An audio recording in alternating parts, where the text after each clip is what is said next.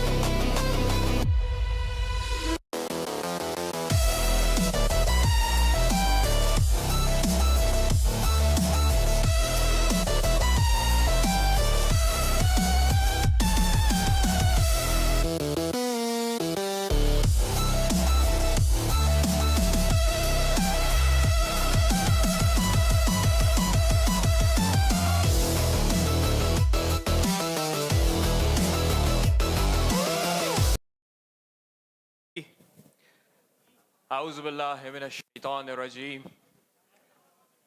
बिस्मिल्लाहिर्रहमानिर्रहीम। सबसे पहले तो जी अस्सलाम वालेकुम। नहीं, यूथ अफेयर डिपार्टमेंट सिंध का प्रोग्राम है और इतने ज़बरदस्त लोग यूथ ऑफ पाकिस्तान और पाकिस्तान का फ्यूचर जो कि इतने बेहतरीन एनर्जी रखते वो जब सामने रखते हैं वो है वो ज़्यादा होनी चाहिए। ठीक है, आज इतनी इलेक्ट्रिफाइंग परफॉर्मेंसेस आप लोगों की स्टेज पर देखने को मिलने वाली हैं, लेकिन आप लोगों की एनर्जी जब ज़्यादा अच्छी, बेहतर और बूस्टेड अप होगी तो उसके बाद आप लोगों को मज़ा आएगा कि आज जो आप यहाँ पर विजुअल्स देखने वाले हैं। Let's do it once again ladies and gentleman. मैं आप सब लोगों से सलाम करूंगा, उसका जवाब मैं चाहूंगा कि है तो ज़रा तौर पर आना चाहिए। आवाज, हमारा माइक हम चेक कर लेंगे एक दफा। क्या आप लोगों को मेरी आवाज सही आ रही है? मुझे बताएं। वीआईपी डन जी। यस तो जी let's do it one with 3 2 1। अस्सलाम। हाँ, अब मुझे ऐसा लगता है कि नौजवान लोगों के पास आया हूं और इतना बेहतरीन यहाँ पर शो होने वाला है। So let me introduce my first. मैं हूँ आपका होस्ट, आपका दोस्त Rao Shavez, and I would like to officially welcome all of you to Sindh e sports championship 2025। एक दफा भरपूर तौर पर तालियां होनी चाहिए जी।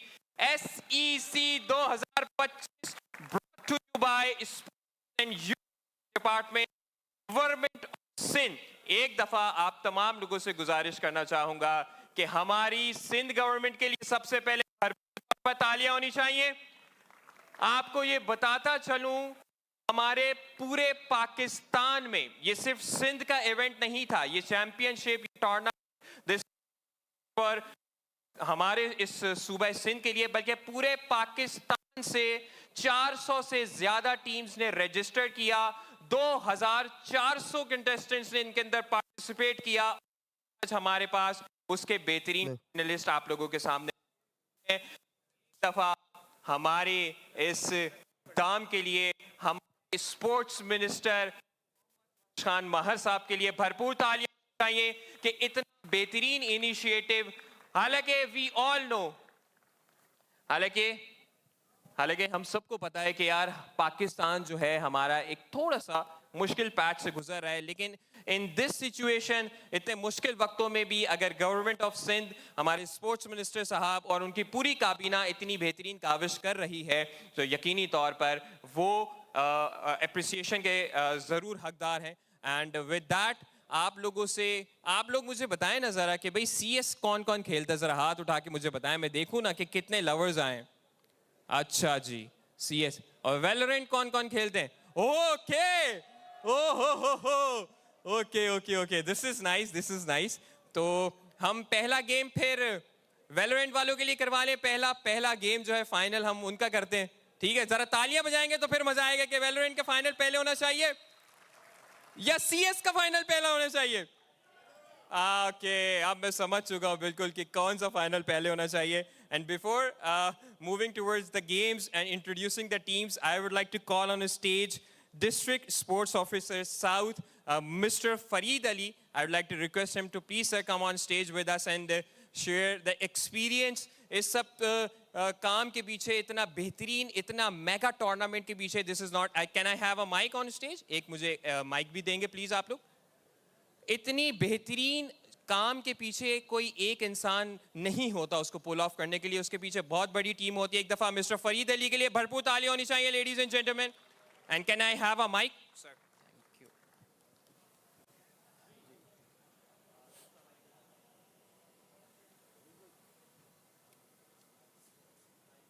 अस्सलाम वालेकुम सर. वालेकुम सलाम. सर कैसे हैं फर्स्ट ऑफ ऑल?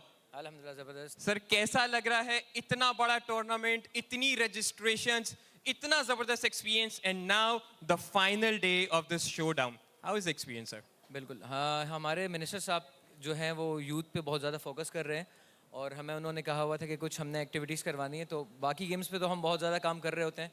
लाइक हमने अभी सिंध बीच गेम्स करवाए हैं. हमारे नेशनल गेम्स 6 दिसंबर से स्टार्ट हो रहे हैं पूरे पाकिस्तान से. उसमें 10,000 एथलीट्स आ रहे हैं.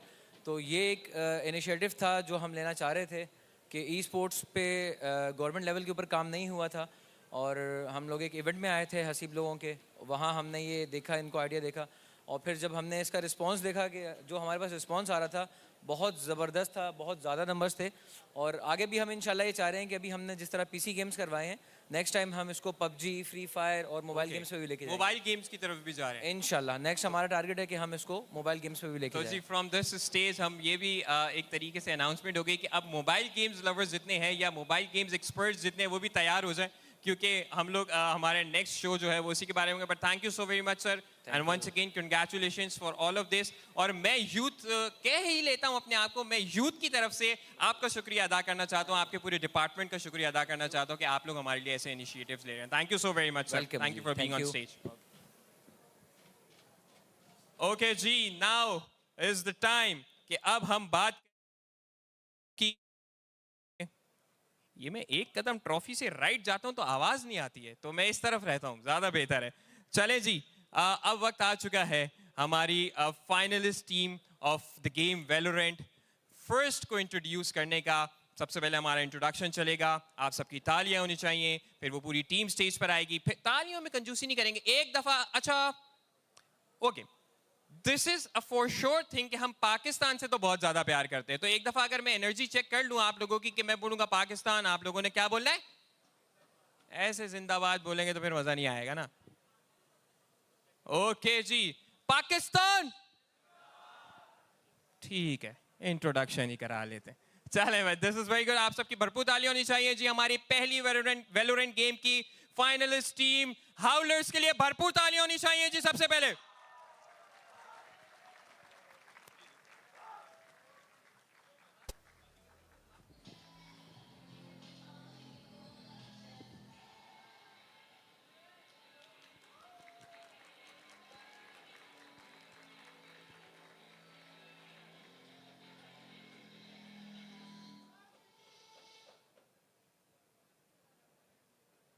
क्या बात है भाई, तालियों की आवाज एक दफा फिर से आएगी ना.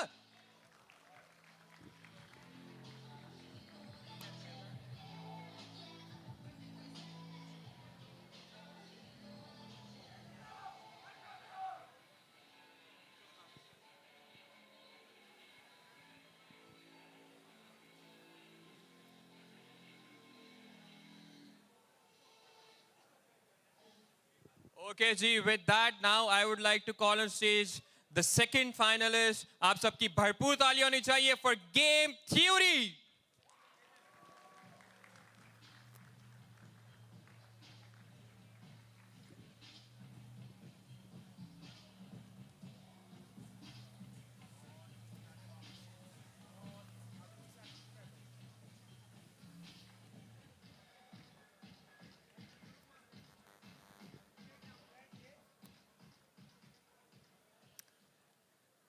Very well done.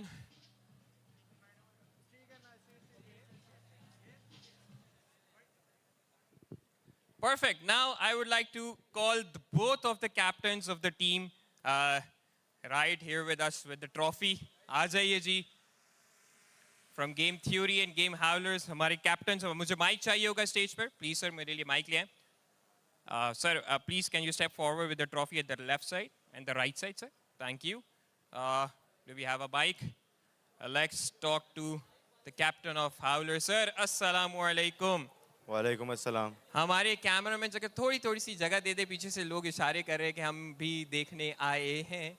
सर कैसे हैं आप? अल्हम्दुलिल्लाह, आप कैसे हैं? सर मैं बिल्कुल ठीक ठाक हूँ. कैसा लग रहा है that being in Pakistan playing such games और आज इसको इतने नेशनल लेवल पर आप पूरी अपनी टीम को लेकर आए हैं? How was the experience of SEC 2025?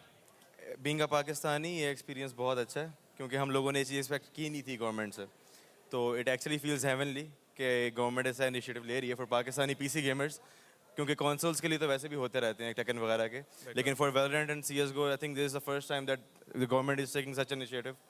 तो इसके लिए तो बहुत अच्छी तो फीलिंग सर है. आपका ये टूर्नामेंट का एक्सपीरियंस सो फार कैसा रहा? टूर्नामेंट का एक्सपीरियंस बहुत अच्छा था. बहुत अच्छी प्रोफेशनल मैनेजमेंट थी. बहुत 400 टीम्स थी और बहुत जल्दी इसको वाइंड अप किया गया. अराउंड लाइक 1 वीक में पूरा ऑनलाइन क्वार्टर जो है सब कुछ वाइंड अप कर दिया गया था. और फाइनल्स के लिए भी हमें जो अकोमोडेट करवाया गया, हमारा ट्रैवल वगैरह सब स्पॉन्सर्ड था. तो लाइक सब कुछ बहुत प्रोफेशनली और बहुत अच्छी तरीके से मैनेज किया गया था. Thank you so very much and very good luck for today's match. Thank you very much. And we are hoping कि आप लोगों में से जो भी अच्छा खेले वो यहाँ से आज ट्रॉफी और विनिंग प्राइज लेके For जाए. sure. Thank you sir. Thank you. Thank you. With that, the captain of Game Theory sir, assalamu alaikum. वालेकुम Sir अस्सलाम. कैसे हैं आप? मैं बिल्कुल ठीक. Sir, how are you feeling being on this stage? Such a big platform. I feel great. Feels good. And कैसा रहा आपका एक्सपीरियंस? कैसा रहा सिंध Esports Championship 2025 का? It's been a very good experience. बहुत smooth. We haven't really faced any problems at all in this like qualifiers. Even to the qualifiers, the management has been great to us. The Sindh government has been, it's actually a very good event. I wasn't expecting this. So, do you guys have some any new strategy या आप पिछले अपनी जितनी strategy से matches खेलते आ रहे हैं, you are going with the same thing? और कैसा आपको कैसा लगता है कि Howlers के साथ मुकाबला आज होने कैसा वाला है? Is it going to be tough? या आप लोग सोच रहे हैं कि हम आसानी से निकल जाएंगे?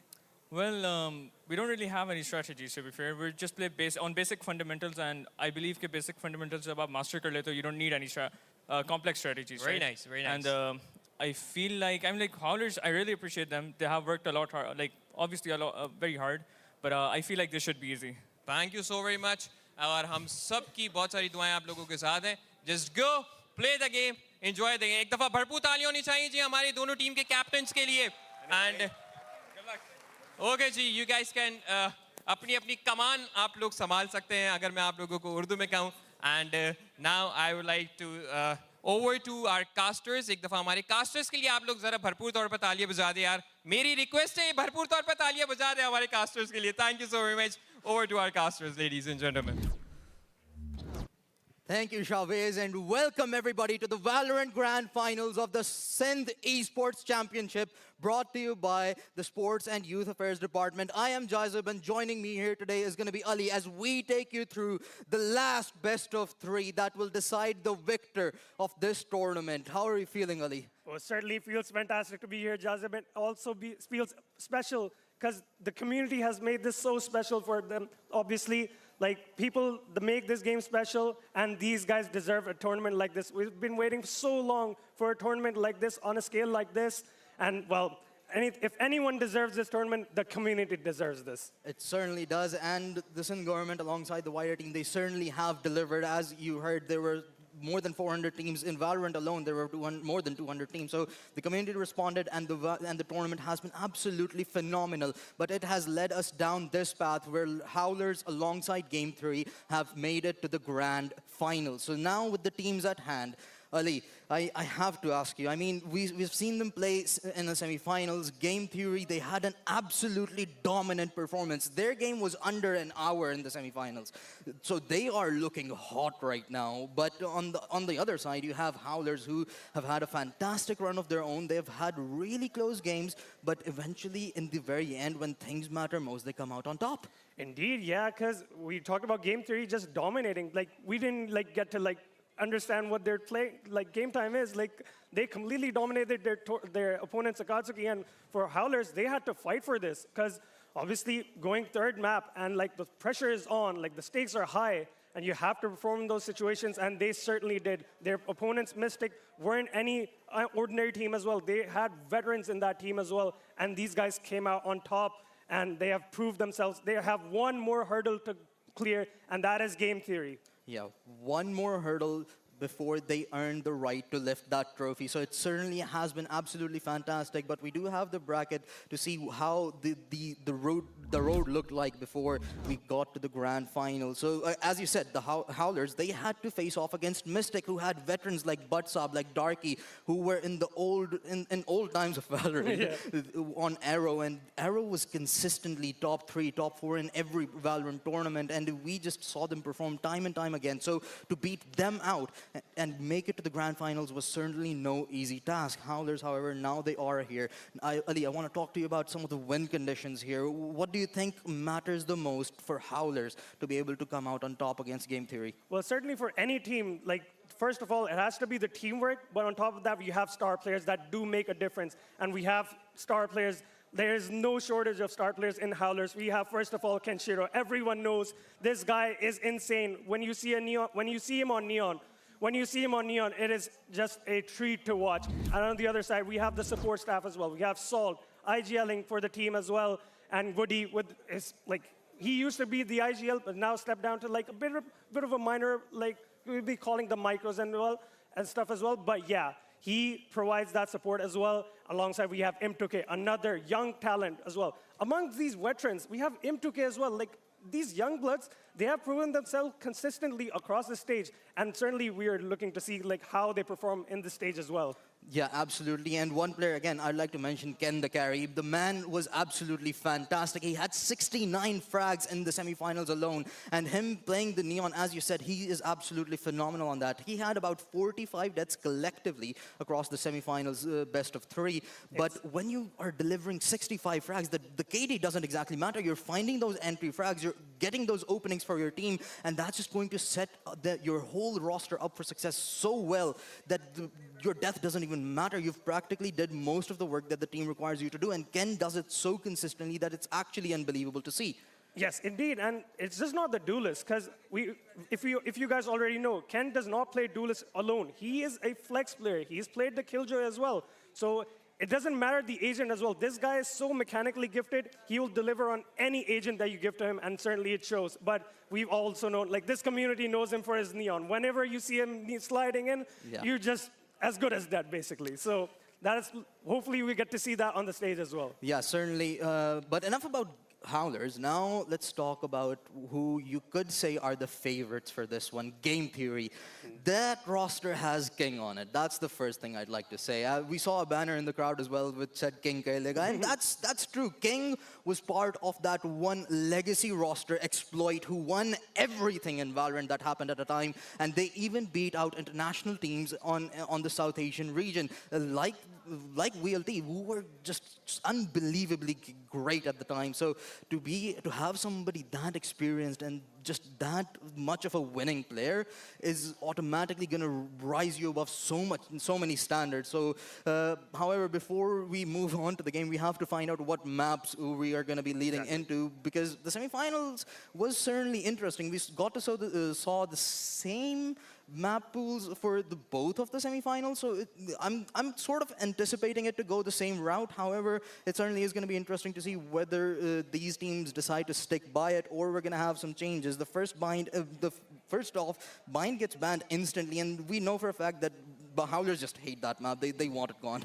Yeah, certainly they do want that gone as well, and Game Theory has banned Pearl as well, so it's kind of looking like the same veto once again for the semifinals as well. So these teams, the first semifinal that we had amongst like Akatsuki and we had Game Theory. They're same maps: Abyss, Corrode, and Sunset. And Howler and Mystic played the same maps. But now, once again, we see Corrode being picked by Howlers. Yeah, and I mean, they played it in the semifinals, and they had a really strong performance. It went to the final round of regulation, so it certainly was a close call against Mystic, but they still came out on top. They have very recent experience in it, and there you go. Sunset gets picked up as well, and Game Theory, I mean, given how dominant they were, I mean, I don't expect them to change it. What's not wrong, you shouldn't go against it. If it works, it works. But given, as you said, how it's looking like, 2 of the 3 maps are already the same. Haven gets banned out, so amongst the last 2, it may just end up being the same maps again. Yeah, but we are guaranteed to see the same maps that we saw in the semifinals already. So Yeah. both teams really comfortable on both these maps, really familiar with both of them. And I think, yeah, the last map, it is looking like to be Abyss. So There we that go. will be a decider if need be. But yeah, that is pretty much the same veto that we saw in the 2 semifinals. And now we have the same thing in the finals as well. But this time, Corrode is actually the first map that is going to be played. This was the 3rd map that was played in the first semifinal, and Corrode wasn't played in the 2nd semifinal. So for game theory, this is going to be a first time at Corrode. Yeah, and it also may be a little bit scary for Howlers, given that you don't exactly know how Game Theory are going to play that map. As you said, we don't exactly have a VOD. They didn't even get to that point where they needed to play Corrode. They just utterly dominated Akatsuki. So it certainly could be a scary place. However, again, you have to pick the maps you're strong at. You can't just go on a map where you're slightly uncomfortable against a team that is relying so much on fundamentals. As we heard Ghani talk earlier with Shawez, that they are relying much more on their fundamentals to work for them rather than being methodical or having complex strategies. They just want to play the game the right way. And on top of that as well, like at the stage that we are right now, the grand final stage, no team on the stage, they don't want to take any risks. They're going with what works for them. And certainly, since they're all familiar with these maps, it is certainly like guaranteed to be a banger game. It absolutely is. But as we head into the game and it get closer and closer, we can talk a bit further about game theory's win cons. The first point was being obviously king, but there are more players like Dexter, who has been phenomenal in the semifinals. We have Trick. Trick is the player on the side of game theory as well. We have Kenshiro on Howlers, and his equivalent would likely just be Trick on the other end. Indeed, yeah. This is one of the matchups, one of the storylines that we have going into this grand finals, Trick versus Kenshiro. Both of these players, one of the best on their teams, one of the best in their region, not just in Pakistan as well. And we're just going to get into the agent select in a couple of moments. But yeah, as we're talking about Kenshiro and Trick, these guys have this sort of, they're good friends. Like they've been teammates as well, but to be considered like one of the best in the region at like Middle East and South Asia as well, and now going up against each other, both of these players have something to prove. They certainly do, and I'd like to mention Demon as well. I mean, the man just lives up to his name. His elder brother is Shooter, so I guess it's just in the genes at this point, because Shooter was utterly dominating the region when he was playing on Exploit, alongside King as well, by the way. And now when Demon's playing alongside King on Game Theory, they just made their run to the Grand Finals look so easy that the semifinals didn't even seem like a semifinals, to be honest. Indeed, as you already said, like Demon lives up to his name. The demonic presence that he has in the server, like even if he's the last person alive, he can pull out those plays, those clutch plays that will make sure that Game Theory secured the round in the end, and like he certainly lives up to that. Yeah, he certainly does. But again, there's just so much history between some of these players as well. We have Protagonist on one end. You cannot go into the game without talking about that man. He also was part of that old Arrow roster he has practically played Valorant ever since it came out at a professional level in Pakistan. So there's a lot of experience on that end as well.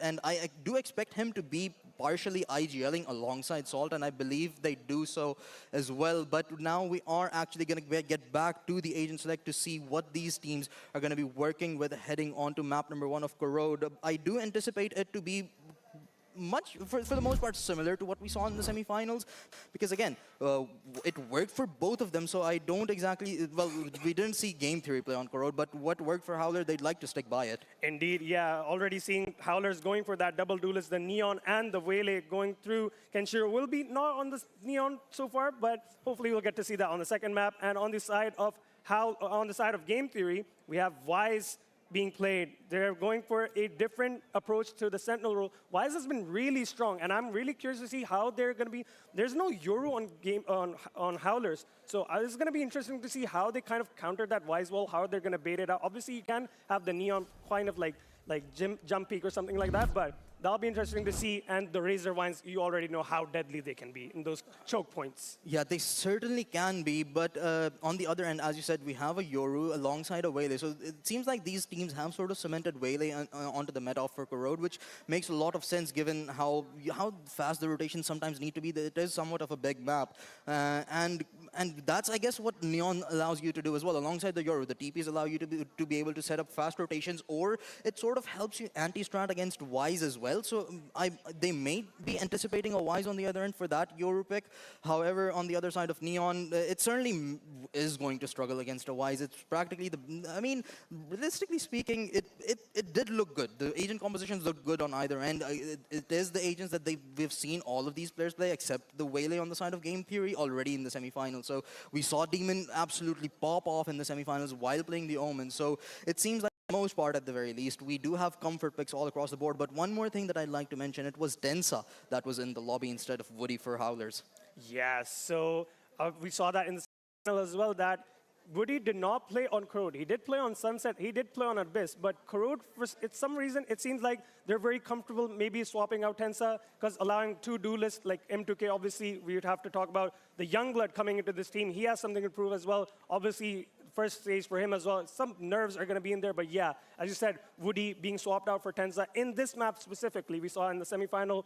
Obviously, we want like as much firepower going in with the duelist side of things. Obviously, Woody doesn't play that role, so obviously it kind of makes sense that they're swapping him out for a different playstyle going into this map of Corrode. Yeah, it certainly makes sense. I mean, Tensa, as you said, he played the third map in the semifinals on Corrode as well, and he performed phenomenally. He had 19 kills with just 12 deaths, and he was setting up his team so well. I mean, that was one of the maps where we didn't see Kenshiro pick the Neon himself. It's going to be Tensa that does that role for him, and he executes it so well that it actually sets up Kenshiro for success on that chamber in the meanwhile as well. Kenshiro himself had an absolutely fantastic game. Having a duelist that can set up the rest of the squad is just, it matters so much. And I believe that is one of the key elements that has been the success factor for Howlers. You have the likes of Kenshiro, you have the likes of Tensa, and they can just swap out the roles and play the duelist role wherever they feel comfortable. And hence, if you just have a good starting point to every round, that's automatically going to give you the confidence and set you up for success. Indeed, and we're talking about the duelist as well. Duelist certainly helps out with the initial part of your execute, whatever. But on top of that, like behind the scenes, we have the support staff as well. Yeah. We have Salt and Protagonist. They will be playing the IGL role and the Initiator and Smokes respectively. So veterans on that team as well. Salt has been playing for so long as well. He's experienced as well. He's played tournaments as well. So certainly that support staff is going to come in handy for those duelists to make those opportunities for their team and securing those rounds. Yeah, it certainly is going to be easy. However, you know, Ali, what I'm wondering right now is how it feels to be Ghani, the man that's leading the charge on the Game Theory side. And again, they have been utterly dominant, but now you're in front of an amazing crowd, by the way. And in the meanwhile, you're in the grand finals now, and you have players like Trick, you have players like Demon, and King.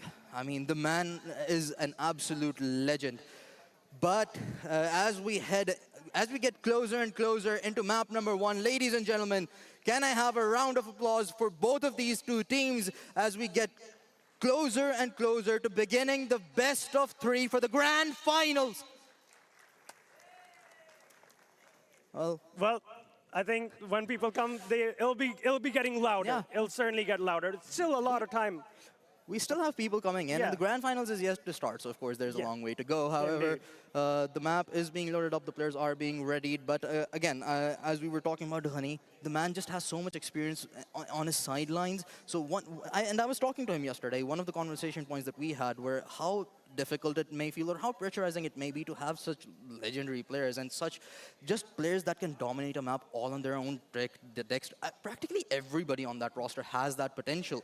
So you have to sort of keep them in line, make sure they don't get overconfident. And his response was very simple, that we focus on our fundamentals, and these players are just so calm that he doesn't even have to do much about it. So he has a roster that works so well all together that there isn't much for them to do to be able to make those complex strategies. They just work off of fundamentals, as he himself said, and it works phenomenally.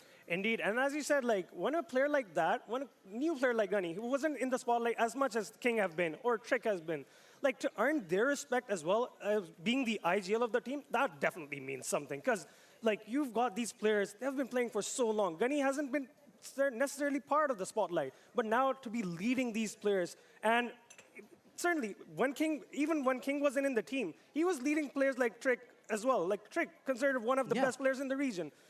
Leading them has to like obviously mean something. And also, we were talking about Gunny. We also have to talk about how he was kind of a part of Howlers, like when they were previously known as SRN. So we have that kind of storyline as well. Obviously, when you get to a stage like this, you don't necessarily think about, oh, this is my old team or something like that. You're just trying to focus on your game. But in the back of your mind, you're like, this is my old team. I have to like settle the score like once and for all. Yeah, I mean, honestly, you have to sort of settle the score.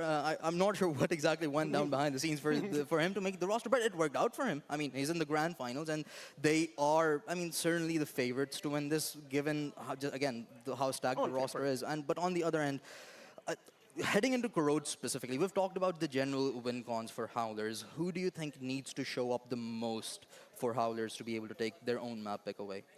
I think Howlers, for Howlers, as we talked about, it's going to have to be the support staff first of all, but Kenshiro and the Tensa, and it's going to be M2K. Obviously, we have to get those guys started because they're playing a very heavy-duty role. Both of them playing the duelist, so they have to make sure that they get those entries, get a follow-up on the utility of the initiators, and try to create as much space as possible. This is a very big map. You have to acquire space across all fronts to make sure that you have a very good plan in the mid-round as well. Yeah, certainly. But, I mean, we haven't exactly seen Game Theory, so I'm a little hesitant to comment on how this game might go.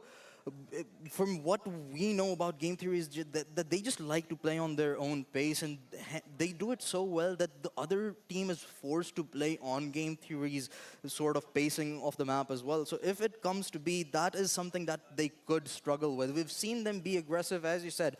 They try very well, and they do so very well as well, where the strategy mostly relies on activating and giving agency to their duelists, and the support does it extremely well. And Tensa and Kenshiro, whoever is playing that duelist role on any map, they execute it really well, and that sort of has been the success factor for this team.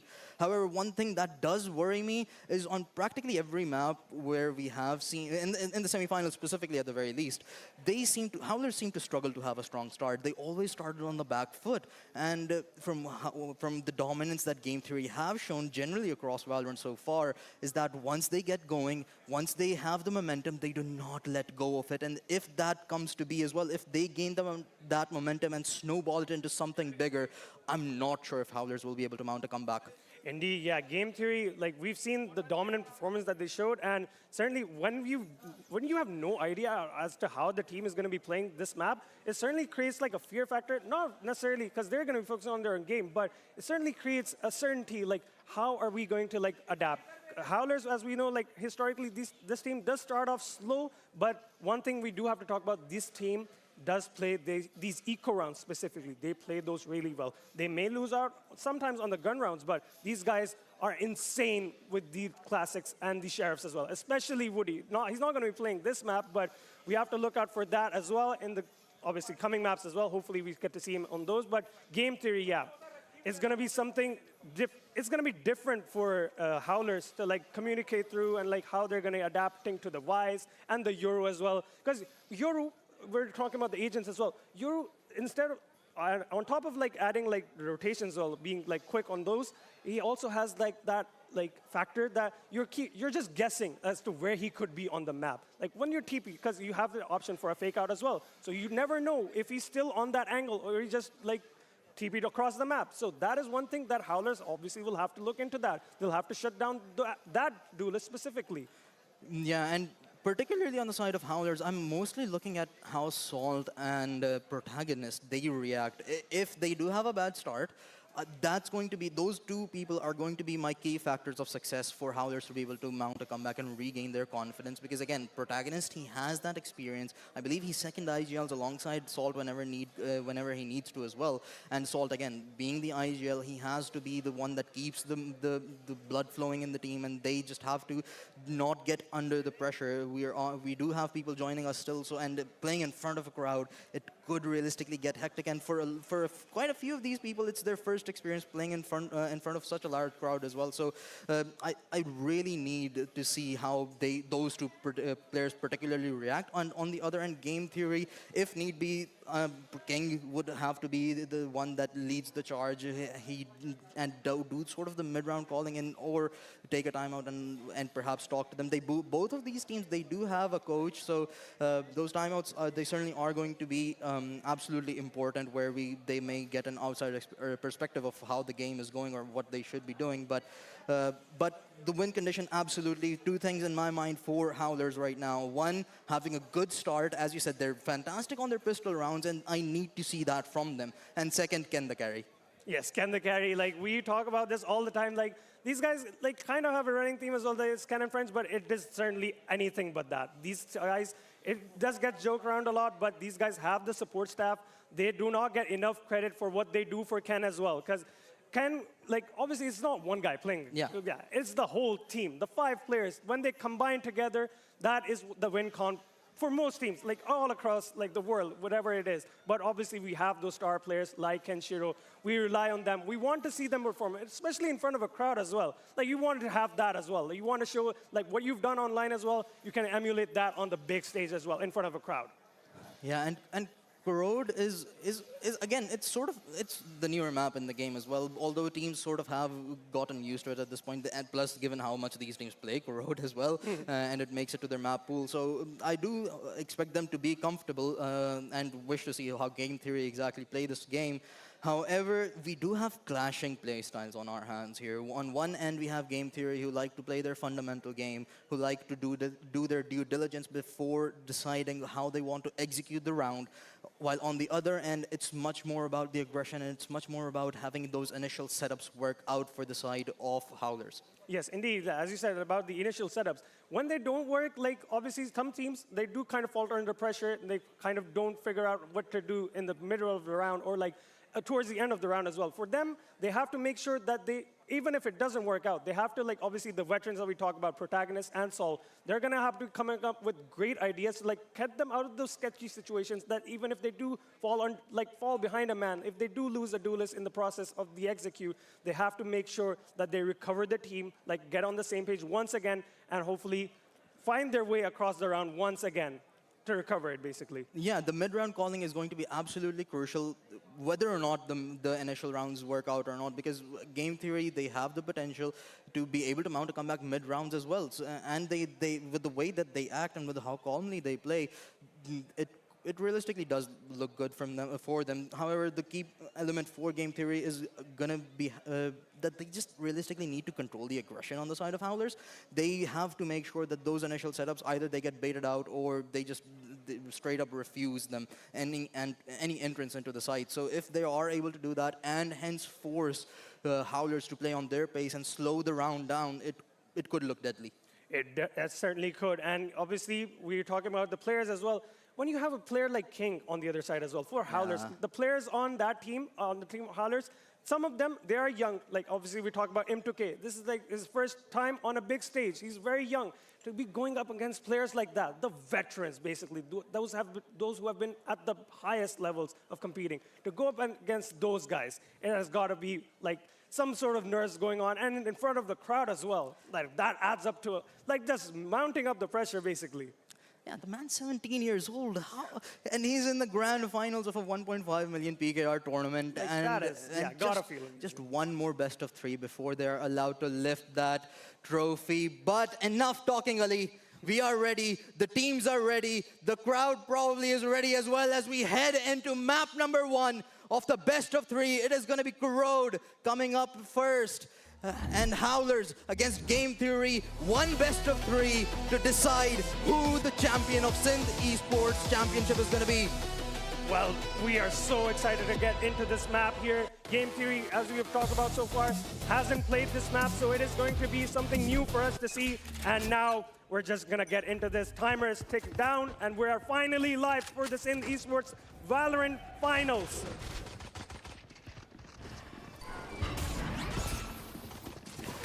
Game 3 leading the charge towards the A side, and Dexter draws first blood. Salt a try and holds for the side all by himself, but M2K to help him out, but Trix gets 2. Now it's come down to a 2 versus 2. Trick retracts, playing into safety. Side taken over, but there's only 2 players alive. 4 Howlers now. Kenshiro just on that CT side here. Plant goes in now. Just gonna be waiting for protagonists to join up into the site. Slowly working their way. King worried about the flank there. Trick playing a bit separated now. Just on that jump peak, running away. Gets taken down by Kenshiro. All down to King. 1 King alive. Swing out from that smoke, and protagonist finds him. Kenshiro with the final kill. And Howlers, as we were talking about, secure the pistol round in the grand final. Absolutely fantastic retake from the side of Kenshiro and protagonist. That smoke was absolutely phenomenal. Kenshiro finding that frag right after that paranoia onto the waylay just set Howlers up, because game theory, they were sort of setting up for a trade because they had a one-man advantage after the spike went down, so they wanted to just play off of that. However, Kenshiro getting the right timing onto the waylay right after the paranoia was absolutely phenomenal. The smoke just put the smoke that followed afterwards just put game theory in an awkward position that they just had to tuck in and hide. But that jumping right click from Classic was just the finisher of the round. Need now push it up with a Marshall here. Tensa feeling so confident. He just wants to peek through the smoke at this point. M2K finds first blood in this round as well. Some trades come through from the side of game 3. It's now 3v3. Still done decent damage, game 3, on that eco round. And it's starting to look dangerous here. Game 3, they have picked up 2 Spectres. However, Howlers deny. They're off to a good start, and that is exactly what we were looking for. You can see the Trick sort of getting loud with his teammates as well, and that's good. That's the energy you need from game theory. However, Howlers off to a great start. Indeed, and now game theory will be on their full buy here. First gun run for them. Obviously, they need to convert this, and obviously Howlers will be on the bonus round. Tensa is opting for a judge. Already in those close angles, that's going to be very annoying to deal with, especially for the attacking team. Yeah, it may just be the turning point of this round, as game 3, they have a much better arsenal to work with here. And look at this. 3-man push coming in from the defenders, but it won't even matter as King draws first blood. Kenshiro's gone. Already the main character, basically, of this team. It's still on a bonus round, but you want to actually maximize the damage that you can do, even with the weaponry that you've carried from that second round as well. Trying to feel out the map here. Aim, Trick, almost dinked down to very low HP. Oh, the Wise set up for success, but it won't even matter. Dexter holding down the line. Tensa's found, and the spike gets planted. Side completely taken over. And once again, it's come down to just 2 Assault alongside M2K to try and retaliate here, but game theory, the hold is looking just too strong. Howlers practically just on the lookout for finding exit tracks, perhaps, or not. Maybe Salt, he's found 2. They head onto the side. The paranoia, however, connects, and that's just gonna make matters so much worse. And with M2K last alive, the round's practically done and dusted as game theory draw first blood. Indeed, well, very much needed round for game theory. They are on the board once again now. The Howlers have done decent damage in that in their bonus round as well, so they should be like feeling pretty good about them. And yeah, once again, the judge will be carried along in the next round as well. We are going to be taking a pause. It is a technical pause, so we're just talking about how we were talking about Howlers. They did need a good start, and they've already got that. They've got the first 2 rounds. Bonus that they've done decent damage, and now, well, sky's the limit. They have to like kind of close this first half cleanly after this when the first buy round comes through as well. Yeah, this round actually I think is going to be the actual good start that Howler needs, because with the pistol round you found success, you've had that confidence flowing now, but this is going to be a real test where now you have proper weaponry to work with. You have Tensa on that judge, you have the rest of the squad with Vandals and Phantoms all across the board. However, the same goes for the side of Game Theory. So whoever ends up winning this round, I think, should be able to sort of snowball that momentum. But if Game Theory are able to shut down Howlers right here, I'd actually get worrisome, even though we're only very early into the map. But Game Theory having found success, and in such a clean fashion as well. It was only Salt, I believe, who found 2 frags after the round was practically done for. But Game Theory, their execute was extremely clean. They sort of split out across the map. They only didn't have presence over towards the A site, which is exactly where Howlers were pushing out from. So that was a good read. And you know, speaking with Ghani early on, that is what he told me was one of their strong points, that he just believes that they have a really good read on how their opponents like to play. And Howlers, I mean, for the time being, it does seem like that his words did make sense. They predicted that absolutely phenomenally, and had Game Theory rushed into that 3-man push, it would have been disastrous, particularly given Tensa was present with a judge. That would have been lethal. Yeah, it's a great thing that it's very lucky for them that they did not run into that, but it's still in play though. And in this map, we have to clear so many angles. A fade is practically very essential for basically clearing out that space as well in the initiator side as well. So we're gonna have to be diligent on the clears. Game Theory, and well, yeah, as we talked about, Howlers, like securing that initial first start, they will be looking to obviously close out this half like fairly cleanly, and Game Theory kind of has to like certainly adapt as well. We talked about they're going to be focusing on their fundamentals, and yeah, as I say, like Howlers, they have to like kind of make sure that they don't get too ahead of themselves. This has happened with this team as well, because when they like get into a comfortable lead, they kind of like step off the gas. This has happened in the semifinals as well. When we saw on Ascent, these guys had a very comfortable lead, and then Mystic just came back at these guys on the second half. And that's something that Howlers need to make sure that they don't step off the gas. They've gotten the good start. They just have to maintain this and not allow Game Theory to execute how they want their game to be played. Yeah, I mean, honestly, Howlers, they just need to keep on playing with how they like the game. They cannot let Game Theory dictate their pacing. And for the timing, again, we're just very early into the game so far, and Tensa is yet to be properly activated. And if he does, this could look really sweet here for Howlers. However, Kenshiro, he's already had a great start, particularly in that pistol round. That Headhunter was absolutely beautiful, finding those last 2 frags. And if he continues to go on like that, well, Ken the carry. I believe in that, man. Honestly, I would like to just put this out, that I do believe Howlers have a really good chance to win.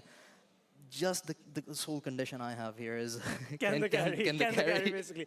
And on the other side as well, is the same thing as well. But they have a lot of players, but main factor, before King came, it was Trick for that team as well. Game Theory.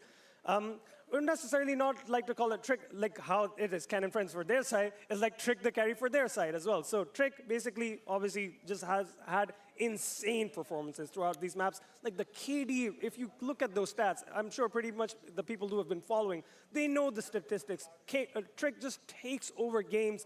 Basically, Game Theory is just like, okay, you can just go ahead and kill all these guys. We're just going to be supporting you with the utility. That you just go kill all of them.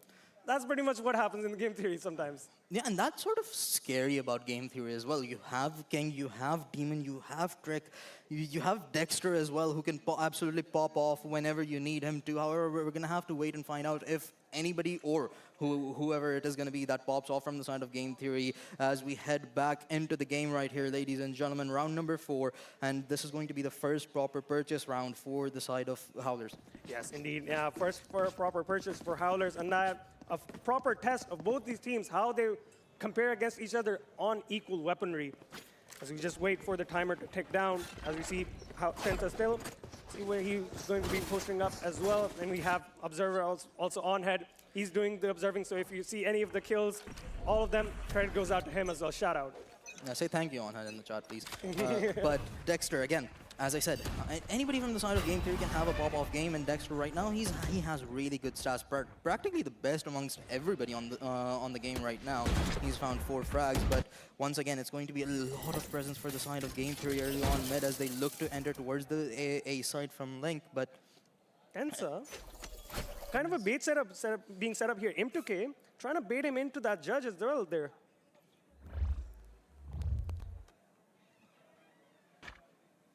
Just trying to feel out the map, game theory. They don't want to rush into things. It seems to be that they are looking to maybe end towards this site where M2K is going to be fading out. Prowler goes through. Leads the charge in. Densa first line of defense. He's found one, looking for more. And oh, Drek, he jumped into the side and everybody has been shut out. Game Theory falter within mere seconds. King's last alive and he too shall fall. Absolutely decimated on that choke point. M2K providing the perfect bait for Tensa there. As soon as he saw the first guy go through, the relay board goes through. Good connection on that as well. And certainly an absolute decimation of Game Theory in that choke point. Yeah, that relay really just shut off the rest of the push from Game Theory and isolated those two players that had already gotten into the side. Both of those duelists instantly falling, and Howlers, they took immediate advantage. As soon as they had the man advantage, they just rushed towards the kill. They spammed through the smoke, finding those two kills further, and just within mere seconds, the play from Game Theory fell apart. M2K peeking towards that mid side, but it is Salt Power who finds the first blood in this round. Paranoia goes through from Demon, trying to maybe delay the push.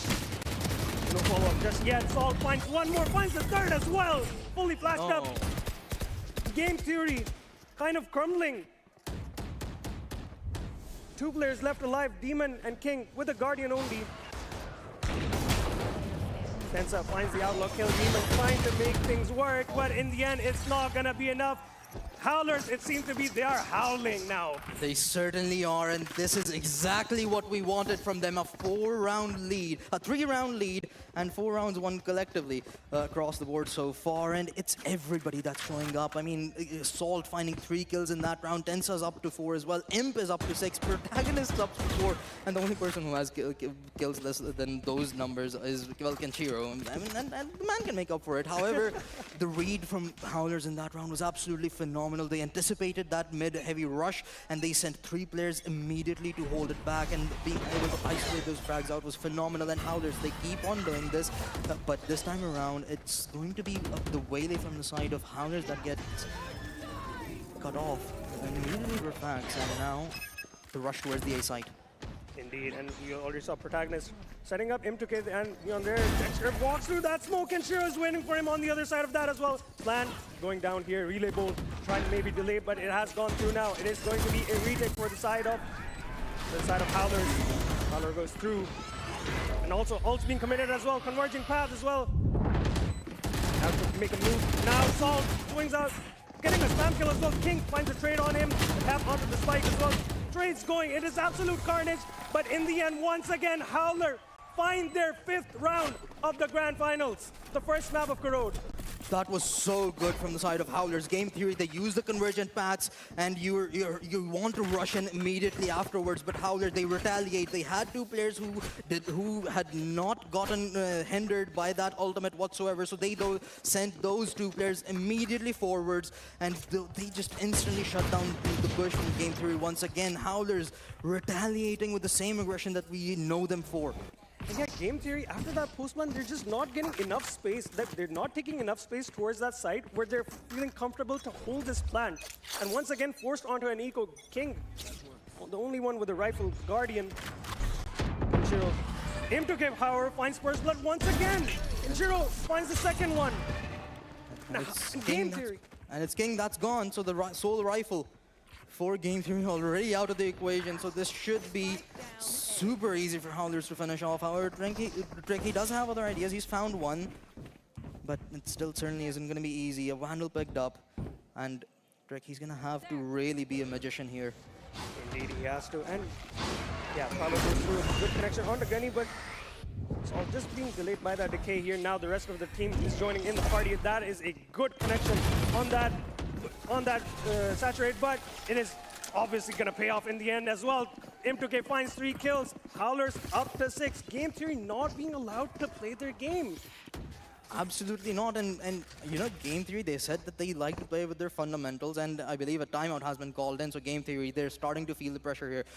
They cannot let Howlers go on like this. I mean, Howlers, they look absolutely different from what we saw in the semifinals. I'm not sure whether it's the fact that they're sitting next to their teammates playing on LAN right now or something else, but they look absolutely phenomenal. And it's the youngster on the side of Howlers that is popping off right now. Imp with 11 frags to his name. Salt, the IGL, leading with 7 kills as well, right behind Imp himself. But on the side of game theory, it's looking sort of dead silent. I mean, sure, they have found frags, but nothing has chained together that would lead them into victory besides the bonus round. And in the initial rounds, like we did see them like try to default towards like they're trying to do the fundamentals, but it seems like at a couple rounds we've seen them kind of rush into those defaults. They're not like pretty certain on the information that they've gained, and then once we've seen them get into those post plans as well, like they've not felt comfortable holding the side. It seems like Howlers just immediately go for that retake. They have the perfect utility on that, perfect utility for the retake as well. The hinder as well for him to get last round was immediate good connection on that, resulting in that obviously 3K as well from him.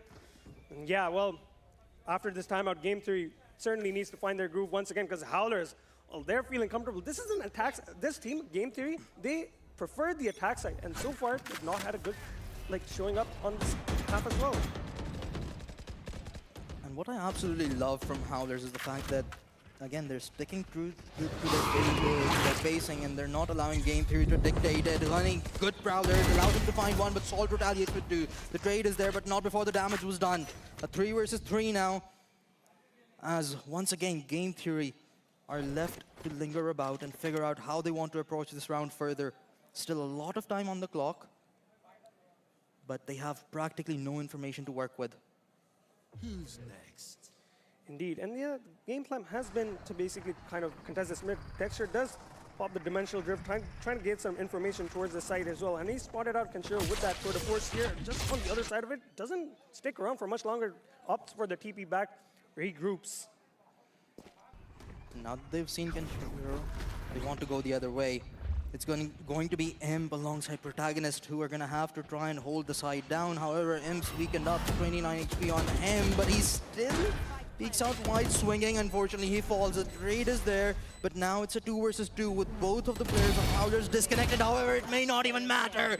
Protagonist has found one. Made this easy for Kenshiro. Up against Demon now. The tour de force is online, but the timing's unfortunate. Kenshiro, he had the knife out, and Demon finds the frag to put up the second on board for game theory. Demon for 1 second was just not looking in the right direction, and Kenshiro for a split second saw him as well there. In the end, the reflexes come in handy for Demon there, securing the second round. It went down to the wire there, Joseph, once again. Yeah, looking at the replay here again, Protagonist, him finding that second frag was absolutely phenomenal, but the timing there was just so unfortunate. It would have gone Howler's way, because as you said, Demon, he was looking at the other angle, so again, he had an advantage in that particular moment. Once again, on that push. Okay, first shot for the op, going a bit astray there. Tensa joining Kenshiro with the double op, and he's going to find the first blood with the op. So making up for that whip from Kenshiro, he takes that first shot, brings Demon out of the equation in this round. And that's going to be big, because Demon, he was the controller player, so now smokes are out of the equation for game theory. They're going to have to make do with the duels up front. They cannot block any line of sight, but then the push coming in as well. They walk into Kenshiro's op, and he finds a collateral. That's going to leave only 2 behind, and he's looking for more. He wants more. He gets a 3. And Honey's last alive. Spotted, hindered, but he gets the headshot. Tap onto the spike. Doesn't have any idea where Protagonist could be. Expecting these angles so much to look out for. The Prowler, but the Haunt goes through, gets a confirmation for him. Paranoia is perfect from the side of Protagonist, and he finds that final kill. Howlers now up to 7. Experience versus the IGL, and it's Protagonist who comes out on top. Howlers absolutely steamrolling through right now, and look at the op shots again. It was absolutely beautiful from Tensa and Kenshiro in this round. Him finding that 3K was just so beautiful. Indeed, and look at the paranoia still being saved by protagonist in that situation. He had, even though he got revealed, he broke that horn. But once again, the utility is so good from the side of Howler so far in this defense side. And M2K seems to be looking for a play here with the hinder. Tensa, however, finds 3 with the outlaw. M2K finds 1 with the rifle as well. And now only down to King. In a split second, the round is pretty much over. Finds 1, but brought down once again by Salt. Howlers are just not looking to stop any further. They have their foot hard on that pedal. We still have 2 more rounds left in the first half, by the way. And they're already up to 8. There's even a possibility that Howler may hit double digits before the first half is conceded and before the first half comes to an end. And right now, it's Tensa now that's being activated as well. He's playing aggressively. He's taking those outlaw shots. He was able to find 3 hens. And alongside him, M2K is just absolutely out of his mind right now with the 12 kills on board It seems already. like he's played this for so many times. Like he's played a land so many times. He's just not crumbling under the pressure. He is certainly rising. He's proving his worth that he deserves to be on a stage like this. And once again, so confident. He's trying to find a fight, maybe. Once again, as we're talking about it, he's found his kill as well. And he immediately refracts. There's absolutely no need for them to engage. Again, they already have a man advantage, and game theory, whatever they have tried so far, just simply has not worked. So game theory now left to pick up the pieces as Dexter's out of the equation. And they still are working with practically no information because the Waylay's backed off. So they're going to try their luck yet again towards the A site where the Fade alongside the Waylay await. First line of defense, Salt. Anthony walks in. It's going to be a juggle though. Keeps him safe for the time being. An indication. Oh, different shadows utilized, and the Wise all try and keep the rest of the roster at bay. Great siege from Salt once again. King finds the kill. However, Salt manages to find 2. Trick coming alive here as well. A 2v2 now situation here. Demon and Trick left to do it all. Kenshiro fast approaching on that flank. Demon is watching for it and just turns around. Will he be looking to commit to this plan here now? Just going through, wrapping around Kenshiro. Spike planted. Spike planted. Trek and Demon up against Kenshiro, and both of them are not checking this angle. They're relying on that smoke to keep them safe, at least for the time being. They're tucked in. Kenshiro, they're playing off for a trade here practically. Again, he finds 1, looking for the second, but it's not going to be enough damage. Demon finishes him off. And 1 second, it felt like he had the reflexes there to land that headshot as well, but Demon just securing that round crucially. 3rd round for game theory.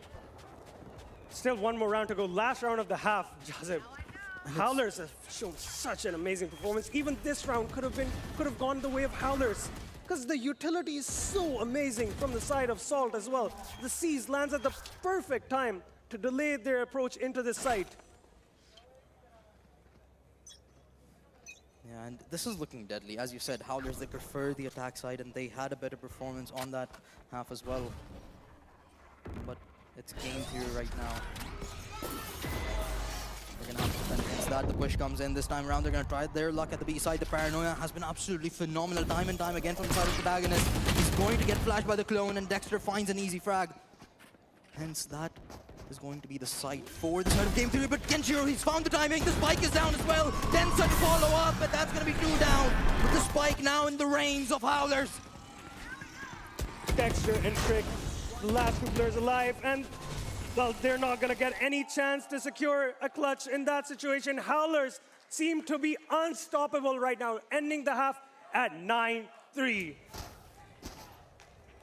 You can hear the crowd. You can hear the hyping Ken crowd. up, and it's not even Ken that has been, like, he did phenomenal in that round, but Salt has more kills, Tensa has more kills, Imp has more kills. Everybody on the side of Howler is providing value in one way or another, and even when sure, protagonist, even though he's at the bottom of the scoreline, he clutches up when you need him to. That 1 round against the Waylay, absolutely phenomenal. And now Howlers, 4 more rounds needed, and if this pistol round goes their way, this would be so disastrous for game theory. And Howlers have a great history on pistol. Indeed, they do, and this is against a team. Like, Howlers have converted an attack side round against a team. Howlers are now on the attack side now. So into this, Tensa finds still one kill traded out immediately by Gunny. The way they dashes in, straight into two players. Kenshiro finds a headshot through the box. However, the trade is there. Trick refracts immediately, and King to follow up. That's gonna leave Protagonist up against two with a classic in hand. The right click, not gonna work as he walks away. Now tagged down to just 45 HP. And going to plant the spike just for those extra crits at the very least if he doesn't find the frag, and that is going to be the 4th round victory for Game Theory. And if that goes the other way, if that goes the way of Howlers, you gotta start worrying from the side of Game Theory. Much needed pistol round. This kind of set the tone now on their attack side, basically. Yeah. Game Theory, they sort of match the aggression of Howlers here. They sent two players up immediately, and they anticipated that push towards the A side as well. So again, a good read from Game Theory, and they and hopefully if they can keep this up, they may be able to mount a comeback here. But they're not exactly out of the danger zone. However, in this round, Game Theory are at a much better chance to be able to close this one out. And we already see an Ares coming out from the side of Gunny. He wants to take advantage of those penetrable walls. Yeah, Tensa, I mean, in the side here, almost gets a kill on. It's instead going to be M2K, but Trick follows up with 2 kills with the Bulldog here. Already done damage. Gunny finding a kill on the Protagonist as well. Trick with that hinder on towards Salt here. Decay down. Not much he can do there. Spikes in their possession, all down to Kenshiro with the Headhunter here. 7 bullets in the chamber.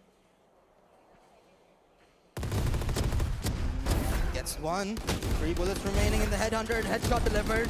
The last bullet goes to the body. Trick calls her back up. Demon's on spot as well, but it now has come down to a 1 versus 1. Ken almost picked it up, but Demon with that SMG to close things out. Yeah, it was kind of shaky in the start, but he did recover and almost made it into a winnable situation for Howlers.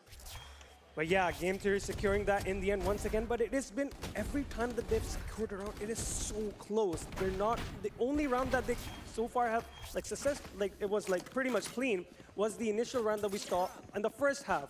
Other than that, every round has been so close for Game Theory. They're basically fighting for their lives out there. They certainly are, and given the weaponry on the side of Howlers, this should be an easy round for them to collect it, put themselves on double digits here. A lot of aggression on the side of Game Theory, and Trick immediately refract. That was such a close call there. Yeah, very risky. Oh, and he's so deep into enemy lines as he's found one. Trick gonna try and take him out, and he does. He's found his counterpart. That's going to be one rifle that he could potentially pick up, but that also is going to require a fight, possibly. Never mind. Game Theory, they now have 3 rifles on board, so this is starting to look possible. As Howlers, they start to approach the B side, and Game Theory, they're anticipating this. The fast lane's out. Tensa heading into the side straight away. He's found Dexter. Trick to equalize, but he misses the shots onto the second. As Demon is now the lone warrior alive, and he too shall fall to the hands of Tensa. Indeed, and we have to give credit to Imtuku getting so far up into enemy lines, finding that opening pick and setting up the rest of his team to secure the map space. Game Theory, in the end, had a read in the end as to where Howlers would be going, but as we see on that replay as well, once again, Trick landing nice shots, but here, like if this kill goes the other way, I think it could be a different story in the round, but Howlers now up to double digits. Yeah. 3 more rounds is all they need, and well, Gunny, he's brought out the odd, and not sure if that's out of desperation or if that was the game plan itself, but Tensa off to a good start. The equalizer provided, and King is going to keep that push forward. Trick fallen 3 versus 3 now, and Tensa's barely alive at the moment. Demon now taking this. Game Theory rerouting. Demons. He's the lone warrior. He's gonna need help. He peeks into 3. Kenshiro takes him out. Sure takes him out here. Now only 2 players left alive. The Odin online still. Gunny on the flank here, not gonna be able to do much. Leaving only King alone. Set up in an off angle here.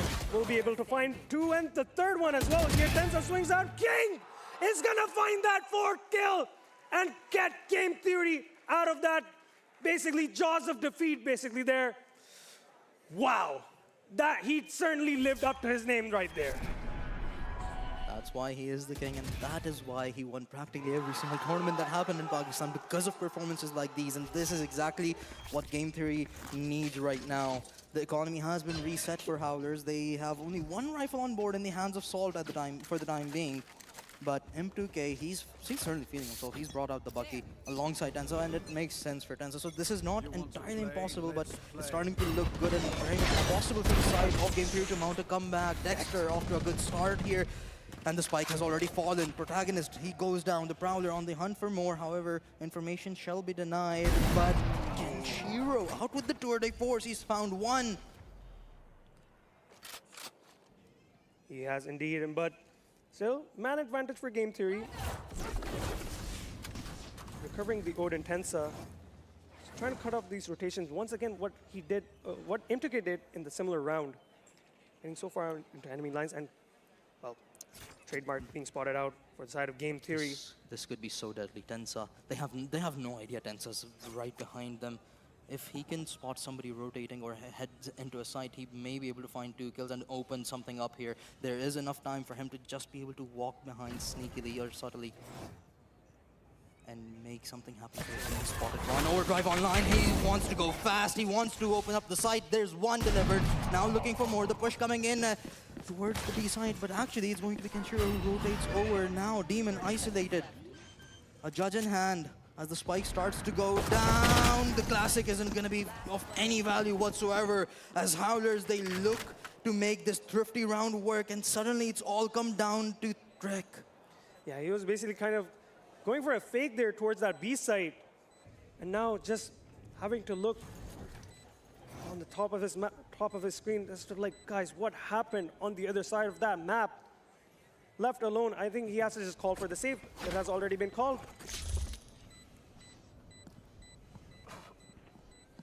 Spike is just now going to take down, and Howlers will be getting up to 11, only 2 rounds away from securing the first map of this grand finals. That's going to be a huge confidence booster. Game Theory really struggling. They did find a round. I think we did see a kill there. But yeah, Howler now up to 11. And the crowd starting to cheer for Howlers as well, and rightfully so. Howlers having a fantastic game so far. I think this is the kill that pretty much secured the round. That Odin being dropped and Tensa securing it. And then going into the back lines. That was a round that Howlers should not have won. I mean, Howlers, they invested somewhat into the round, but having that tour de force online alongside those 2 Buckies and that Odin, they did have weaponry on board, but it wasn't looking too good. But Tensa on that flank was the turning point. It practically sent the whole roster of Game Theory into chaos. And now, with only 2 rounds remaining before Howler can finish off map number 1 in this best of 3 grand finals, I wonder how Game Theory are feeling right now. Yeah, considering that they actually prefer these attack-sided maps, and for them to be like performing at this level, this is not what we expect. Like, given that we've not seen their corrode, but again, they've gotten to see Howler's corrode as well. So, well, so far they're trying to go into those fundamentals, but Howler is just a bit too fast for them in some scenarios, and finding those crucial kills as well. We've seen them so far.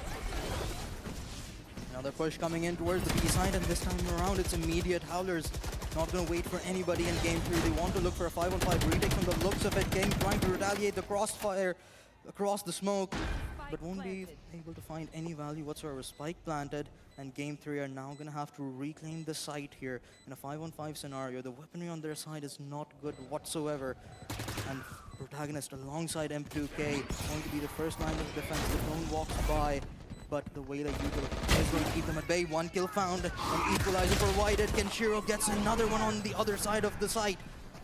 3 versus 3 now, and Ken continues to dominate. He's looking for more. Peek's elbow gets shut down. 2 versus 2, and the shorty's out. Headshot delivered. Tensa looking for more, but now it's the IGL who survives at the very end.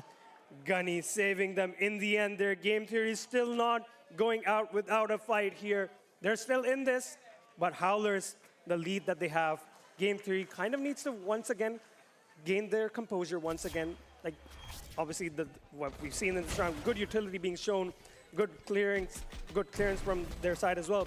Not falling for that bait setup twice that we saw in the earlier halves. But yeah, doing a diligent job at that. Odin still obviously online for Gunny.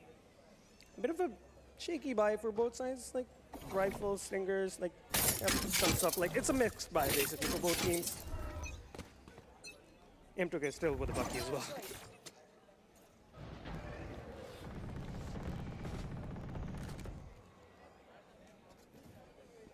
Howlers once again looking to lead the charge into the B side, but the Wise awaits alongside the Waylay. That setup may prove to be lethal. Sure, spots one, immediately backs off. So information gain towards that mid side. Drake. Hold down the line. The Wise util is set up, the Waylay pushes in, Refract comes in, and King gets the first. That's going to be big, but it's Protagonist that retaliates, Drix out of the equation. 4 versus 4 now. However, Howlers still don't have enough real estate to be able to take any side control. Bunny with the Odin spam is able to pick off Tensa. Yeah, that's gonna delay Howler's approach into the site once again.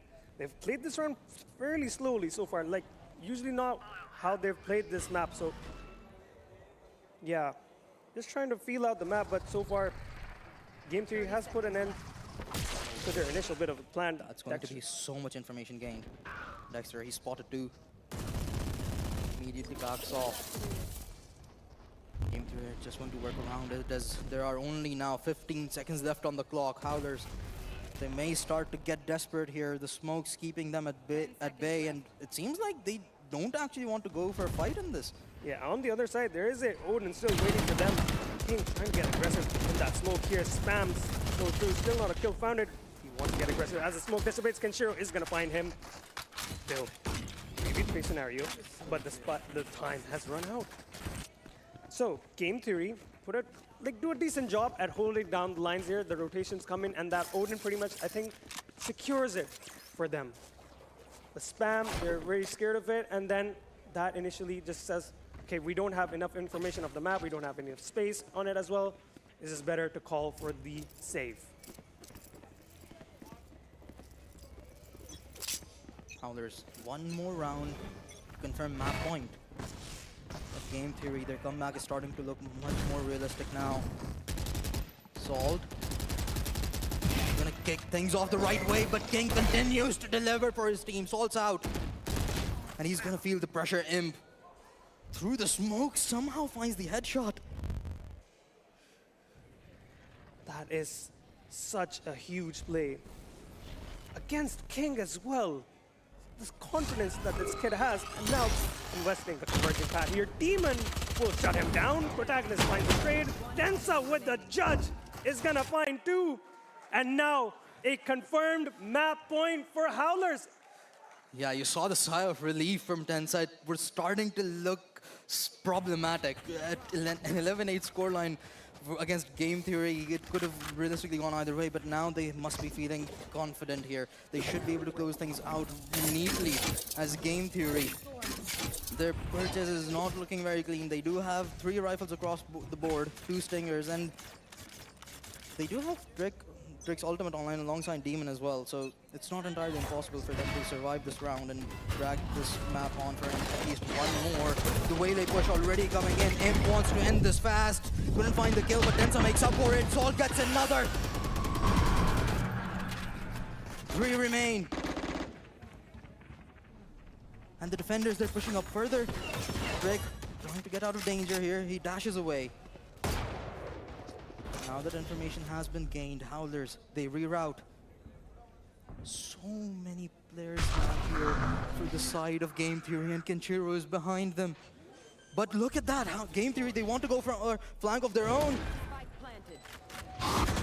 Prowler, that's a confirmation. Under MTK, he's gonna reposition here. And a lot of angles to keep in mind here. Demon is waiting it out patiently. Spike planted. Smoke. Keeping the players away, but only momentarily. Demon, he's gonna kick off the post plant as he takes him out. The push in. Demon's found another. And Shinny follows up Kenshiro, now last alive, 1 versus 1. But Ghani denies the map point. Gunny once again, the IGL stepping up for Game Theory, saving them in yet another round. It has come down to a lot of hero plays for Game Theory. As a team, they feel in this map, it is a bit disconnected. It certainly is, but Game Theory are not out of danger yet. It's them who need to win 3 consecutive rounds and still fight in OT. Not Howlers. Howlers, they still have that safety cushion. They don't need to force into this round. And we've also talked about how good they are on their eco round. So despite them being on a low buy here, Protagonist still has a Guardian and obviously 1 Vandal in the hands of Salt as well. So you don't count Howlers out even though they're on a lower buy. Let's play. Game 3 has to make sure that this is a clean round conversion. They want to make no mistakes. They've given up the A site entirely as soon as they heard the overdrive go online. The ultimate's now off. Tensa, a tad bit less of a danger, but the paranoia is absolutely beautiful. An easy frag onto Ghani. However, Dexter equalizes. 4 versus 4. The Yoru flash unfortunately lands onto Dexter himself. And Howlers, they found them all. Only player remaining is Demon, and he too shall move to the grave as Howlers confirm map number 1. What a performance being shown from Howlers. Game Theory were just pretty much relying on their hero plays. And yeah, Howlers, like, the amount of utility, even after they confirmed the Prowler goes through, when it lands the confirmation, the utility that comes, the paranoia, the Wele utility on top of it as well. They do get a trade, but what does it even matter? Because Game Theory, like, are so far away from that retake, and Howlers are just so willing to fight into their spawn. They're still taking the fight to them. Yeah, that was absolutely beautiful gameplay from the side of Howlers. And something that we were talking about early on before the game began was we were worried whether or not Howlers will be allowed to play on their own pacing, and it was actually them who dictated how the game is going to play out, how each round is going to get played out. So in Game Theory, most of their victories came when they were able to take control of the middle of the map and hence dictate how sort of what rotations they are going to allow as well. But the fact that Howlers were allowed to flank them so many times, like we saw, I believe, we saw one of the players of Howlers walk into the enemy spawn twice, and you just cannot let that happen again and again. And those were the rounds where we saw Howlers sort of slow down, and the setups in even those rounds were so phenomenal. Indeed, yeah, and those just finding those crucial kills. In that one round, M2K basically pretty much on his own with the help of the utility from Wele, dashing forwards, getting into the enemy backlines. In the other round, Kenshiro kind of like getting that angle onto Gunny there and then finding that kill. Importantly, in that round, and then yeah, further once again we saw Tensa just creep up with that Odin in their enemy lines as well. Yeah, it absolutely was fantastic to see Howlers play, but you know, why not hear from one of their players as well? Fariha, take it away. Well, that was a close one, Kenshiro. कैसा लग रहा है? आखिर में थोड़ा सा खतरनाक हो गया था, but you guys clutched it out. How did you do it? आखिर में वैसे खतरनाक तो नहीं हुआ था. It was charity rounds for Gunny, especially because he said it will be easy. But it was not that easy. I think we made it easy. We made it look easy for Gunny, especially. Achha, it's surprising that you say it's easy because majority of the consensus ये था कि game theory are sort of like the old legends, मतलब experienced players हैं. So was it all planned कि आसान हो गया? Did you guys actually put a lot of practice into it? We haven't been sleeping at all. There is no practice at all. We've been roaming Karachi. See, like actually, they're from Islamabad and Lahore. Mostly, most of my friends, most of my teammates. We have been going out. That's it. No sleep, nothing. No practice, nothing. Okay, अच्छा LAN का थोड़ा सा pressure था because this is your first time playing a LAN like this. Not at all, honestly. I'm pretty confident right now. अच्छा इस game के लिए तो your strategy was pretty clear कि neon लेते हैं, judge लेते हैं, annoy करते हैं. Next map के लिए क्या strategy है? Tensa go in, bas, that's it. Tensa के ऊपर है सब. Feeling hopeful for the next map लेके जानी है series या नहीं? Yes, obviously. Was that a question? Should it be a question? I don't think so. Thank you so much, Kenshiro. Let's throw it back to the casters.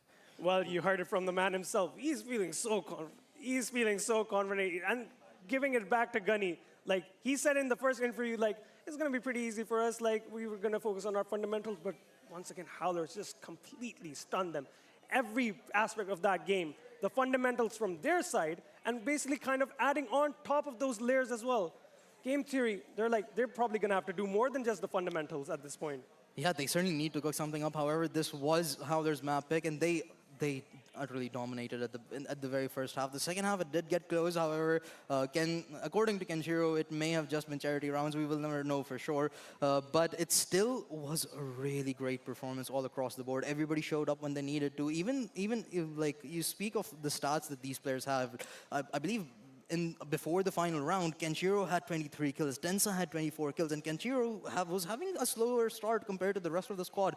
But in that second half particularly, he absolutely popped off whenever he needed to. With that Tour de Force, he had such impactful frags. That 3K with the Tour de Force as well was absolutely phenomenal. But everybody across the board showed up. And as we heard Ken himself say, that they were sort of relying on Tensa. Not exactly, of course, but given how dominant Tensa was whenever they were pushing onto a site, you just automatically are relying on him because there's only so many kills you can find. When you talk about Kenshiro and Tensa, we have to talk about the player that had the best start out of all of them. It was M2K. He was at one point leading the kills for Howlers, basically at 11 at one point, and he just seemed to have, like, it seemed like he's never, had a doubt in his mind that he could perform at this stage. It feels like he's been doing this for God knows how long. There's not the pressure of the crowd or, like, the players against him, the veterans, the legends that are up against him. It doesn't seem to faze him at all. He's ice cold right now. Oh, he is. I mean, as we heard him, again, the man himself, he said that he has absolutely no nervousness whatsoever. He's feeling confident, and he's feeling good that they will close it out on 2 maps as well. And we are going to be heading on to Sunset next, which is Game Theory's map pick. And again, that is one map where we have seen Game Theory play, however, in the semifinals, and they were utterly dominant on it. They concluded that map out in less than 30 minutes. So it certainly is going to be interesting to see whether or not he lives up to his words, or if Game Theory will make him eat them. But again, you cannot count him out of the equation. We sort of did lean a little bit towards Game Theory being the favorites. However, after that performance, you just cannot say that anymore. Indeed, yeah. Certainly, Howlers have turned up the stage so much, and Game Theory will have to do a lot on their map pick as well. They have to make sure, obviously, because if they falter on their map pick, then that is really concerning. Because losing out, sometimes we have that, okay, it was their map pick. Certainly, we'll rebound on their map pick, on our map pick, basically. And interesting to see, like, we've seen that interview, they said, like, Tensa go kill, like, kind of like Kenshiro was, to summarize what he was trying to say. Will that be an indication that Sunset could be a Tensa map as well? Would he not play that map? It may just be. I mean, that's also one of the maps where a Neon can be absolutely phenomenal, alongside that Breach being the one that sets the Neon up. So if they can execute that really well, and then it certainly makes sense for Tensa to play instead of Woody still. However, we did see Woody play in the semifinals, but speaking of Tensa, we do have the scoreboard here, I believe, so we can once again look at the stats, and that would reflect how great he was on that Neon. 26 frags, 14 deaths, 326 ACS in a grand finals, Ali. Indeed, like insane performance from him, and not just him, the support staff was also on point as well. We had protagonists clutching out rounds, M2K with those entry frags and those like crazy flanks setting up, Kenshiro with those impact kills, just proving to be a menace. And Sol, obviously, we have to give credit to the IGL, who was basically setting them all up for that success. Yeah, it was always the Prowler that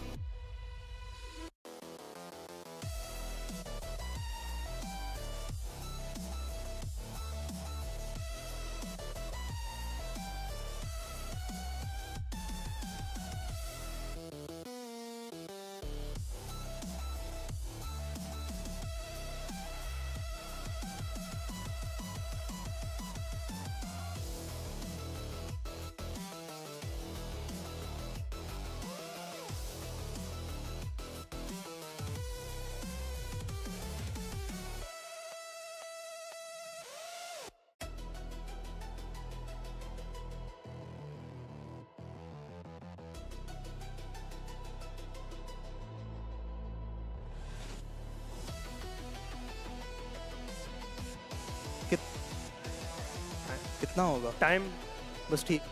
बस ठीक चलो just take.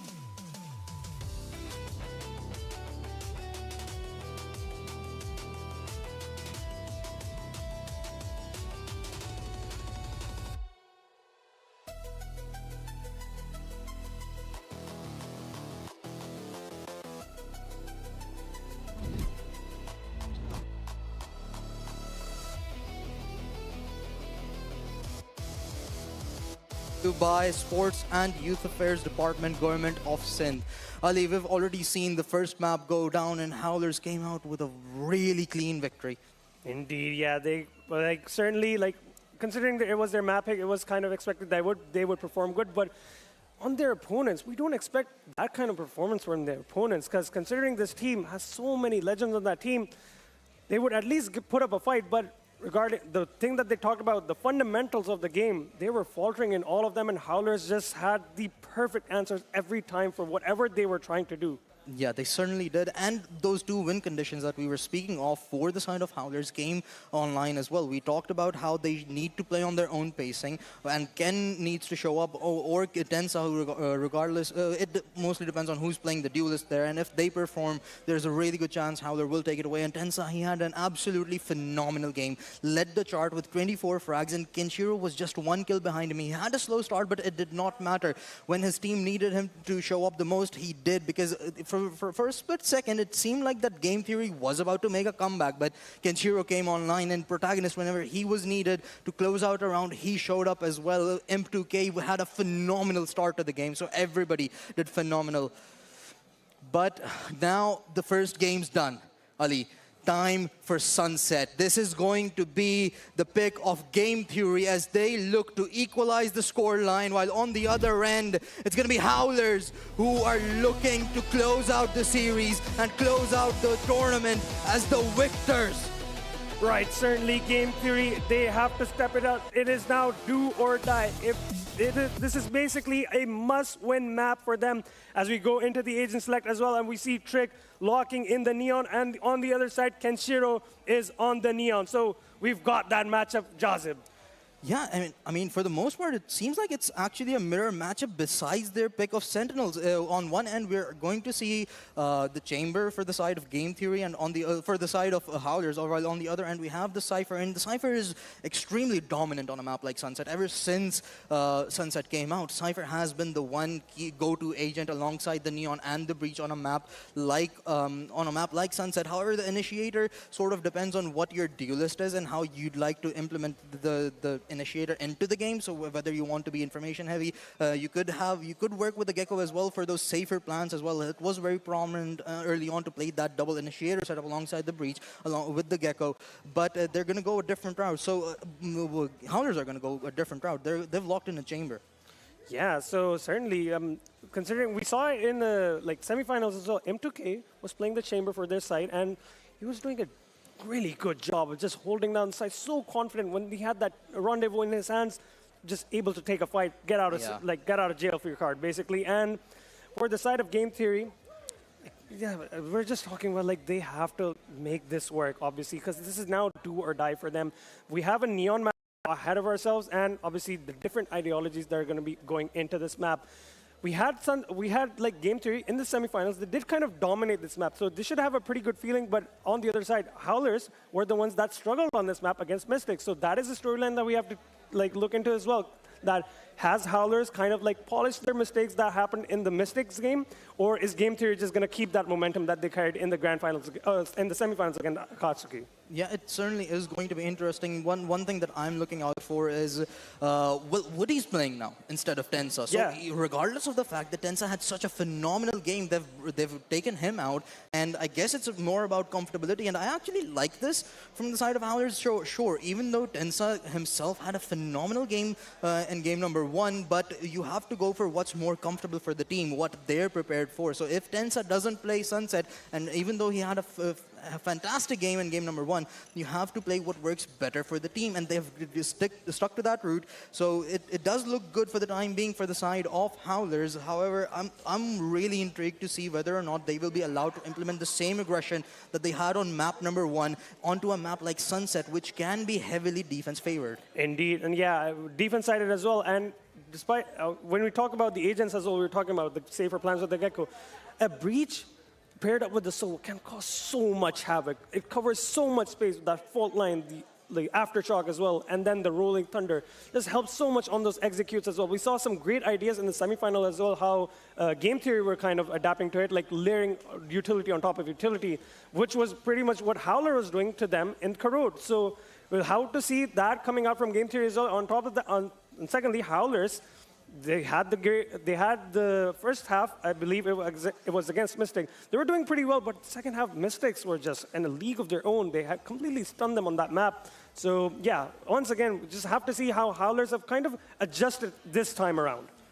Yeah, and for this time, and there were different moments where everybody from the side of Howlers showed up. So it's certainly going to be interesting to see who does it this time for them, or maybe Game Theory starts to come alive. You have the likes of King, you have the likes of Dexter, Demon, but now it is time to find out who is going to be the dominant one as we head into the game number 2 of the grand finals. Indeed, Legions are locked in. Observer, once again, we're going to thank Onhead for whatever you're going to see on the main screen. Shout out Onhead. And yeah, just waiting to get into this map. Must win for Game Theory. Howlers already in the lead by 1, needing 1 more to claim the title of the Sindh Esports champion.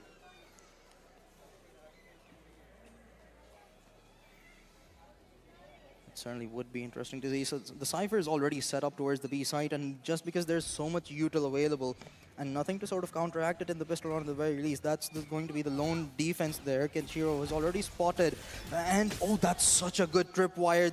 The shock dart is not going to be able to deny it, so Kenshiro has to trip it. But now, since the Cypher is all by himself and Game Theory have practically sent everybody onto the site, the plant is going to go down with ease. Yeah, it's going to be a 5v5. Imtoke already in the flank, but Woody and Kenshiro in tandem getting 2 kills already. Trick manages to find one with the Frenzy, but the kills are going the way of Howlers. Trick doing all he can with that Frenzy, but he's very low HP. Salt on the other side with 2 right clicks. Gonna secure the pistol round once again for Howlers. They keep the momentum going. They had a phenomenal end to map number 1, and they want to keep that. They want to continue that heading into map number 2. Just snowball the momentum. They have the confidence flowing right now through their veins, and if they can work off of this, and Kenshiro, if he delivers the same way that he did towards the second half of map number 1, this can be absolutely brutal from the side of Howlers. Yeah, Z, we just have a pause because we're probably sorting out, as you saw on the camera, Woody probably facing some concerns, but hopefully get that sorted out as quickly as possible. But yes, once again, Howlers securing that crucial pistol round once again. Starting off strong is what we talked about in the previous map as well. And they've certainly did that twice in a row, 2 maps in a row.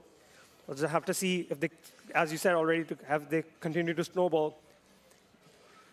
Yeah, it really could be deadly. And even though Howlers had lost the second map in the semifinals, Kenshiro had his best performance on that map as well. He had 31 kills. Dropping a 30 bomb on a map that you've lost is absolutely insane. And if he delivers a similar performance to that, then this map could realistically have a different result. And honestly, it surprises me a little bit that they've still opted to go for Sunset, having lost that map in the semifinals. But I mean, honestly, if the confidence keeps up, if Kenshiro shows up the same way that he did on that map number 2, it would be absolutely phenomenal. Yeah, as you said, they have to obviously get the ball rolling quickly as possible, as they did on Korod. And we're talking about obviously Game Theory, what they did against Akatsuki. Now, they were really proactive on the defense. As was obviously their attack side was good, but they were so proactive on the defense. They're not allowing Akatsuki to basically even get past the choke point, just stopping them in their tracks right there and there. But now the technical pause has been resolved. We're now going to be getting back into the game here, second round of Ascent. Car goes through. Just going to be hiding from that. Kenshiro peeking toward this mid side. And Demon just with the paranoia out, trying to set up a play here, but the rest of Howlers just working their way towards this mid side.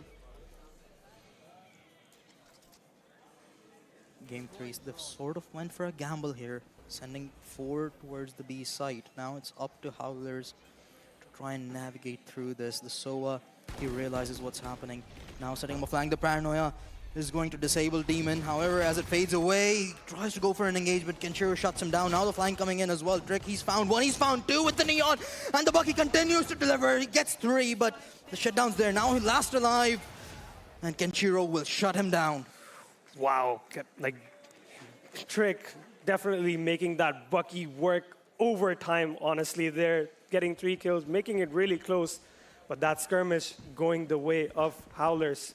So 2 rounds in the lead. Going up now into a bonus.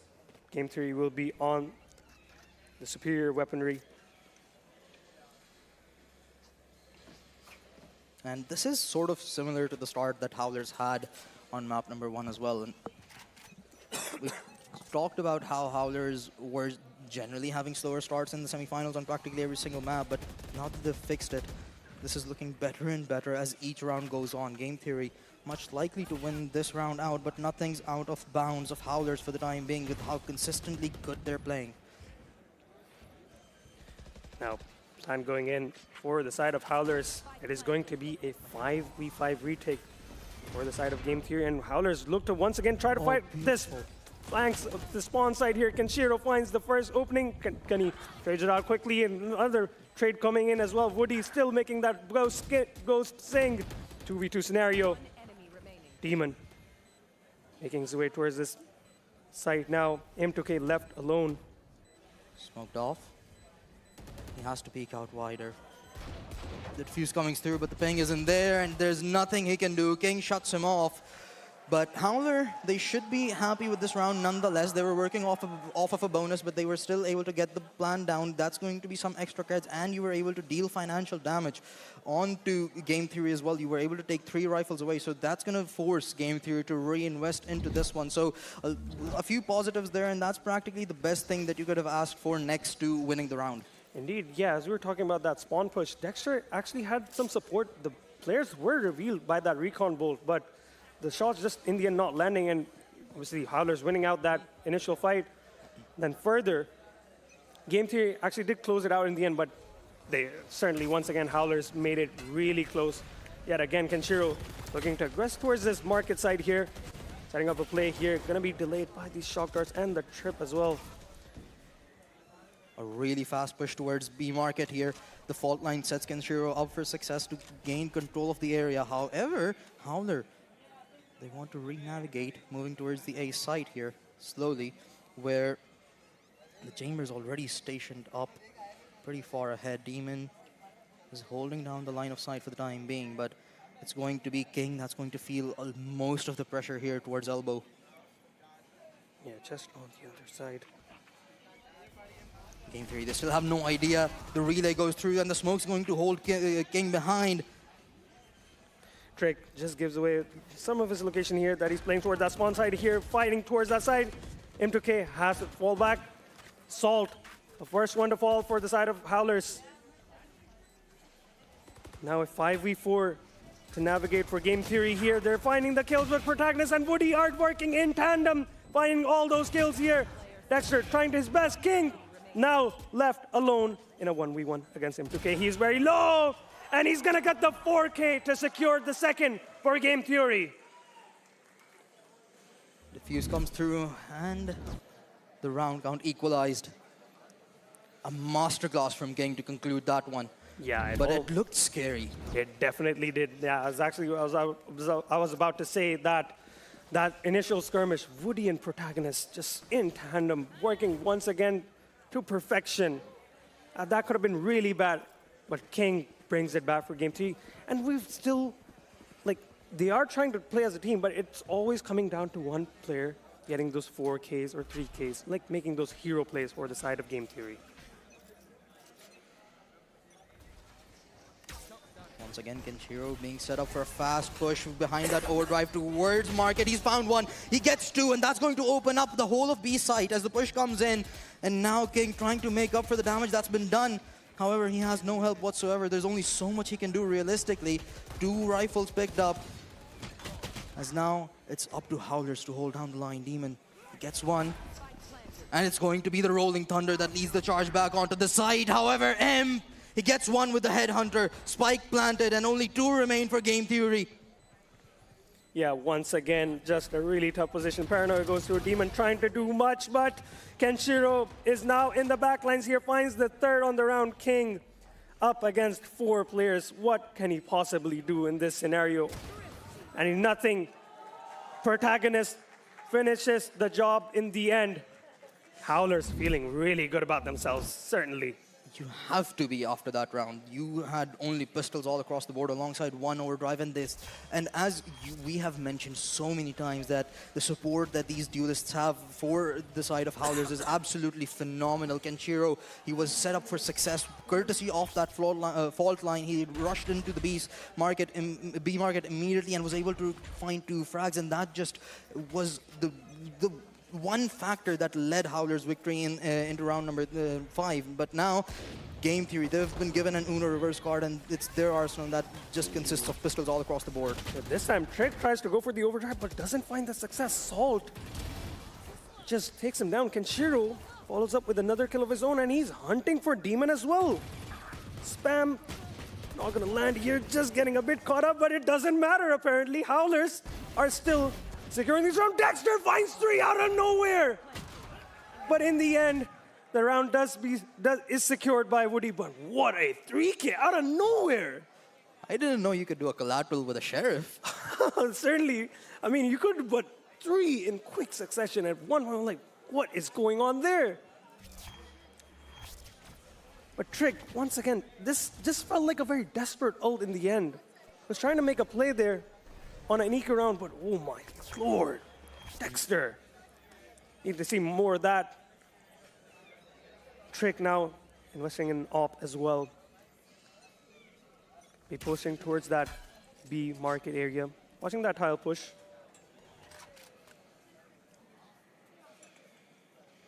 Howlers. Once again, a lot of people towards middle, but this time around a slower approach, rather. But they're starting to gather about the B site yet again. This time around, they want to switch things up. Instead of the market hit that has been the orthodox play for Howlers, they want to hit it from up front. Yeah. Look at that. Once again, Kenshiro going for that same play. Once again, he's going to be surrounded in the end by there. A lot of players to deal with. Trick finds the first kill. M2K, Howard trades it out. Another one. Trick finds the second one. Trade still going the way. 4 players alive. Gunny finds M2K protagonist. On to Gunny as well now. 2 players left alive for Howlers. Spike still on possession. Trick is still watching for this angle. Protagonist has retrieved the spike, and now it's gonna be. Oh, that's good. My lord, that is a huge kill. Woody finds the king as well. 30 seconds left. Now the man who set up those kills is the one that's last alive. Trick may have been heard by Woody here. He doesn't clear out the corner in time, and Woody finds the headshot. A 2 versus 3 converted for Howlers as they continue to roar across map number 2. But that was, again, another fantastic round out of Protagonist. Indeed, just the awareness that someone could be flanking and Demon dying there is just pretty much the round over there. Woody, on top of that, getting another kill to further secure it, and then leaving Trick in the middle, just basically all lost.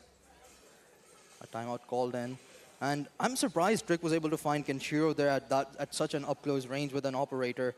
And him being able to find a second one with it over towards B main was even more deadlier.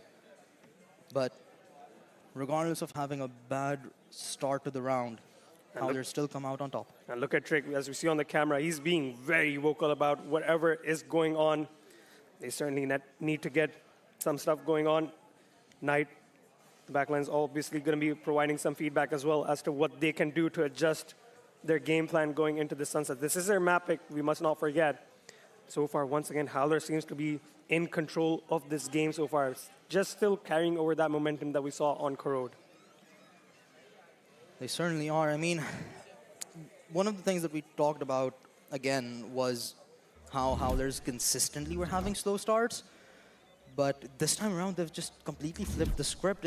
They have been absolutely fantastic. And it's, once again, on the side that you wouldn't anticipate for them to have a good start on. I mean, they're starting on the attack side of Sunset, which, I mean, sure, the Sunset is heavily, not too heavily favored for defense, but you still would prefer to be starting on the defense side. It's just much, much better to try and hold down the sites and on this map, but it just doesn't matter what game theory are trying to defend, whatever B executes coming their way, they just cannot stop Kenshiro.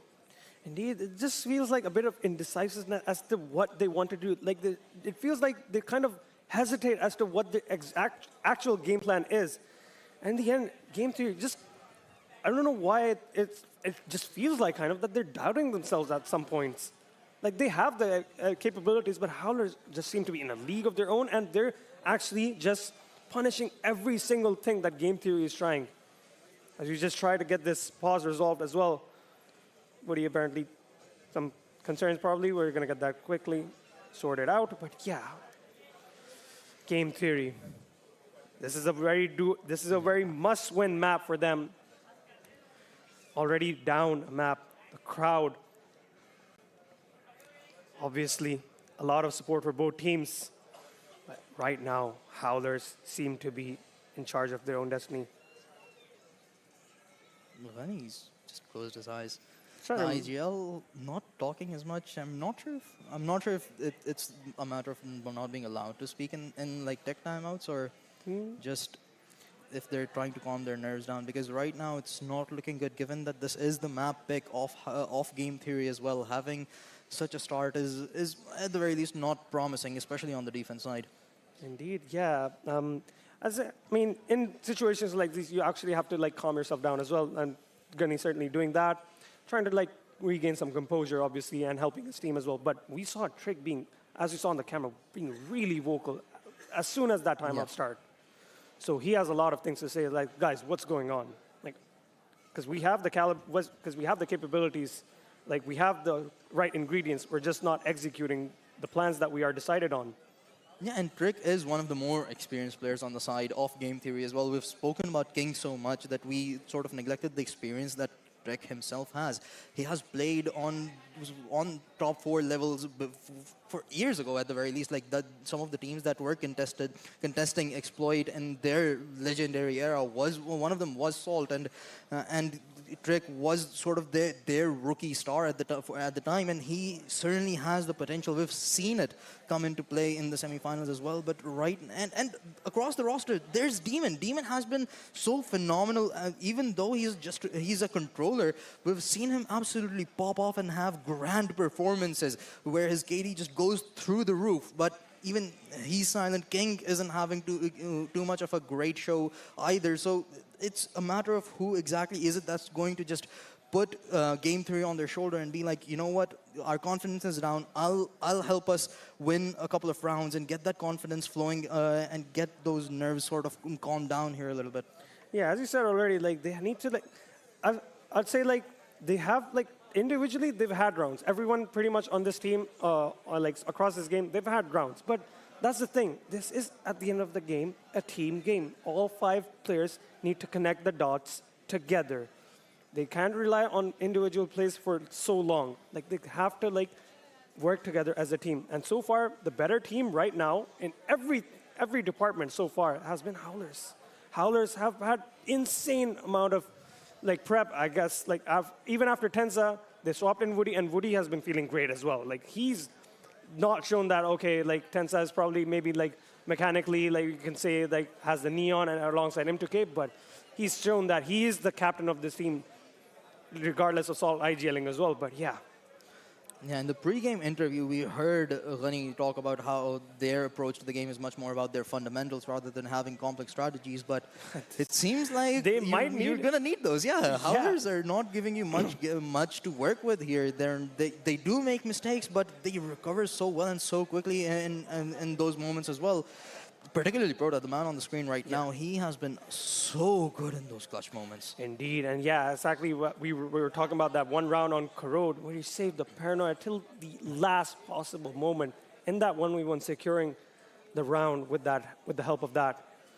And yes, this is basically what Howlers is doing right now. Game Theory was doing to Akatsuki. They were capitalizing on all those mistakes.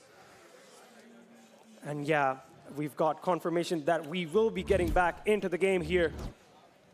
That pause comes to a conclusion, but Game Theory, their economy is in absolute shambles right now. Ghani does have his ultimate online alongside Demon, but I doubt it will be able to provide much value. Trick, he's already spotted so many. However, the Stinger gets shut down. Kenshiro, first blood drawn, but it was the Hunter's Fury that followed up behind Trick, and then King is going to be able to provide 2 more frags with somehow the Sheriff. Protagonist follows up as well. So still 2 rifles to work with, Salt and Protagonist. Tag down to a little bit low HP here. Salt, ooh, spam onto Gunny as well. King just swings around, finds the 3rd. Now leaves it all down to Salt, already very low HP, and a flank is coming his way as well to deal with. Rifle in hand, King secures yet another 4K for Game Theory. Yeah, and it is King that you expect to show up in the moments like these as well. He's the most experienced player. He is the one who has won the most on that stage right now as well, and he's looking to sort of continue that legacy and cement it with this new roster right here.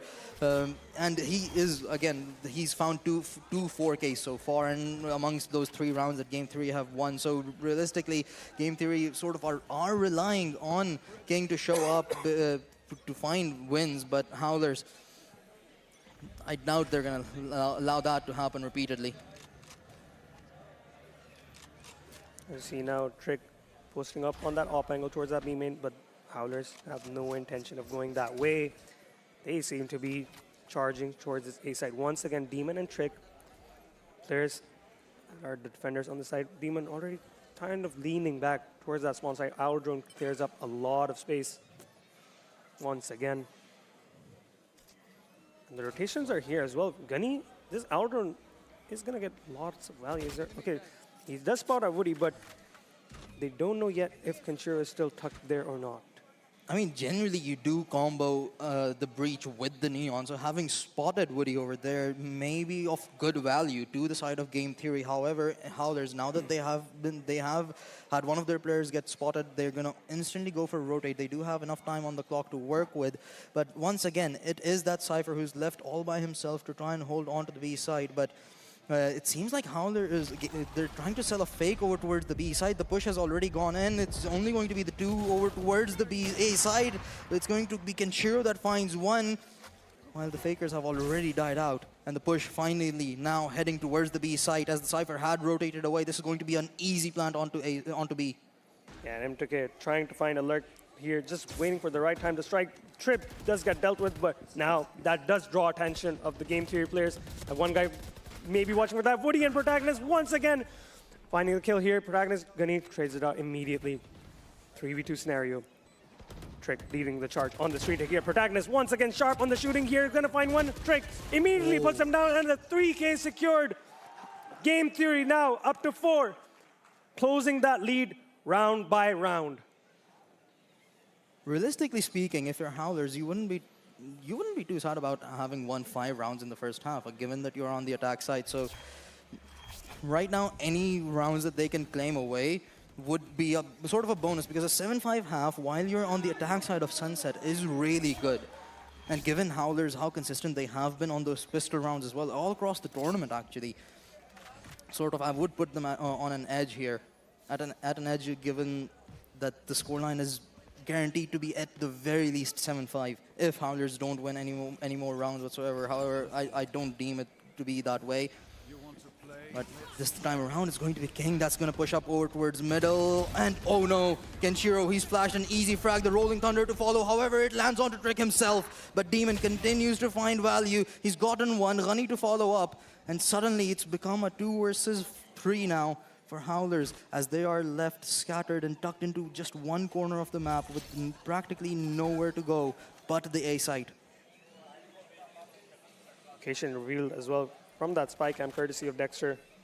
Just happy to play that full retake setup, not allowing any chances.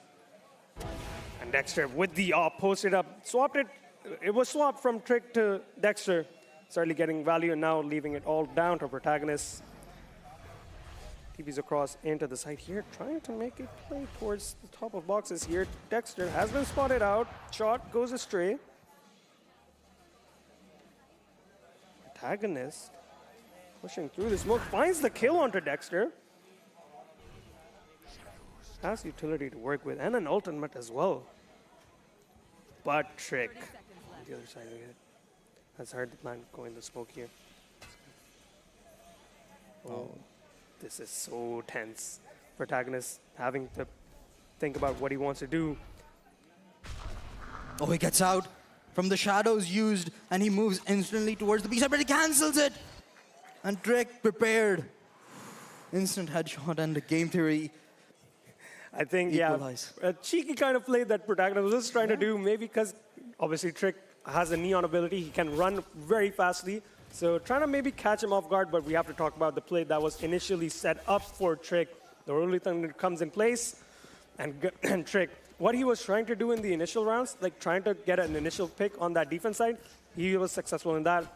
Maybe a little bit like getting caught off guard with the utility that was like friendly fire on that, but it doesn't matter. They secure the round and they tie up the scoreline. A fast approach towards B main here. Kenshiro, first one to fall, and the tripwire still stands. However, that's going to be taken away courtesy of the shock dart. But with the duelist now out of the equation, Howlers are going to be forced to slow down here.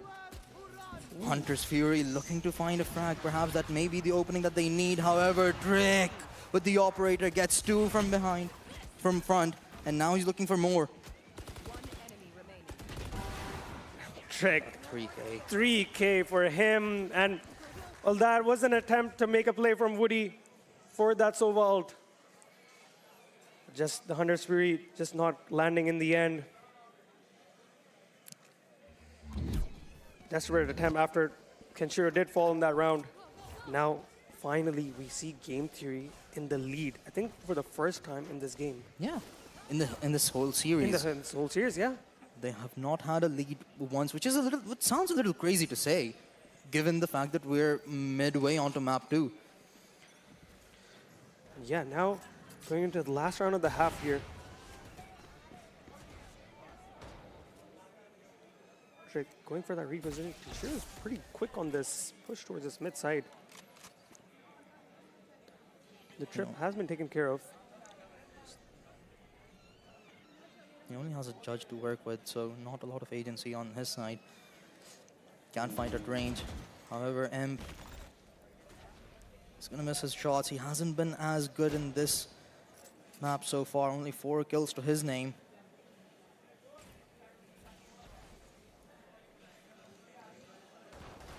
On the other side of this, Kenshiro tries to make a play, but Trick is just posted up there with the operator and a counter. Hunter Spirit comes in as well. King finds protagonist. Hunter Spirit gonna delay the approach from them. Overdrive committed from Trick, finds Woody, and spotting out M2K there as well. Just trapped towards that B main at the mercy of a trip for good measure as well. Yeah, this is not looking good whatsoever. Demons on the flank here. This should be an easy shutdown for him, but actually he's double guessing this. They do have 3 defenders towards the B side, and there's not a lot of time on their hands to work with, just 15 seconds remaining, and they want to go for this. They want to attempt this. The tripwire stands in their way and the site. 10 seconds left. Pushes in, a crossfire set up, and Rani, he doesn't even need any support. Finishes off the 2 all by himself, and Game Theory, they conclude the first half with a 2-round lead. Finally coming online, Game Theory. That's what we wanted to see from them in the first map as well. Finally, like, kind of putting together those team plays, and on top of those individual plays as well. But most of all, finding a good structure, like layering the utility properly, kind of orchestrating all these rounds together now. In the lead by 2, pistol round, securing that is going to be crucial for them.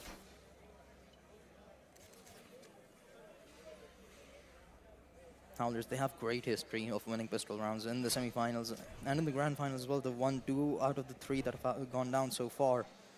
Now, if they do put it up to 3 out of the 4, they would practically end up tying up the score. But this time around, it's Game Theory who are sort of replicating what Howlers were doing on their attack. A straight push towards middle, but what's different is Trick is now leading the charge from behind towards the A side, and Howlers, they may not anticipate as they are on an aggressive play of their own. Shini Ghani, he's been flashed already. The relay only going to make matters worse as Woody find him, and Shiro gets another. Demon, the play initially that was set up from Trick, like, he pushed up so far in the flank side, but Gunny just getting overwhelmed by utility there. Howlers kind of having a great idea as to what Game Theory is trying to do. Dexter trying to make amends here. Finds 2 kills.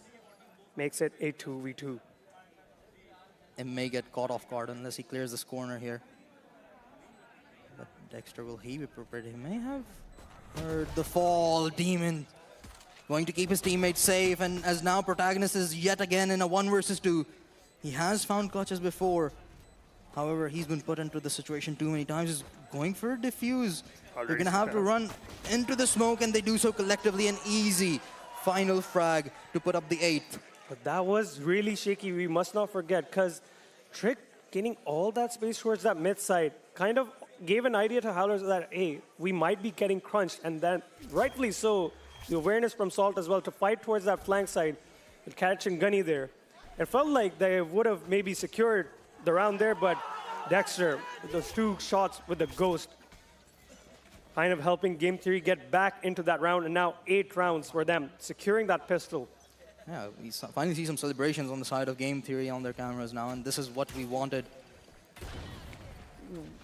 Trick He has been extremely accurate with his operator shots, and unfortunately couldn't deliver the same with the Outlaw. But now Protagonist alongside him try and hold down Market. Oh my, Gunny wants to get aggressive in that smoke.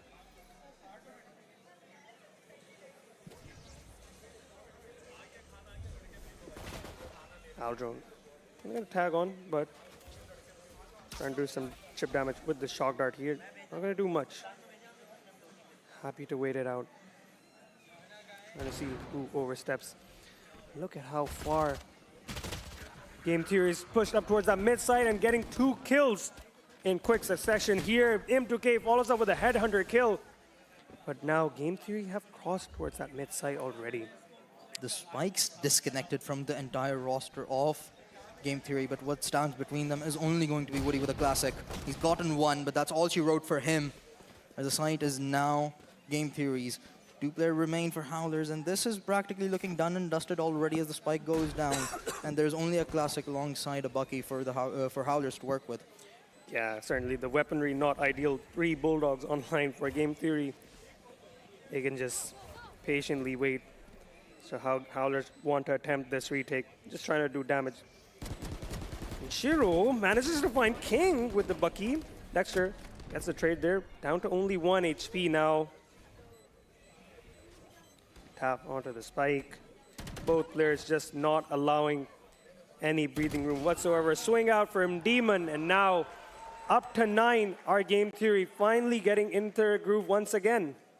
As we talked about this. Utter dominance on the second half so far from the side of Game Theory. They're making it look extremely clean as well. Their executes have been pretty much flawless so far. They do lose a couple of players while executing, of course. However, it's just like they know what to do whenever a player is about to go down. Like, the trades have been pretty good so far, and they're not allowing Howlers to get as many clutches this time around, thankfully, as well. Indeed. Now, Outlaw in the hands of Dexter. Trig trying to make a fast play here with that fault line. Once again, trading out the relay bolts. Protagonist in the smoke, trying to get aggressive. Trig barely escapes that paranoia at the ready here. Does not decide to go with that. Just back with a double hold with Woody. Manages to find the first kill. Gunny trades it out. Trig finds a kill with a Bucky here. Kenshiro and Woody. Item getting back into the round here. Still rifles to work with for Game Theory. Kenshiro goes in fast. Woody's gotten another. Now Demon, the lone warrior, to try and hold this all by himself. He's found 1. 7 bullets in the magazine. But is it going to be enough? A headshot delivered, but it's not enough damage to get the kill. Woody with a 4K. Yeah. Will finally put up another round after having conceded, I believe, 6 consecutive rounds. Indeed, and yeah, the perfectly played out from him as well. Just buying time for M2K to come on the scene, and now 5th round secured for Howlers, as you see now. Perfectly setting up. In the end, he didn't actually manage to get that kill. He didn't even, he just wanted M2K to just create a bit of additional pressure for Demon to deal with. 9-6 scoreline. 3 rounds gap. Game Theory looking to go towards this A side here. All 5 players. Greg. Once again, wouldn't waste even a second, and Woody stood idle for a second. I wonder if there's another technical pause going up ahead, but it's going to be Kenshiro that's still trying to make this round work regardless. And with just 17 HP, this fight against Dexter won't be pretty unless he checks that corner. But it's going to be Dexter. Oh, he may just find the timing on everybody. He's trying to get the flank, and Kenshiro, he's walked back. Now spotted. And Dexter could prove to be the angel of death for the last 3. He's gotten 1. Kenshiro somehow still survives. But Ghani is going to be making up for the rest of it. Just left down to Protagonist with a Bucky. Not much he can do. Game Theory now up to double digits. 3 more is all they need before the scoreline is tied up. And, I mean, honestly, Howlers, they had such a phenomenal start, but ever since Trick sort of came online in the final few rounds of the second half, it's been completely one-sided. Trick had phenomenal rounds with that operator towards Market at B, and Howlers were repeatedly hitting that side because it just worked out for them so consistently. But even after Trick's operator came online, even with different approaches, there was just practically no way that they could walk past him, and he continues to deliver. He's finding those openings, he's finding the correct timings as well, and even though oh, actually, never mind. He has 22 kills right now and only 11 deaths. The guy is working with a 2 KD in a grand finals. Certainly coming right now. And so, yeah, just confirming that it is a Howlers timeout. Obviously, going to be discussing as to what seems to be the concern going forward in this half, because they have struggled in this one. This is the first time that we've seen Howlers like getting an actual fight from Game 3. Which is what we were expecting to see from the get-go. But for the first map, Howlers were just completely dominating the team plays. And now Game Theory finding their groove, finding their rhythm, round by round, up to double digits on their own map pick.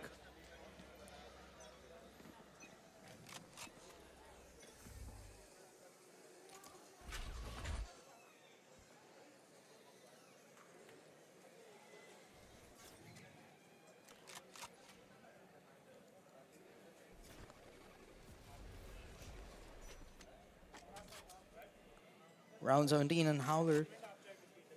Just pistols all across the board. They have made this work previously as well. However, with Game Theory now finally making their fundamentals work, it may not be as easy a scenario to put up a Thrifty on board. Yeah, I'm surprised that Woody usually goes for a Sheriff, but Gunny, okay, finds the opening in this round.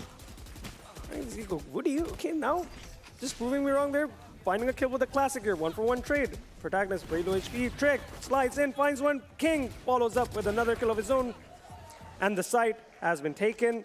Only M2K left alive.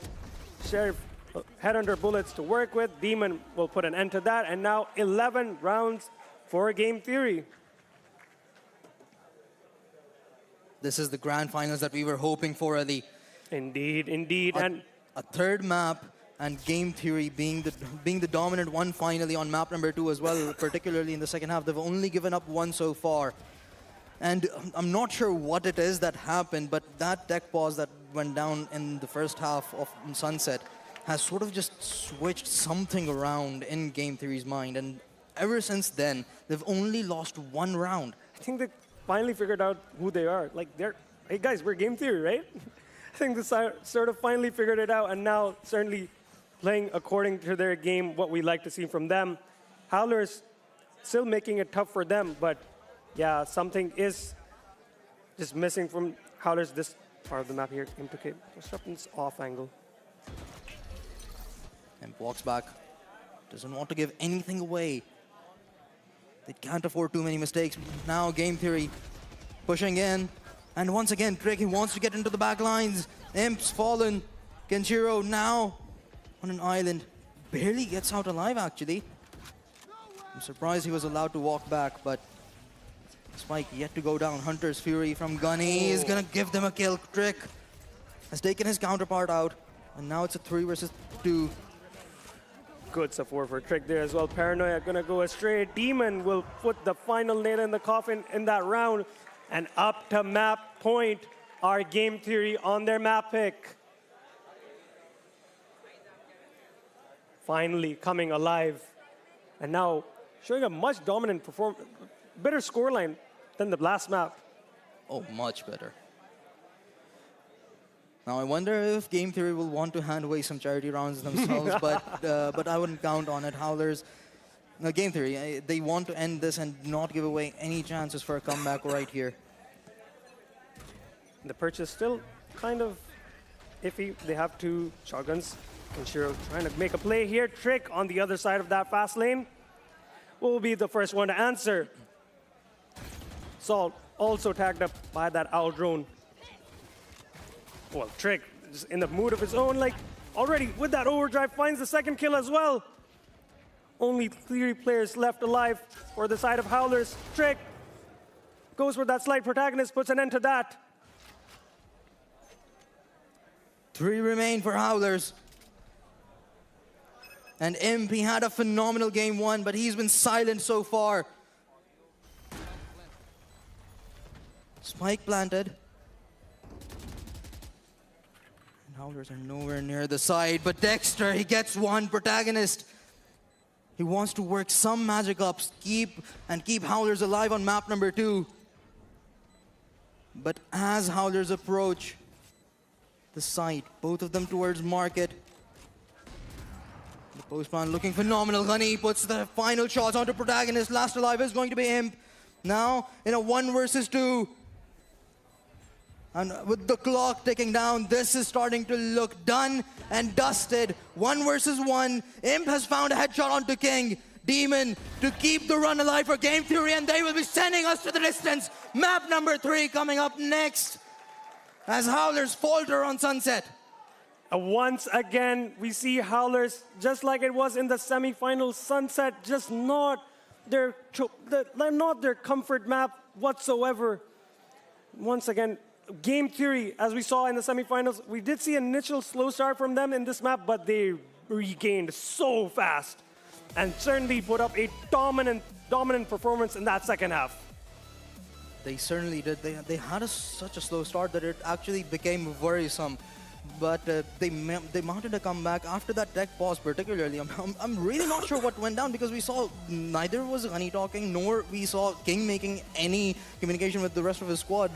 But something just magically worked from the looks of it. Like, they just calmed their nerves down perhaps. They reset entirely. But whatever it was, it worked phenomenally well. And if Game Theory can keep this going, the third map may just be all the more dominant. However, that one's going to be a best. And both of these teams had phenomenal success in the semifinals on that map. So that is likely going to be the closest that we can get this series to, perhaps. However, we're going to have to wait and find out how that one pans out. But really, the immediate shutdown from the side of Game Theory was phenomenal. Like, Kenshiro was not allowed any space whatsoever while being on the attack side after having won 5 rounds, and the defense was just so lopsided, which is crazy given the fact that Sunset is supposed to be a heavily defense-sided map. Yeah, indeed. And as we saw, we were expecting, obviously, from that previous map, Kenshiro switching towards the Neon. Like, everyone is a fan of it. But Trick, we have to talk about. Usually is not, like, he wasn't rifling. In this scenario, he was kind of going for the overdrive kills and being set up from his team as well. So the support in the end was really good from the side of Gaming Theory, and that certainly showed in that second half a really dominant performance from them. It certainly was, but let's hear from what the players themselves have to say, and I believe Fariha has one from the side of Game Theory with her. So Fariha, who do you have with you? We have Trick today. Trick. Those were some tricks you pulled in the game, but you guys are still in the game. Map निकाल लिया आप लोगों ने, कैसा feel हो रहा है? अच्छा feel हो रहा है. First map भी देना नहीं था, but it's fine. हो जाता है. You're locked in now. Inshallah, let's see इस पे क्या होता है. अच्छा, Jazib mentioned that time out जो आप लोगों ने first half में लिया था, उसके बाद चीजें थोड़ी सी switch up हो गई थी. तो उस map में क्या conversation चल रही थी कि क्या करना है अब next? हम अपना natural game नहीं खेल रहे थे. We were scared, land jitters, you know. तो we just discussed कि let's play a natural game, let's be aggressive. जिस तरह qualifier खेला, that's how we started to dominate. अच्छा, that's pretty surprising because Kenshiro कह रहा था कि वो लोग काफ़ी chill हैं, even though उनका पहला LAN experience है, but आपकी टीम में ज़्यादा experienced players हैं. तो why these nerves? Like, इतना ज़्यादा पहले मैप में क्यों हुआ? हमारी टीम को बने हुए literally 1 month भी नहीं हुआ. He's very new to the team, King. Of course, brilliant individual, a lot of experience, but still, you know, as a team हमने इतना time ही नहीं मिला कि हम ज़्यादा work कर सकें. तो of course it matters. They have been playing since a long time. अभी जो थर्ड मैप है डिसाइडर अबिस, उसके लिए क्या प्लान्स हैं? कैसे जो है ये सीरीज निकालनी है? Nothing, just everyone go kill. Okay, thank you so much. A drastically different approach on the side of Game Theory. We heard Kenshiro talk after map number 1, and their strategy was basically Tensa go kill, that led them to victory on map number 1. But on the other hand, Game Theory, they're like everybody go kill. And yeah, and one more thing in that interview is surprising. Like, obviously, first we touched on it as well. That Trick feeling those land nerves. You wouldn't expect a player like that, and like a player like that to be feeling the pressure of the crowd or like a stage like this. I mean, Trick has been around for a really long time, but unfortunately, Pakistan hasn't seen many the many big LAN events happen for Valorant. So I mean, it sort of makes sense that he would get the jitters, and alongside the rest of the squad as well. There are, I mean, Gunny in particular, the IGL of the team. He's never been in such an environment. King and Protagonist are realistically the only two people who have seen LAN tournaments like this and competed in those, and King's won so many of those as well. So it makes sense for them to not have jitters, but now that they have conquered them, game theory really are starting to look clean. But we're gonna we can look at the scoreboard and see how good exactly that performance was in just a moment. But overall, I mean, what surprised me the most was they were able to bring down Kenshiro. Kenshiro had a 31 kill game on Sunset in the semifinals, and this time around, I believe he was only able to deliver about 17, which is not bad in any terms whatsoever. But with a player that is the caliber of Kenshiro, you expect more. Indeed, you do expect a lot more from him. And on the other side, we saw pretty much all of game theory coming together, all of them having like rounds. And then initially there were once again the hero plays, and then after that, the whole team kind of were on the same page yet again. And then, yeah, that's certainly reflected as we see on the scorecard as well. Yeah, Drake, I mean, Drake had a phenomenal game. Yeah, a 28 kill game is absolutely like out of this world, and he wasn't exactly showing up too well on map number 1 as well. So it basically is like sort of 10 circle kill, but instead it's Drake, and we spoke about it, like the Kenshiro's equivalent on the side of game theory is Drake. That's the one player that you see, that you expect to pop off whenever his team needs him alongside King. And King was the one that put up the first few rounds for Howlers, but game theory only became consistent and this dominant once Drake started to show off in the beginning with the operator, and then with the overdrive or any rifle that was handed to him. Yeah, indeed. And we were talking about in the previous map how M2K had a very good start, despite not having played a LAN like even at this caliber, and Sol being a great support staff. But this time, on this map, a quieter quieter showing from them as well. Like certainly, they wouldn't want like 5 kills on M2K, 5 kills on Sol, and 8 on M2K. I don't know if this was like, obviously you swap the roles, like it's gonna take some time to obviously adjust to it, but yeah, very quiet start from them. So they have to definitely step it up in the last map, because obviously this is so exciting that it is actually going to the third map. After the first map, we thought, okay, well, and even in the start of the second map as well, we thought, okay, well, Howler, they seem to be like, okay, he might be in a good chance to actually take this whole thing 2-0, but well, game 3 answer back on Sunset, and now we have a decider on our hands. Yeah, the young prodigy is certainly going to be a key factor for the side of Howlers in the map number 3. But before we see him and the rest of the squad in action, we will be taking a short break. But there's more Valorant action to come, so do not go anywhere, ladies and gentlemen. We shall be right back.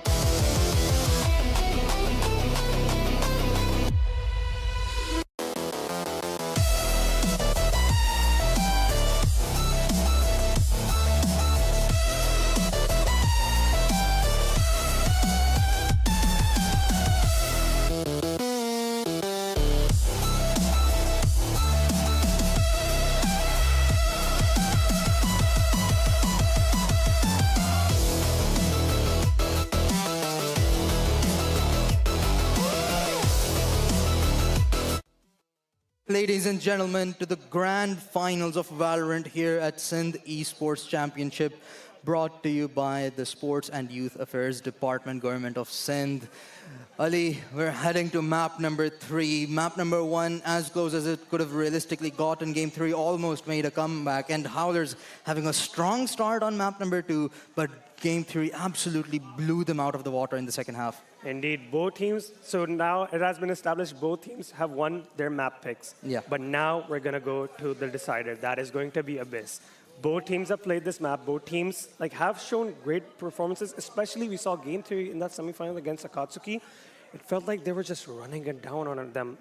We saw Trick so many times just run up catwalk. The player playing towards that link side just had no idea what to do. Every time he was basically just holding the angle, Trick was so fast for them, just immediately capitalizing for them. And Howlers as well, performing well on this map. They won that against Mystic.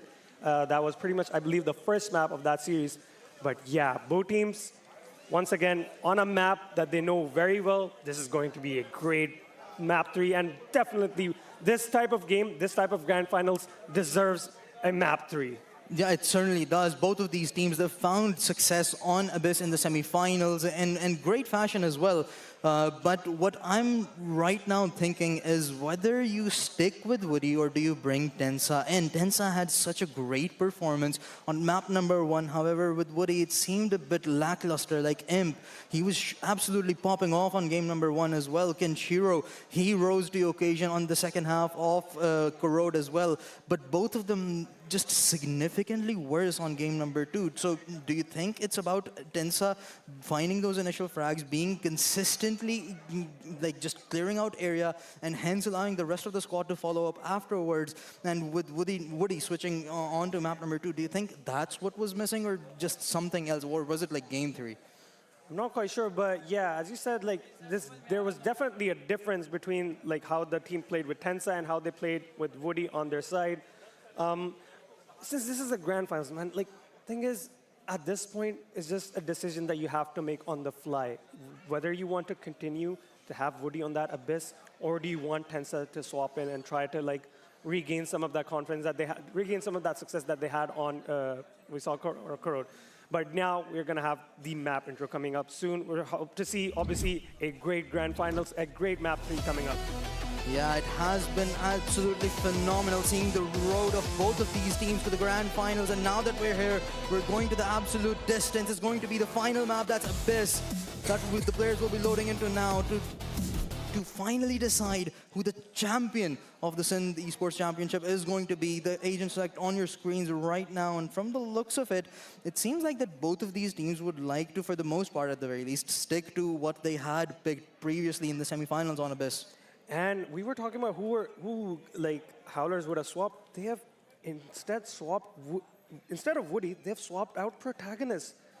So Tensa will be playing in place of Protagonist. This has not happened before. This is the first time that's going to be happening for the side of Howlers. So I'm not sure if they've played without Protagonist. That's because he's kind of their main smokes player. Yeah, and he's also the second IGL and the most experienced player on your team, and he has had, sure, his stats haven't been too phenomenal on either of the maps, but he was showing up when you needed him to clutch. He won quite a few 1v1s, 1v2s even as well.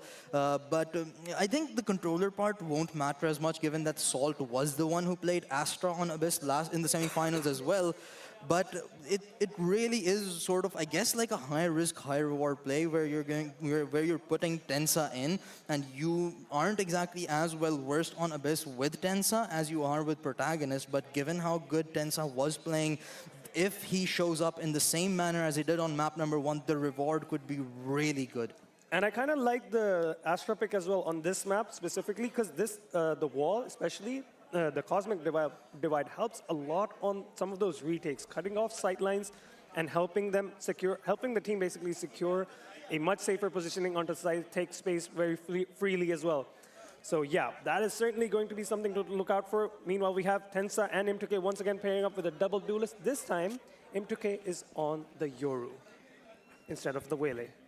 Yeah, and one thing that I've come to notice, and I noticed in the semifinals as well, was that both of these teams are highly versatile. They switch out roles extremely often depending on the map. Like, for example, Kenshiro, we've seen him play the Neon. This time around, he switched off of it because to make space for Tensa, and he was just as great on the Chamber as well. While on map number 2, it was Imp2K that was playing the chamber, and the controllers being swapped out as well. So it seems like that everybody has just like two different roles that they're playing depending on what the map is, and that I guess works really great with Game Theory's playstyle, because they're just sort of working on fundamentals. They're not relying on complex ability-heavy strategies. So if they get the fundamentals right with their agent select and are comfortable having playing those double roles, then this could work absolutely fantastically. And I'm also curious to see kind of the dynamic as well. Well, Woody playing with Tensa now. We haven't seen that. So that is going to be one other interesting thing to see, that the players that have been swapped around are now playing together. So yeah, just see if unknown for Howlers at this point. Yeah, it really is. But I believe we're going to be getting into the game shortly. I really need to see him and can show up. If they have the same performance as they did on map number 2, I truthfully am not liking how that game went. Because again, Kenshiro, he was up on the scoreboard. He had, I believe, 17 frags. He had a positive KD, but that's not enough. That's not what you anticipate from Kenshiro. However, he is going to have a chance at redemption as we head on to the final map of the tournament. This will decide whether Howlers become the champions and deny Game Theory their legacy, or will King continue to remain dominant across every single Valorant tournament that has taken place in Pakistan.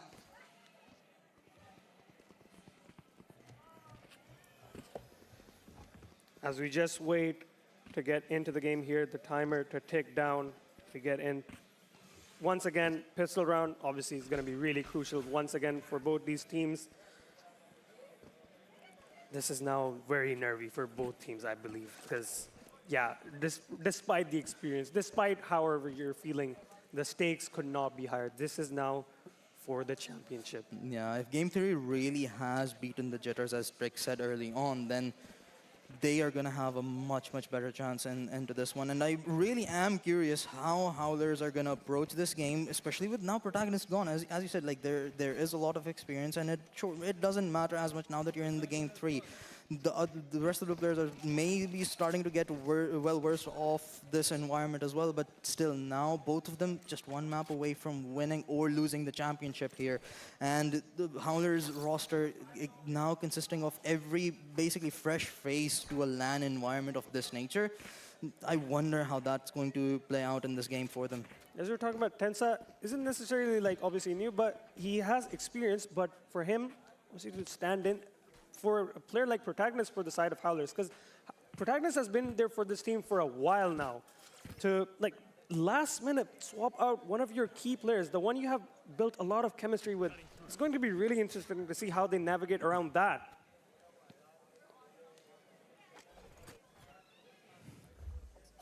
All right, it seems that we are facing a pause. So as we just talked about how Tensa basically is coming in place of obviously Protagonist, veteran of the team. Tensa also experienced in that regard as well. But yeah, once again, this is going to be an interesting dynamic because the both players that have been swapped around between each other, they are now playing like in the same team now. Now Woody would be kind of like managing the micro as well. Protagonist does help around with the micro as well in the mid rounds as well. But now with Salt, yeah, it's going to be interesting, like to say the least. If this gamble does even pay off in the end, yes, I think we are just going to be talking about this a bit further as well. Yeah, I mean, it really is scary because Protagonist, once you have that much experience under your belt, you sort of look at him to get your jitters down. And as you said, as we heard Trick talk earlier on, like it was just the jitters that was causing them to lose rounds again and again. And now that they just sort of had a really bad second half, Howlers. I'm not sure if they are starting to feel the jitters here, but this is the final game. The stakes do not get much higher than this, and you have to give everything. You cannot afford to make much mistakes here. And one more thing that I would like to again bring up, when we've brought it up repeatedly at this point, is that Howlers, they tend to have slow starts on some maps. They did in every single one of their semi-final games, and if that becomes the case over here, given Game Theory's dominance on map number 2, I would start to fear for them. Certainly would. Anyone would. But now, finally, we're going to be getting into the game here. Abyss, the final playground for both these teams. A chance to claim the title for potentially the best Pakistani team in Valorant. Hero, first blood drawn off the map. And it's going to be the Jet on the side of Game Theory that's fallen. And he equalizes with the trades there. Spike should go down with ease while the rest of the defenders rotate over. A man advantage for the side of Howlers to work with. Nice shot from Dexter there. Gets rid of Kenshiro, equalizing the number Tensa. However, finds a trade as well. From behind, he misses his shots. Demon punishes. He's found another one, and now it's up to Woody. He's been immaculate with the Sheriff, but not on this occasion. Demon, however, starting things off for Game Theory in hot fashion, securing the pistol round. And now Game Theory have won more pistols than Howlers have, which is surprising because Howlers were utterly dominant in their pistol rounds so far in the tournament. But we're seeing a lot of just traditions being broken of this tournament in the grand finals. Look at that. Dexter getting hyped up as well. That's what we love to see. First time experience from him as well. And we love to see that coming out from the rookie. On this Lancer, obviously. Obviously not as a player. But yeah. Dexter's been around for a while, but again, unfortunately, Valorant just hasn't seen as many LAN tournaments in the country. We're back, and now both of these teams have a chance to be crowned champions after ages at such a high level as well. Like the rosters that we used to see on stages like these have been just entirely switched out. Besides like King at this point. Yes, we have obviously King, and then you have like Trick as well. Other than that, and Protagonist obviously, not playing this one, but obviously in this game. Yeah, it's just new blood rising to the occasion. Now finally earning the spotlight. Very well deserved, and now having obviously a chance to compete for the title of best ever in Pakistan. This may be one of the slowest rounds that we've seen so far in the series, but Game Theory, they've already gotten one as they look to gather about the B side. The smoke's already out. Kenshiro, Grime to take the engagement. He spotted 3 and immediately TP's back. Doesn't want to take any dangerous fights. The classics may work for Woody. The spam across the smoke is going to grant the defenders 3 frags. And suddenly it's come down to a 2 versus 2 now. Now Salt left alone for the Sheriff here. They find the spam kill onto Gunny there now. A 1v1 Trick still being exposed a little bit. Spike will go down. Trick with the Outlaw. It's not looking at the right angle. Salt, the shots are not landing. Very low HP on both these players, but Trick is just 1 click away. Salt now going for the defuse, already stuck half. He's going for the swing. Trick now is going to be trying to be a nuisance here, and Float lands the final shot, gets the defuse for Howlers. All tied up already.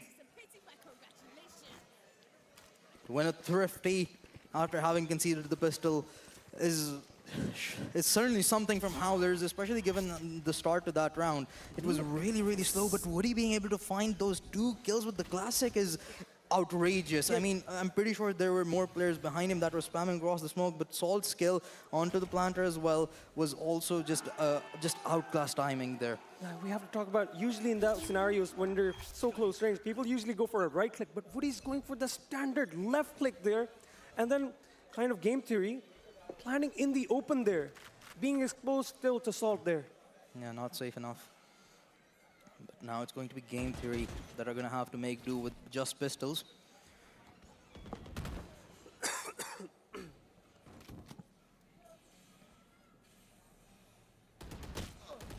Theory leading the charge towards the A side where Salt alongside Tensa wait.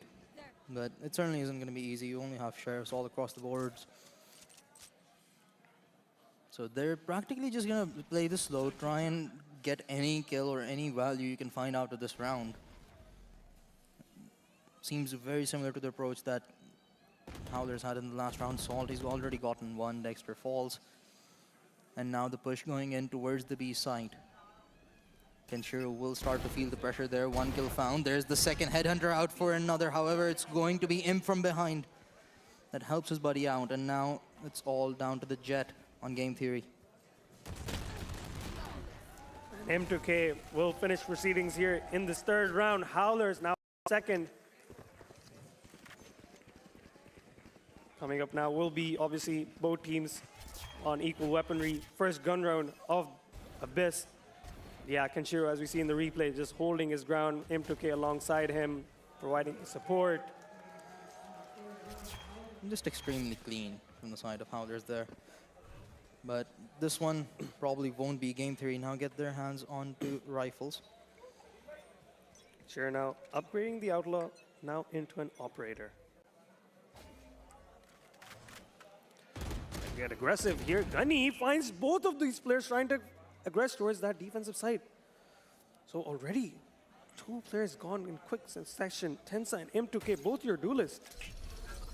That was a really risky play, and now Kenshiro, he's all by himself. He too will be caught off guard by Trick, who has found an opening over towards middle. King, he falls, but it's already looking so good for Howlers for the time being. 2 versus 4. Salt, he may just walk into the crosshair, and he does. Drake finds another one with the Operator. As now Woody is the lone warrior alive. The spike goes down, and Game Theory, they look to equalize. Clean round once again, as you said, previously for Howlers. Now for Game Theory once again. Just only losing King succession. Some unfortunate timing on that flick. Yeah, but he will just be looking to save this rifle, carry it over into the next round. And Trick has recovered the op that was already fallen from Kenshiro.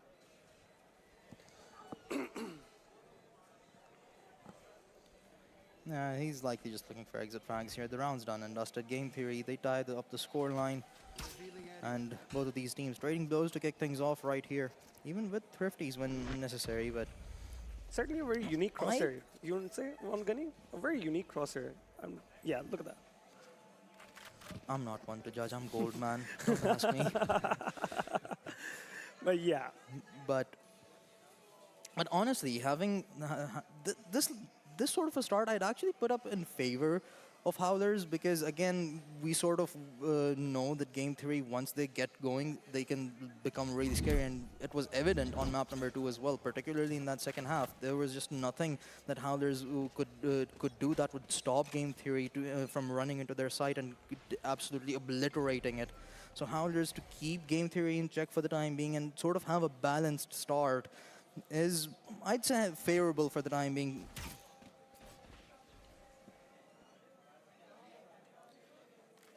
Once again, slow approach to the round. Re-clear is coming in. Aldron arrested as well. And well, surprisingly, that hasn't caught Gunny as well. Neither of the players. So Kenshiro just walking up here. Manages to find Gunny already. First blood drawn.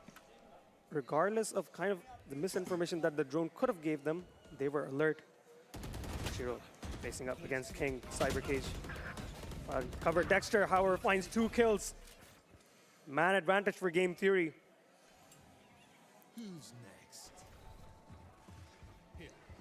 Now, with Dimensional Drift, he has spotted one player, and that's all realistically there is to spot towards the B side, but his counterpart is going to TP away into safety. The B side has been left completely open here. And eventually, the plant should go down with 25 seconds left on the clock, but how they're so far apart, I'm not sure if they even want to attempt this, given that Imp's already weakened up to just 8 HP, and they're all just standing so far apart from the B side. Yeah, it's such a big rotation that they have to deal with. Yeah. And M2K just starting to see if someone may have crept up. That's why he's slow. Like obviously he slowed down his approach, but yeah, 6 HP to work with now. Regrouped with his team. Dexter now with that Euroflash, obviously delaying push from Howler's. Trick is posted up in that window angle with the operator, and that kill is going to be the indication for Howlers to just call for a save. Maybe Salt will try to get an exit, and now he decides against it. So, third round for Game Theory, Jazib. Yeah, Howlers, they seemed hesitant to begin with in that round, and it seemed like that they were arguing whether or not they want to go to try and retake the side, but Drake holding down Heaven with his operator just sort of sealed the deal there. So Game Theory off to a really good start, but now Kenshiro's tour de force, it has been really good, particularly on map 1. So if he can have a similar performance as he did on map 1 with that chamber, it can be absolutely phenomenal. But and that could be really lethal on rounds where Howlers don't have a proper economy to work with as well. Like the Neon's Overdrive and Chambers Tour de Force are the best pieces of util you can have on an eco. Yeah, and certainly a must-win round for them. This one especially, because if they do lose this out, the economy is going to be in pretty much shambles.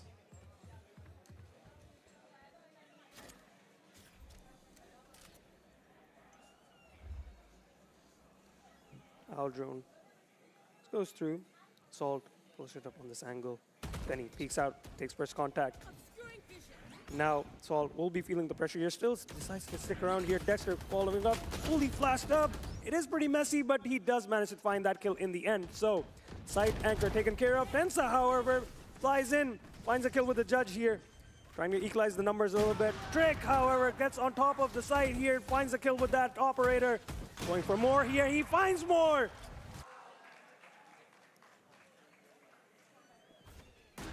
And still, finding out M2K, what a flick onto him as well! Kenshiro last alive. With the Tour de Force, however, he's just not going to be able to find anything like that operator shots from Trick. And look at that, Game Theory now letting Howlers know that, hey guys, we've come alive now. They certainly haven't. Drake, he continues the performance that he had on map number 2. He's keeping that going. Tensa, unfortunately, he hasn't been too valuable so far either. Dexter's really feeling it. Yeah, he's starting to come alive now. He's feeling the stage out, certainly enjoying himself, and is the rest of Game Theory, obviously. But yeah, in that round, I'm not quite sure why. Like, obviously, I respect the play that Salt is trying to get an initial pick, try to disrupt the execute, but at that point, it was just a bit too much to just stick around.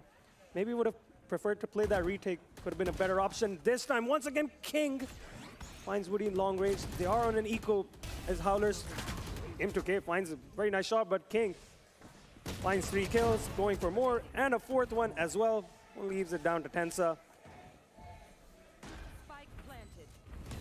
Huge chance for Trick here, but it's Tensa who's been put up to the occasion of finding a 1v4, but he's going to be denied. Dexter once again standing. He's now just hyping up his team after every round victory, and rightfully so. Game Theory starting to get hot, and Howlers, unfortunately, so far they're missing on map number 3. King having an absolutely phenomenal round number 2, and this man is just unbelievable. Regardless of what role he's playing, he can just pop off at any given moment. He had 3Ks, 4Ks consistently on Breach, and he's done it like ever since he started playing Valorant. Even when he was on Exploit, he used to play Breach so often, and the man just casually clutched up, and he was expressionless at the time, and he still is. The man just has no feelings. Ice cold indeed. Yeah, just doesn't matter when you're a player of that caliber. It doesn't matter where you play. M2K, however, alongside Tensa, is going to find the initial 2 kills on this round. Gunny trying to equalize some of the numbers here, still within 1 man. Plan just about to go through.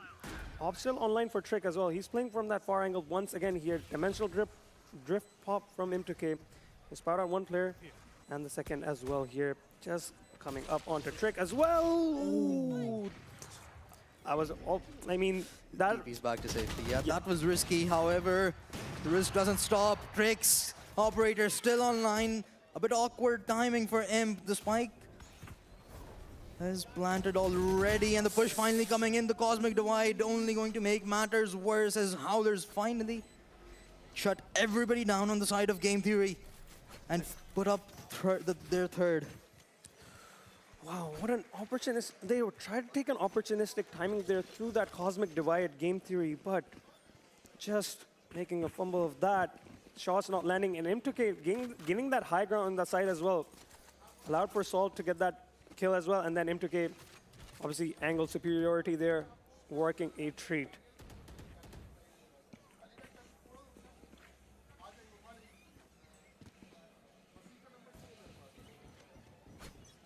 Multiple people stationed up right outside the B site. Smoke to cut off mid, and Kenshiro now once again out with the operator, holding down the mid cross. Kens has been spotted, but right now it seems like that Game Theory have gone back to their fundamental sort of gameplay. They're doing their due diligence now, being passive for the first few seconds, trying to see where exactly is Howler stationed up. And Dexter, he continues to deliver. He's found the first one yet again.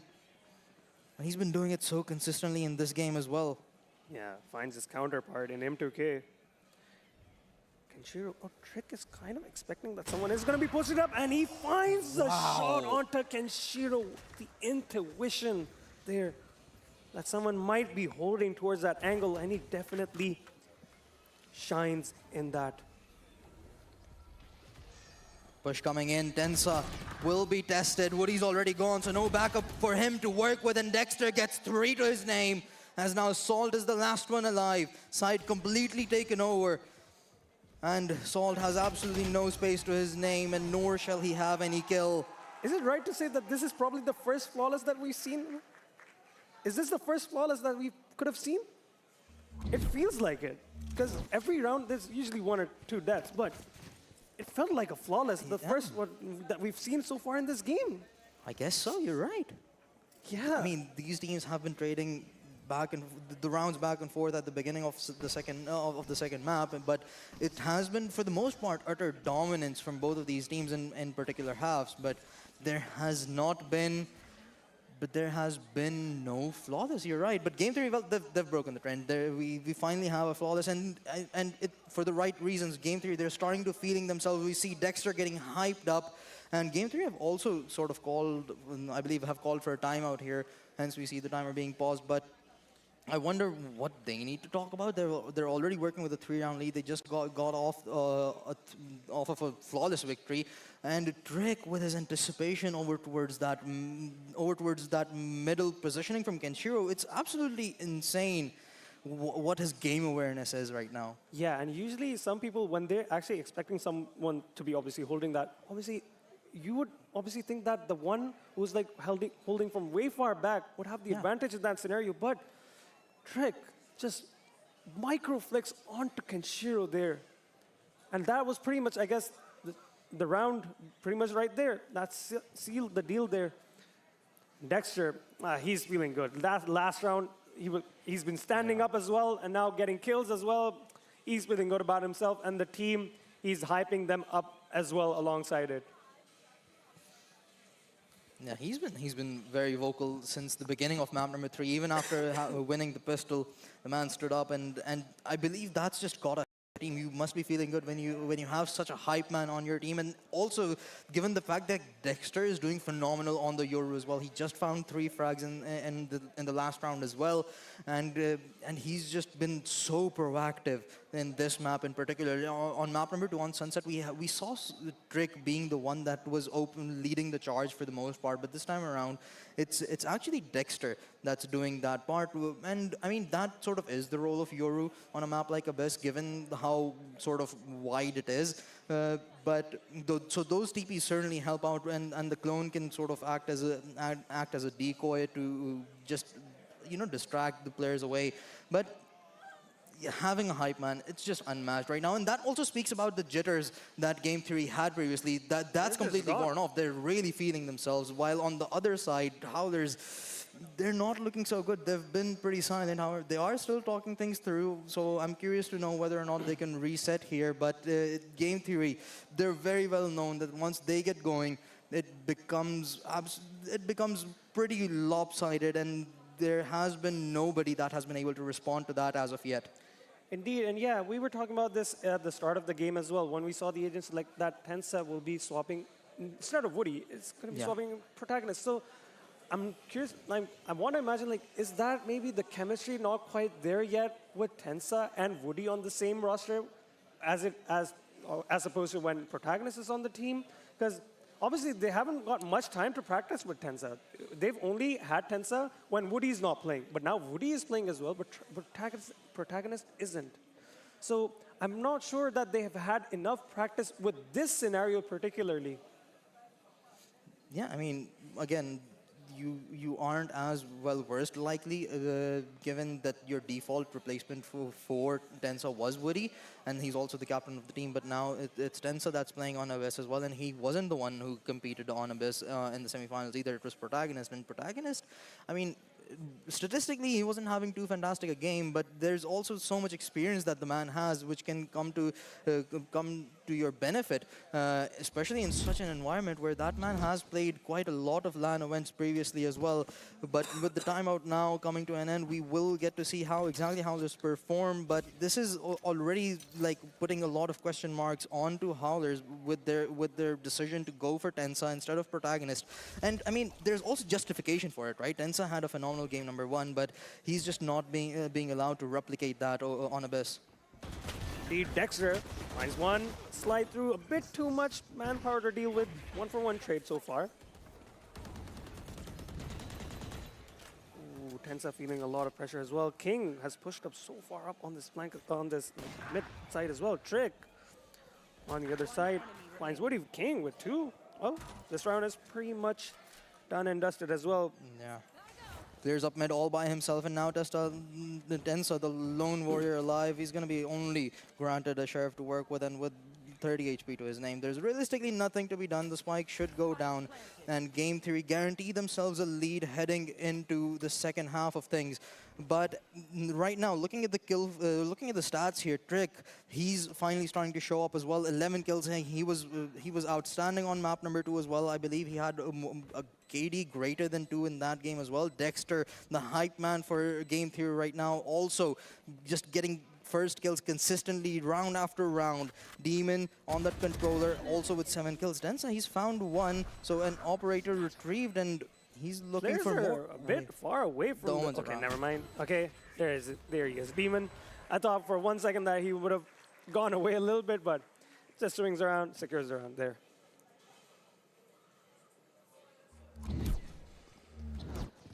Yes, once again, Game Theory, as you said already, having pretty much guaranteed the half secured for them. They're going to finish in the lead. Now, just a matter of how many rounds more can they extend their lead towards. Game Theory sticking to what's working for them so far. A split approach all across the map, but Howlers, they're going to be aggressive towards the A side, but it's going to get punished. Kenshiro immediately falls. Again, the carry has been neutralized, and that's sort of been the story of this map so far. Ken has realistically been absent here. Alongside the rest of the roster, Imp, he has had good attempts, but they've not just been of much value so far. Everybody on the side of Howlers getting picked off, and there have been no trades whatsoever. Game Theory having an absolute flawless execution in practically every single round. Ooh, King. I mean, he has created pressure. Woody on the other side. It is very messy, but it doesn't matter in the end. King secures that kill. Imp to K now. It's going to be the next line. King swings out, finds that kill as well. And wait, are they all... It seems to be like a disconnect. I'm not quite sure what went wrong there, but Howlers players, they were all just standing idle.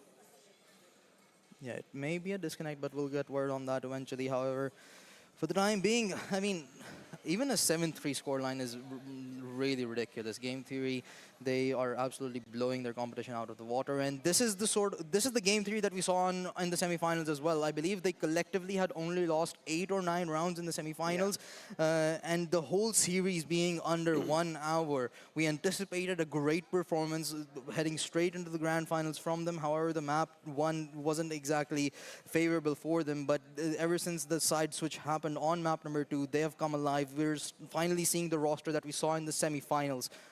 Yeah, indeed. Yeah, certainly starting to obviously find their groove.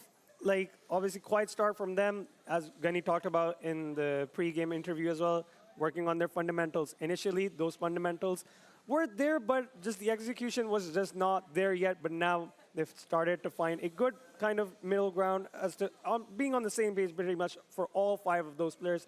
And, well, I think this kind of works out in the favor of Game 3 as well. They're going up against, like, in their heads as well, they're like, okay, we're going up against a team that has never played with this combination of players, basically. So that kind of adds an advantage to Game Theory as well, because they're just going to capitalize on how disconnected Howlers have been playing so far in this map of Abyss. Yeah, they've practically had no efficient trades so far, and at least in the last like 4 to 5 rounds. The first ones, it was still relatively close, but it seemed like now the communication gap is only increasing for the side of Howlers. And honestly, it's sort of crazy to see that Kenshiro isn't performing, because he was absolutely outclassing everybody that he's played against, and he did so on map 1 as well. And again, a stat line like 31 kills and 16 deaths does not go unnoticed. And a player that can do that, and him now being with a negative KD, I believe, it's just absolutely insane what Game Theory are up to right now. And you also have to, like, I don't know if you've noticed this so far, in this map so far, it has been a direct head-to-head between Kenshiro and Trick. We obviously talk about, like, both of them going up against each other, but it has been both of those players trading each other off in similar rounds. We saw in the first round, obviously, Kenshiro had the hunter in the pistol round, took care of Trick. And then after that, Trick has started to mount on Kenshiro. We saw the op shot on him as well. In this round as well, the last round that we saw, Kenshiro goes for that initial pick and then falls to eventually Trick. So the head-to-head is now heating up here as well. We obviously talk about it, like on a broader perspective of both the team having player like that, player like Trick, player like Kenshiro, but now it is an actual 1v1 between these players. Yeah, and the 2 names on the side of Howlers that you anticipate or you expect to absolutely pop off and take over a game are Tensa and Kenshiro. Kenshiro, as we said, he's been absent in this game, but that gamble on putting Tensa in instead of Protagonist isn't working out for them either. I believe he only has 4 to 5 kills so far, and that's just not going to be enough, especially when you're playing an agent like Neon on Abyss. And given how just phenomenal it was on Corrode, but it seems like just Tensa can't find that rhythm. I'm not sure if it's because that they're not as well practiced with playing with him on Abyss, or it's just the jitters or the pressure of having just conceded map number 2. Yes, certainly they have to, obviously, as we talked about the practice part as well, certainly right about that. And yeah, just seems like the chemistry isn't just there quite yet for them. And, well, Game 3 has been taking just complete advantage of that.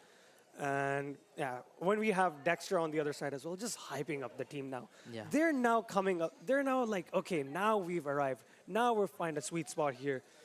Dexter, like, you would expect someone like, I don't know, like maybe Trick to get up? Like, because Trick used to be, like, when he first played, I think GXR, it was his, like, when he played that event, he was, like, obviously new to the scene. And then when we see him now, he's obviously experienced, and now you would expect him to maybe, like, get up at those hype moments. But instead, it is Dexter, the young gun on this team, feeling good and hyping up the team. And we have Knight as well in the backlines as well. He's been doing a great job. Like, I think his perspective, like his role in this team goes a bit unnoticed as well. He provides basically kind of, not necessarily a coach for them, but providing an outside perspective for the players as to what they can adjust going forward into the rounds. Yeah, the technical difficulties are still being figured out over towards Game Theory side, so hopefully that gets sorted soon. We do have an admin on the spot there. But I mean, as you said, it's Dexter who's sort of the land rookie on the side of Game Theory that's being the loudest right now, which is what you love to see. You know, he's not the most experienced. You may and expect him to like be slightly uncomfortable here, but he's really feeling himself. He's hyping his teammates up. So that's the best case scenario sort of that you can have for any team who's playing a LAN tournament for the first time. And again, Game Theory, they've only come together as a roster for in the last month, I believe, with King. Yeah, they had Usaid playing, I believe, prior, and after this roster switch, it seems like they've only gotten more dominant, and rightfully so. King was part of a legacy roster that won every single tournament that ever took place in the country. They had beaten international names, big ones in the South Asian region as well. So you expect such a performance, and you expect such an upgrade to any team where King heads to. Indeed, yeah. And an interesting dynamic as well in Game Theory. Like, before they had, obviously, we talked about Usaid, but King and Trick, like, they used to be competitors against each other most of the time, but now playing on the same team as well. Like, that's something to note as well, that King and Trick, the players that have been, like, competing for the longest time in the early stages of the Valorant competition in Pakistan, now on the same team. So that dynamic also adds up to that kind of Game Theory presence as well. Yeah, certainly it does. But Ali, I am certainly entertained. I believe you are as well. Oh, but what I want to know is if the crowd, are you entertained? There we go. That's what we love to hear. That certainly. This game certainly has delivered on multiple occasions. Yeah, at one point, obviously, when we saw that first, I was like, okay, man, looks like Howler could be, running away after they've had a second, like they had the start in that second half as well. But, oh, this crowd definitely, okay, this game actually, when we obviously either team wants to like finish this game quickly and on a 2-0, but this game, grand finals, going to a third map, I think that's pretty much the storybook ending. Any team that wins eventually would have wanted.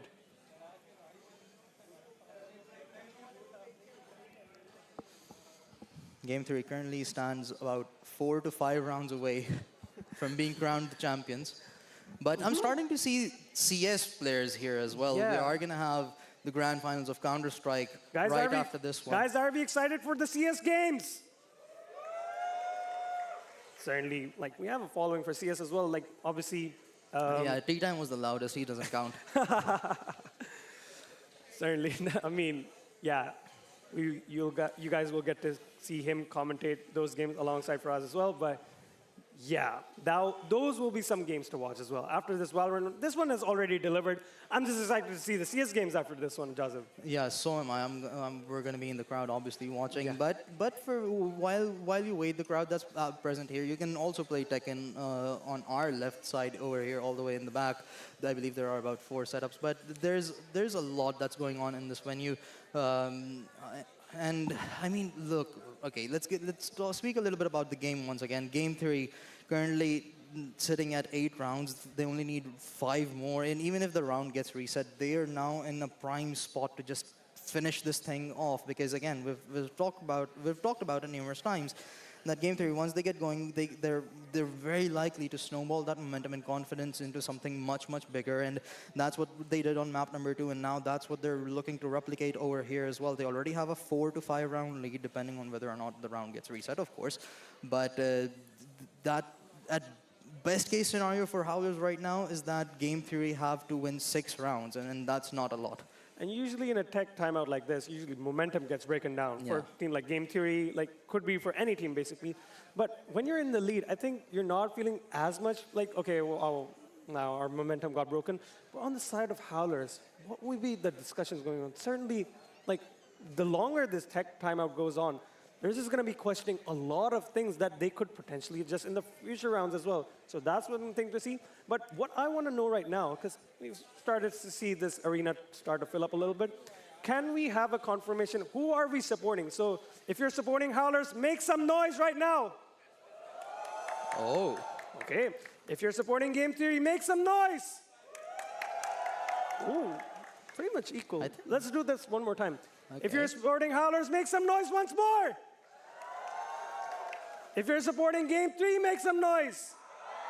Okay, game theory is louder this okay. time. Game theory is louder. Okay. Yeah, in the first one, I thought Howlers may have had more supporters, but Yeah. that was just more towards the left side. It's But towards the left side. Game And the right theory, game theory are really game theory's audience is really present, and that's And it's rightfully so. Yeah, and it's like kind of like left side is Howlers and right side is game theory. Like that's pretty organized as well there in that regard as well. But yeah, you just hope to get this resolved as soon as possible. We'll be getting back into this game as well. Certainly delivering this. Certainly, like at a big stage like this, you wouldn't want a game to go like 2-0. You don't want these games to finish in quick succession. You would want that story. Yeah. Yeah. You know, like map 3 it went, and then we were able to close it out in the end. The last map when it mattered most, the decider. You do want the game to go on for as long as possible, however, and it not the way that it should have been. But hopefully the tech pause does get sorted out soon. But you know, you did say that the momentum can completely shift. This is something that happened on map number 2 as well, where Howlers were having a phenomenal game to begin with, but a tech pause came to be, and ever since then, game theory has been nearly flawless. They've lost, I believe, about only 4 rounds ever since that tech pause happened, and the 2 maps collectively. So I wonder if this tech pause is sort of going to be an Uno reverse and Howlers start to come back alive or not. There's so many variables to keep an account for, but obviously we'll just have to see what happens after we resolve this.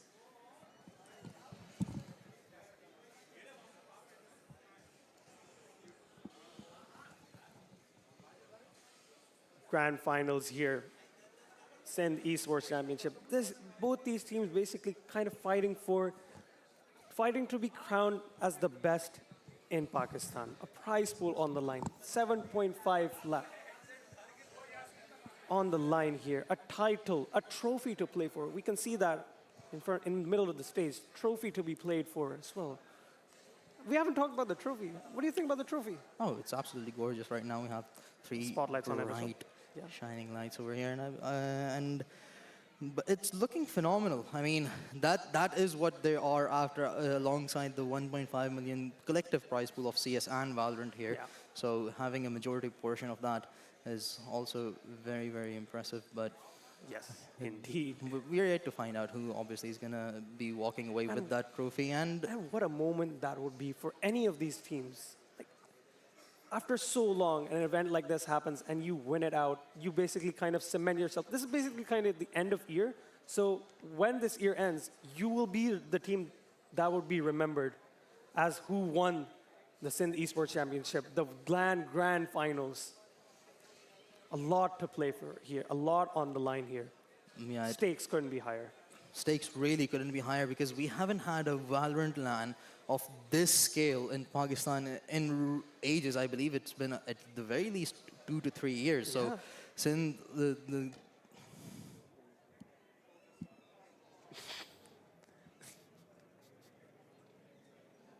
What do we do?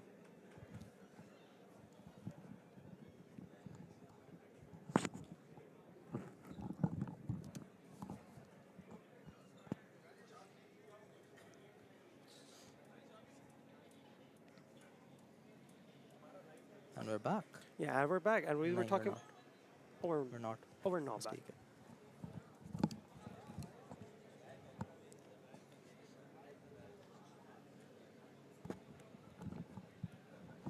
One second.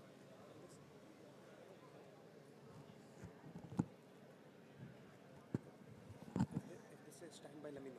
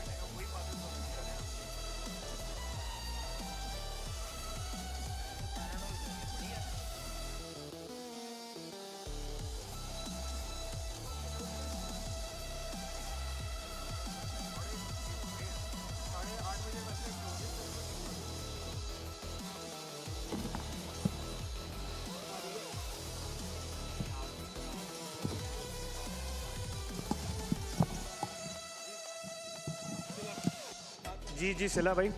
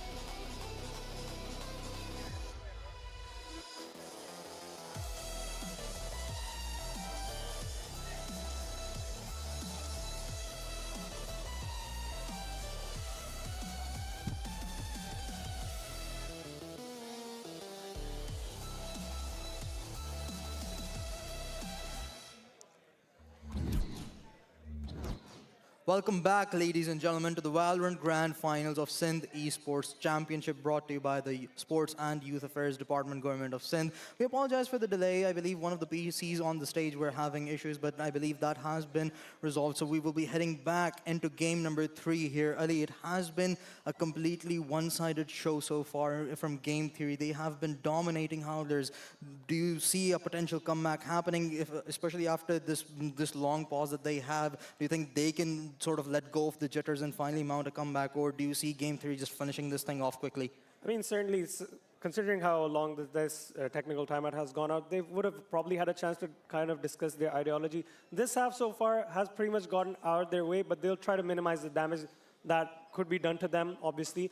But they still have, I believe, their attack side half. Yeah, they still have their attack side half left as well. So, considering Abyss is pretty much an attack-sided map here, we could see how Tensa and M2K, as we saw in the earlier map, with that double duelist obviously making some plays and stuff like that. But still, they have to get through this half first. And so far, they've gotten a great, they've been completely outclassed by Game Theory now. Yeah, they certainly have. And this Game Theory's run began in the second half off map number 2, and ever since then, they have just not slowed down whatsoever. And one thing that we know Game Theory for is the fact that they are just absolutely phenomenal. As soon as they gain momentum, they just do not let go of it and just absolutely obliterate their opponent repeatedly. Yeah, and certainly they have put up a great show so far. And, well, this grand finals deserves to go all the way. And yeah, just pretty much in the final stages right now. I'm really excited to see whichever way this goes, because still we have one more half to go. Yeah, we still do. And I mean, who's to say that it will really be a prolonged half or not? Because right now the scoreline sits at 8 to 3, I believe. Unless the round gets reset, it still would be 7 to 3, and we would have at 2 rounds in the first half. And best case scenario for Howlers would be that the round does get reset, and then they can win the next two, which again is highly unlikely given how this game is going so far. But we can only anticipate so much until the game begins. And we did see Game 3 sort of mount their comeback off of a tech pause. So maybe just maybe Howlers can pull off the same. Yeah, maybe Howlers might have the same luck as Game 3 did, but that is still yet to see because we're pretty much still in the unknown regarding Howlers, how they're going to be, how they're managing basically with swapping out protagonists, obviously, because this hasn't happened with them. Like, Protagonist has been a core member of this team for a very long time, ever since that period was over. But yeah, Protagonist being swapped out has definitely, that gamble so far has not paid off. And, well, they just have to like kind of figure out what they want to do with this. Yeah, that they certainly do, but we're gonna find that out for ourselves as we head back into the game. The round has not been reset, so we're gonna be heading straight into the last round of the first half here. Game Theory with a 5-round lead, and Howlers, this is really just not looking good for them whatsoever. They're gonna have to invest everything that they have in terms of finances into this one. Kenshiro alongside Salt to try and hold down the line. It's a 5-man push from Game 3 to begin with. And Salt, he's found one immediate trade coming through. And Tensa trying to go for a fast rotate, but the whole roster of Howlers has already been cut off. Dexter, he misses all of his shots, and Kenshiro punishes even after being flashed, and King continues to deliver. The fast lane coming in is going to allow Tensa to push in. And he's found King. The overdrive online, but it's been shut down immediately. Trick continues to deliver as he's gotten 3.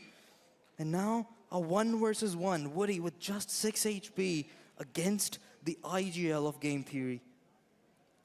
Sova v Sova. Gunny around the corner will secure the 9th round for Game Theory at the end of the first half. 4 more, Ali. 4 more to go for Game Theory. It seems to be a lot closer. And now Howlers will certainly be feeling the pressure. So big of a deficit to cover up. Tensa having a great go at it, but Trick manages to turn up once again, and Gunny in the end. And they're all feeling it. They're hyped up. Dexter only gets louder as the rounds go on, and I mean, why wouldn't you? You're on the verge. You can practically sense it, the winning the whole tournament. And this again, we haven't had a Valorant LAN tournament of this scale in ages. Indeed, we haven't. And for them to obviously be like now in touching distance of that trophy, they can, I mean, obviously when you're playing this, you want to focus on your game, but you can just see it in the corner of your eye that that is what I'm fighting for. Yeah. That is the title that I want to achieve for my team. Yeah, within touching distance now, Game Theory. Howlers, they have been extremely good in this tournament with the pistol rounds, but that now it's the minimum requirement for them to be able to mount a comeback in this game. And the grand finals, if they lose this pistol, then realistically speaking, Game Theory would have done just enough damage to be able to close out the map comfortably. Yeah, it's basically do or die for Howlers. As you said, like winning this pistol is gonna be so important to keeping their hopes alive whatsoever. And if not, Game Theory, if they get to that 10th round, if they get to double digits, Howler will just have to force, have to make a force. Probably is in most cases when you have a force buy like that, when a team gets to double digits, you just go for a 5-man stinger push. And well,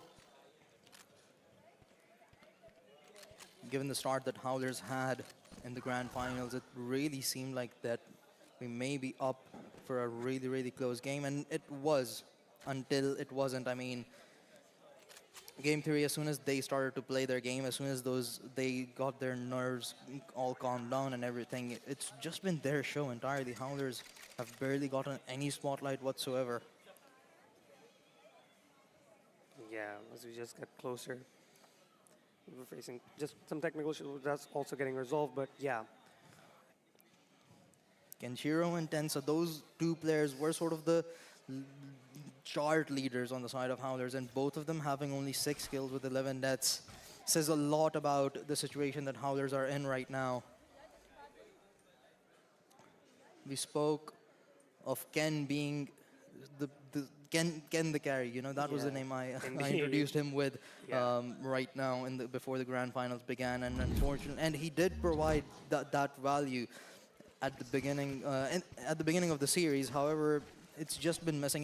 Even game number 2, it just wasn't nearly as impressive as we anticipate his performance to be, and it's somehow only gotten worse in game number 3, as game 3 has just absolutely destroyed Howlers in practically every single round. Yeah, certainly a quieter showing from Kenshiro this time around, and on that Sunset as well. Like, I mean, on Sunset, not necessarily a quieter performance, but considering what we've already seen on that first map, like you would expect that to carry on the next maps as well. And, well, certainly hasn't been the case so far. And it doesn't help that Game Theory have just found their groove once again. And they're going up against a team, Howlers, who have swapped out one of the veterans on that roster. We're just now going to be getting ahead in the last half of the grand finals. A fast B push coming in. Tensa leading the charge, and he's already fallen. King leading from above. It's going to be Trick that helps him out. Imp falls as well. And within mere seconds, everybody on the side of Howlers has been eliminated. It's all down to Woody, and he too shall be sent packing to his grave. Double digits secured. 3 rounds is all that Game Theory need to be considered, to be called the champions. Yeah, now I'm curious to see how Howlers are going to be approaching this round. Will they go for a force buy with Stingers, or will they opt for a save? Usually in these stakes like these, in grand finals like these, teams go for that force buy. We've seen that time and time again. That force buy sometimes is like that beacon of light in the end that saved them. And it doesn't seem to be the case. They're going for a full save. Only Tensa with a Bucky online.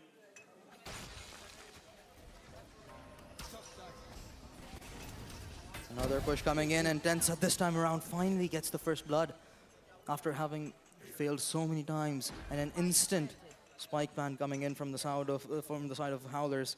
It seems like they're finally getting back to their pacing that we know them for. However, Dexter on the flank, this could be brutal, but Kenshiro is prepared. Nice shot from him there. Trick. First contact. Paranoia goes through, and Relay Bolt to kind of delay the approach from Game Theory. It's now slowly working their way forward. King and Demon. Trick as well, finding kill. Kenshiro, 25 HP. M2K left alive, and he's also going to be taken care of. Game Theory now at 11 within 2 rounds of securing the grand finals here at Karachi. The start was phenomenal from Howlers. It seemed like that they might just find success off of Tensa and Kenshiro having good starts into this one, but immediately afterwards, King finds 2. The Jet on the other end, Drake delivers himself as well. And now Howlers, they get their hands onto rifles. This is the do or die moment. As if we've seen comebacks on this map happen from these scorelines before. What do you think? Well, honestly, no. I mean, it's not out of bounds for Howlers, of course, but with how good just Game Theory are looking right now, and with Tensa and Kenshiro not feeling themselves, the probabilities are just heavily favoring Game Theory for the time being, at least. Kenshiro hoping to find timings onto somebody, and he may get it. Depends on how far Game Theory want to take this. Drake may not be prepared, and he spotted him. He somehow lives. The Cloudburst keeps him safe, at least for the time being, but eventually Kenshiro shall will the frag, but will he be prepared for King? The answer is no. 3 versus 3 now.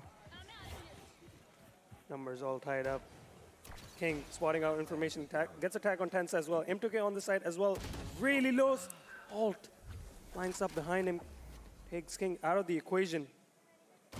Demon takes contact as well. Tagged down to 60 HP, so just kind of wait for Gunny to kind of regroup. Tensa now going for a different angle here. Gunny will be hearing all of this. The shot goes astray here. The right click will not be there. Tensa finds one. And a second one with the op as well. So Howler still not out of it. Refused to go out without a fight. 4 rounds, but it is still a long way to go, Jasif. Yeah, this is just really scary right now for Howlers. One mistake, and you will be conceding map, series, and tournament point. Indeed, a lot of things to look out for. And well, at one point here, maybe Gunny would have probably gotten that kill, but in the end, Ensa manages to find that. You cannot afford even one more mistake right now, especially not for the time being. Having to fight for just OT while you've only secured 4 rounds would be scary. Game theory, they're in no hurry whatsoever, so they're just gonna save most of their finances, and King is the only one who has invested into a judge here, while the rest of them have pistols all across the board. Tensa, first kill found. The flat and anti-flash, really nice from Tensa, and everybody on the side of Howlers now pushing forward as Game 3 fall like dominoes. King last alive yet again. But a judge at that range can only do so much. Well, maybe. Okay. Walks away with 2. They were going for the hunt and probably not aware that King was with the judge, so manages to get 2 in the end. Does decent damage, but obviously it was their eco round. Now we'll be getting into their gun round. Now a chance to maybe build up to that map point, that tournament point.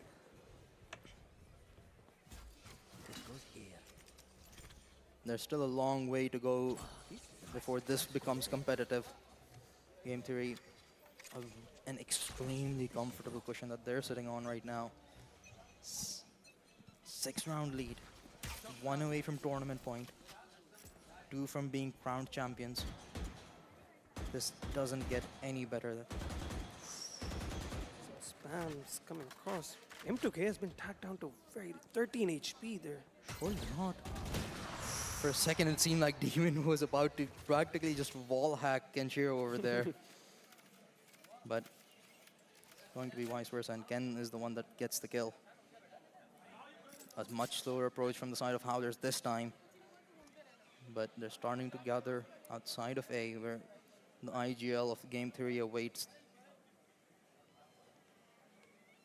And fast flank also being set up. Now, Game Theory are rotating from the other side. Cosmic Divide out. And Rani going to greet them with a Phantom. However, no, Tensa. He slides into his own relay, and Rani is allowed to find one. Will get traded. But this flank could be lethal. Kenshiro. That elevated angle. 1 versus 3 now. Dimensional drift as well, Pop. So it's going to be delaying Trick with a nice shot onto Kenshiro. Be able to find some space. King trying to support Trick as best as he can here. Trying to make a play. Trick gets a dink onto M2K. Woody and M2K working in tandem. Tap onto the spike once more. Have one nice shot onto him. Only M2K on the other side. That spawn will swing out and find the 6th for Howlers. It got dicey in the end there, Jazim. It really did. King was anticipating the final peak to come from heaven as well. The missed shot did give him an opportunity towards the end. However, he just didn't leave the spike fast enough. He was probably a little confused about why This is is just the player from Criminal from behind. Criminal from Gunny there.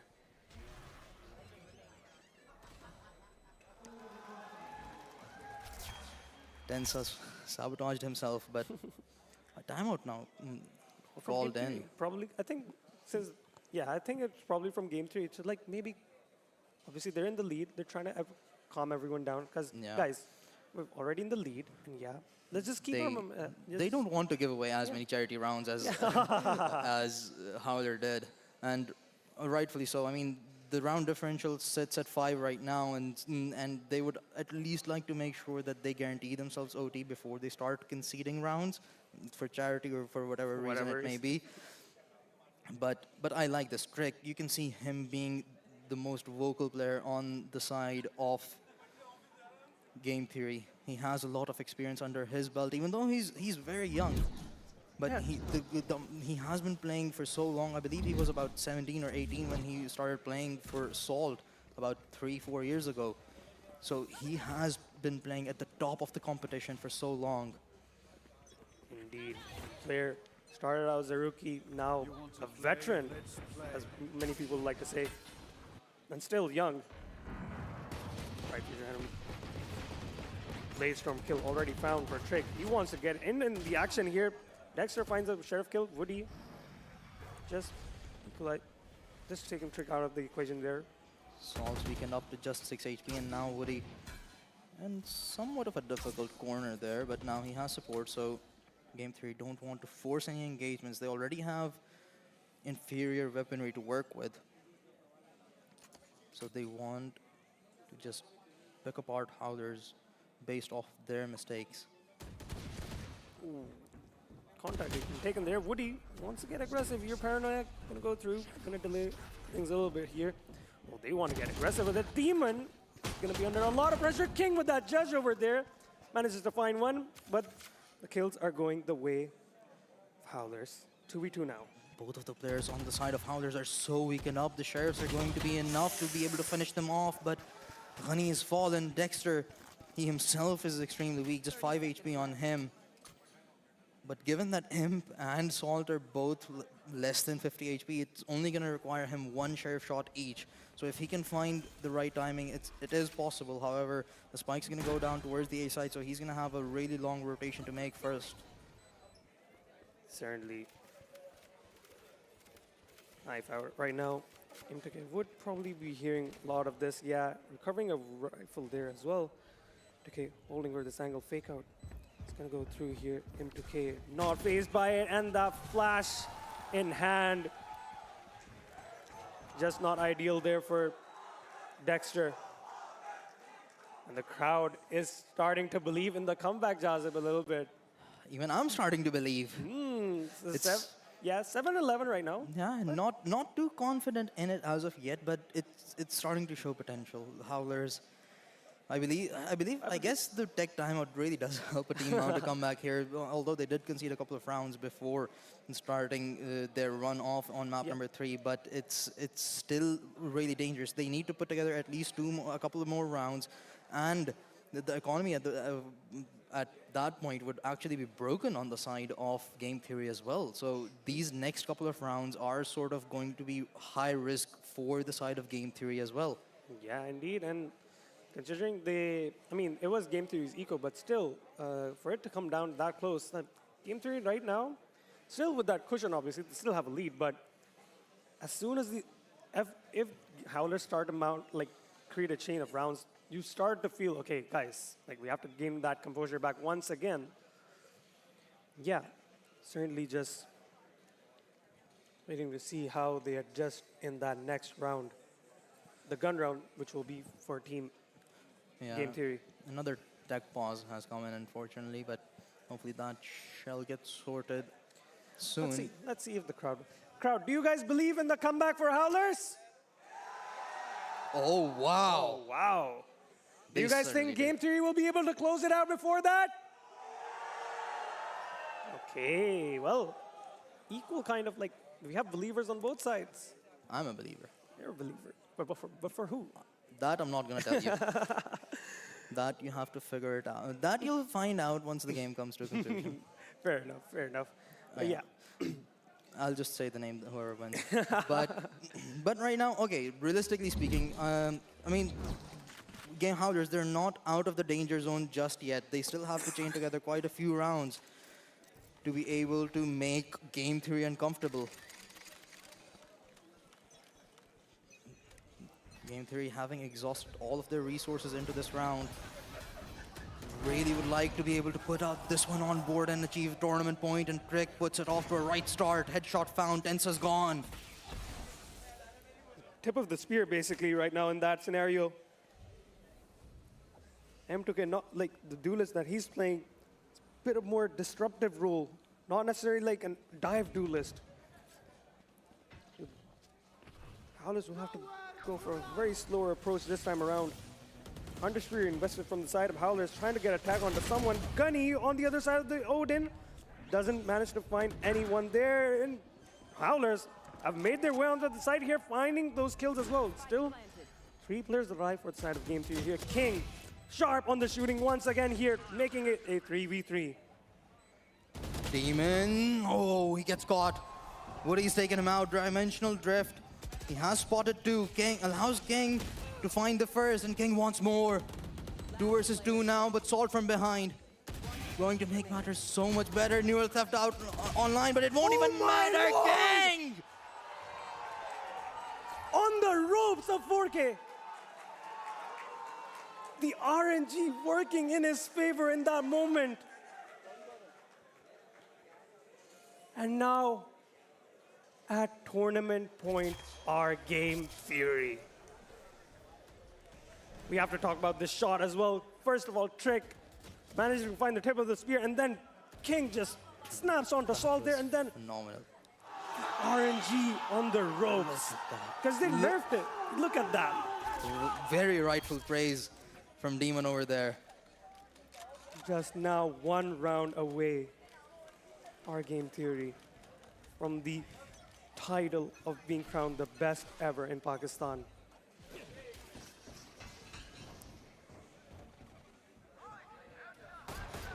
Hunter's Fury online from Ghani. It connects onto 1, onto 3 actually. He's done a lot of damage. No kill confirmed just yet. Cosmic Divide online, the fast lane leading the charge in. Tensa, first point of contact, Trick to defend. Demon's gone. But they still haven't spotted the Jet. Woody gets a kill, and Ghani's keeping this alive. 3 versus 2 now. Game 3 looking in trouble, but King's alive. And he's lived up to his name so far. Game Theory looking to reclaim the site, and the gamble from Howlers hasn't worked out so far. But they survive. Kenshiro, the carry, he keeps his team alive. Indeed, and we have to talk about the utility that Salt already placed on that spike as well. Gravity well coming in handy there. Still, Howler still in it. 4 rounds, still the deficit, but man, oh man. The nerves, the stakes could not be higher. These players have fought tooth and nail. These 2 teams, so much history between them throughout this year as well. The online phase that they've gone through, it's all coming down to this. Yeah, they've played other tournaments, both of these teams, on a smaller scale compared to this, however, but it was Game 3 that has come out on top repeatedly. So they are looking to sort of cement their legacy as the best roster of the country here on a much grander scale. Yeah, now Game Theory will be forced on to another eco. Usually been a bit quieter as compared to Howlers on their eco, because Howlers historically have played their eco rounds really well.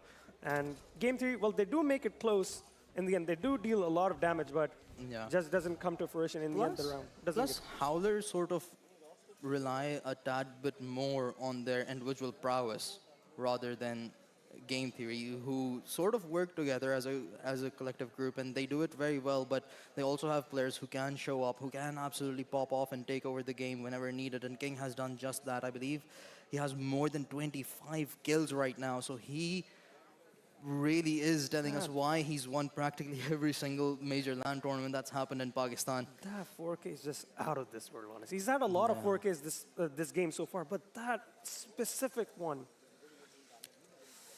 just fortune favoring the brave there, right there, basically. There's a reason why he's called King Ali.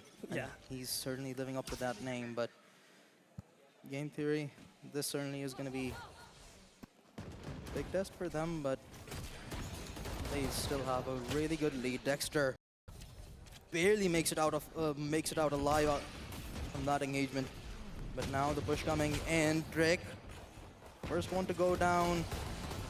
And there's realistically only so much that Howlers can do. Shangani has found one, but the spike goes down.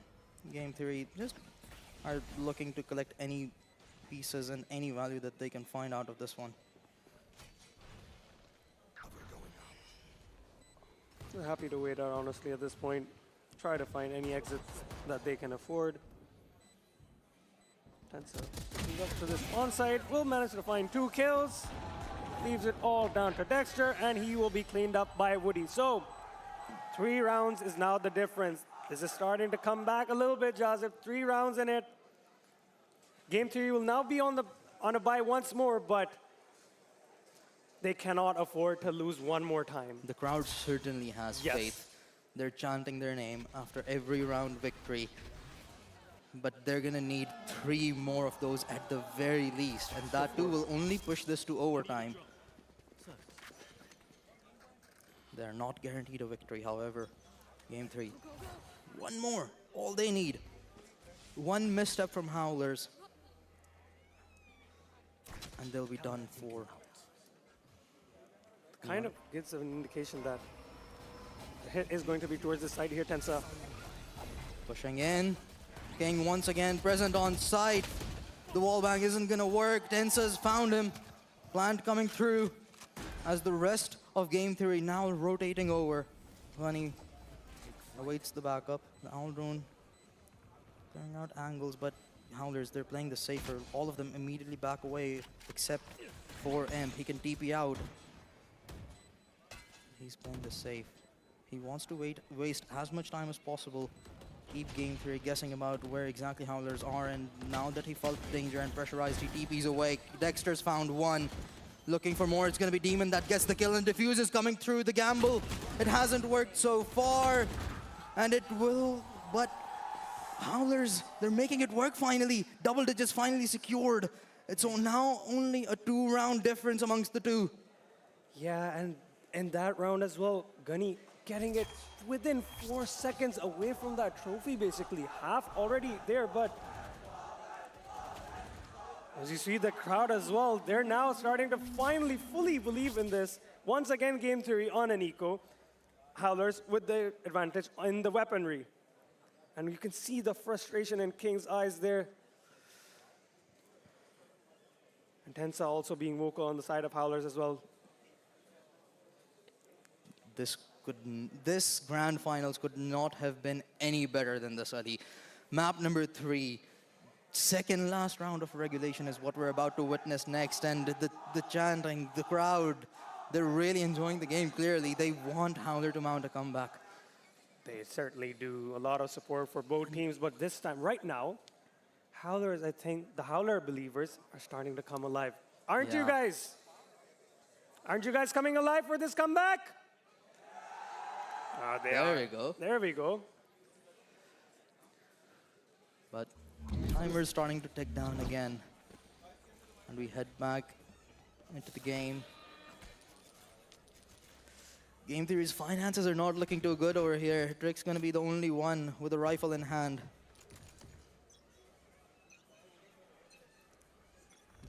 Demon does has his ultimate online, but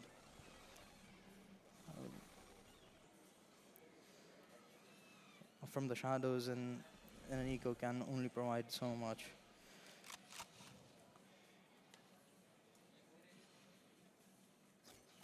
And so walking back, and if the players of Game Theory decide to push further, this could be disastrous. They have taken over mid entirely, but they've left Gunny all by himself to face off against what is going to be a flood of Howlers players. And Howlers as well in this round so far. Slow approach. They don't want to overstep. They don't want any chance given to Game Theory to capitalize. Hunter's Fury as well coming online from the side of Woody. And of course, Gunny back. Seems to be a 5-on-5 retake in the eco round for Game Theory. Dexter is just sort of maybe looking at if someone would be still situated towards that spawn site, but not the case. Spike down already. Salt all for the angle. Kenshiro finds one with the tour de force. There's 3, and Gunny now is the last one alive. As he goes down, we head to the last round of regulation in the third map of the grand finals of Sindh Esports Championship. The very end of the line here, Ali. Well, I already told you, we've seen comebacks from that scoreline, 3-11, like 2-11, something like that, and well, that's certainly coming to fruition, but still, they need one more round to force this into overtime. Let's not forget that. One more round to still stay alive. And on the other side, for game 3, one more round to close it out. The comeback is real. The fans have gotten what they wanted.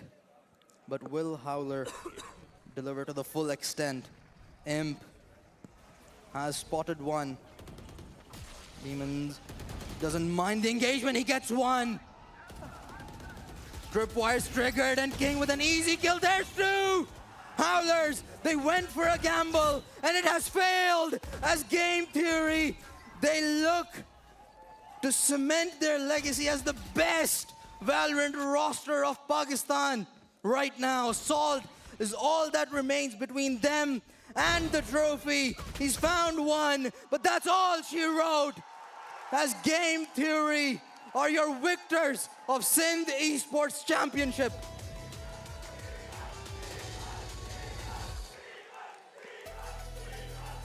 What a performance by Game Theory there. They definitely didn't make it easier for themselves, kind of. Maybe the charity rounds in the end, maybe what you were talking about. But in the end, do finally close it out with one round before it was forced to overtime. And yeah, look at the emotions on the side of Game Theory. We have to feel for, obviously, Howlers. They put up a great performance, great effort in coming back into that game. Only one round within, like to force the overtime, to have another chance at it, but just wasn't enough. Game Theory emerging as your victors, ladies and gentlemen. We really could not have asked for a better performance and a better grand finals out of these teams. Or game number 3, the last round of regulation, and these teams really delivered, Ali. I mean, game number 1, we saw Howlers dominate. Game number 2, flip the script. It was game 3 that absolutely obliterated Howlers out of the blue, and game number 2, where game 3 came alive and obliterated Howlers. But game 3, both of them had phenomenal runs, and they pushed each other to the very limit. Indeed, both like Howlers, obviously, after that slow start, managing to find their groove, and rightly so. Handshakes all around, we've already seen, and the players are just waiting to be interviewed on that stage. And look at that trophy. Look at that trophy. Oh my God. It deserved. Thoroughly deserved, indeed. A fantastic performance, and I mean, again, this roster, it may look to sort of replicate the legacy that Exploit had, where they've won every single tournament so far that has happened over the course of the last year, I believe. But we're gonna now speak to the hosts and the players themselves on the stage. I believe we do have our interviewer ready, so take it away, Shawez.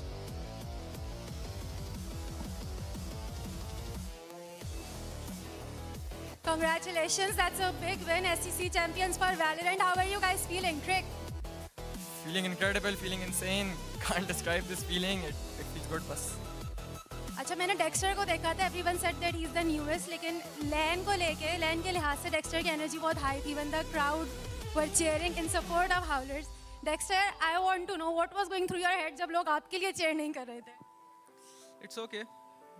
बहुत मजा आया, लेकिन मतलब can't express it. बहुत अच्छी feeling आ रही है. It's very good. Gani, I'll ask you the same question.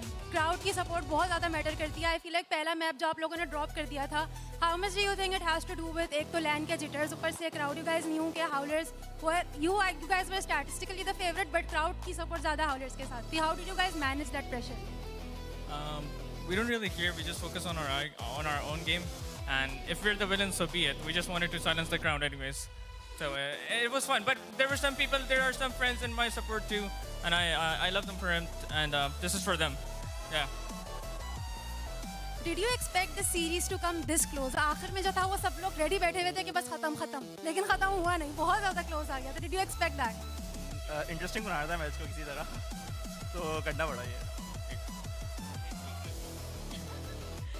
अच्छा, moving on, आप क्या improve करेंगे अपनी टीम में? It's a big moment, but इतना close आ जाना. What do you think is that one thing जो कि left है game theory में to make it that perfect team जो कि 2-0 कर दे?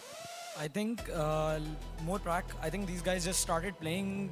करोड़ इन्होंने एक दफ़ा खेला था सिर्फ qualifiers में, no scrims and shit. But insane. Shout out to them for making it this close. They are also one of the best teams. That's why they're here. And ultimately, we are the undisputed best, as the Pakistani community scene knows now. So yeah. That's true. Make some noise for the guys.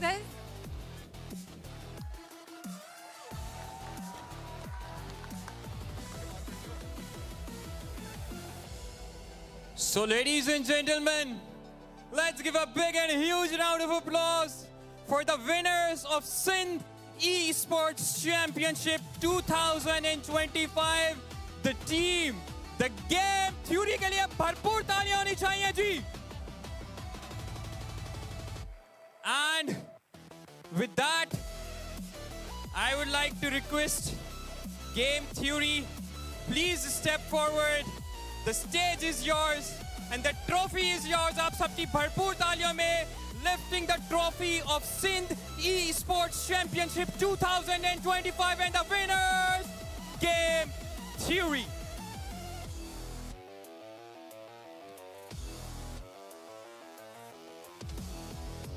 Very well done. I would like Game Theory to please stay with us. I would like to call on stage very honorable Secretary Sports Sindh, Mr. Munawwar Ali Mahesar से मैं request करना चाहूँगा sir to please come on stage. आप सबकी भरपूर तालियां होनी चाहिए for Secretary Sports Sindh, Mr. Munawwar Ali Mahesar. So please come on stage and meet the winner team.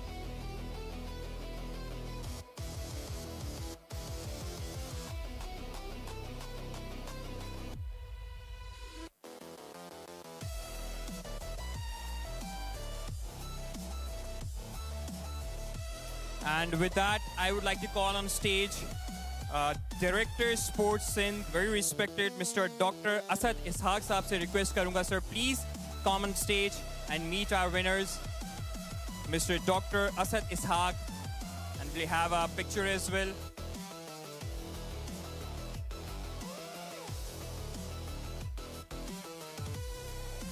Valorant game Sindh Esports Championship 2025 brought to you by Sports and Youth Affairs Department, Government of Sindh. And we have the winners of Valorant Team Game Theory. एक दफ़ा मैं आप सब लोगों से फिर से request करना चाहूँगा, हमारी विनर टीम के लिए भरपूर तालियां होनी चाहिए. और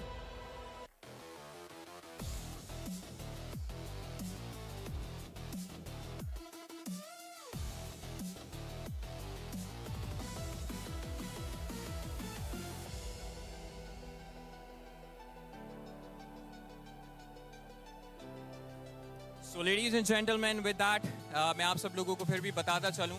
To let all of you know that we will have a closing ceremony as well after the second game, after the final of Counter-Strike. We'll have a proper closing ceremony with the Minister of Sports and Youth Affairs Department, Government of Sindh as our chief guest. And now I would like to give the camera and the voice back to our casters. Over to you.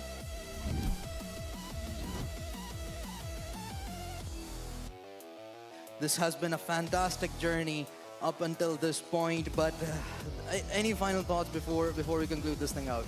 Yeah, just certainly really special to be here. First of all, to experiencing this in front of the audience as well, community coming together once again after so long, as we talked about previously. And yeah, they got a grand finals. They deserved a grand finals like this, certainly. I mean, obviously both teams want to end it on a 2-0 or like try to finish it up as quickly as possible, but for it to come down to the wire, basically, the fake comeback kind of coming through, like an attempt at Charity rounds. Yeah, charity rounds. Charity rounds coming through, and at the end, Game Theory is like, you know what? I think now we're gonna end it. Yeah, and again, props to Howlers. They made it as close as it realistically could have gotten. Game number 3, the last round of regulation, and a really impressive comeback. Had they had a better start, it would have been fantastic. But unfortunately for them, it just didn't work out. However, that is going to be it from us over towards the Valorant Grand Finals. But there's more action to be had at SEC. We are gonna have the Grand Finals of Counter-Strike coming up next. So stay seated, don't go anywhere. We'll be back with another Grand Finals.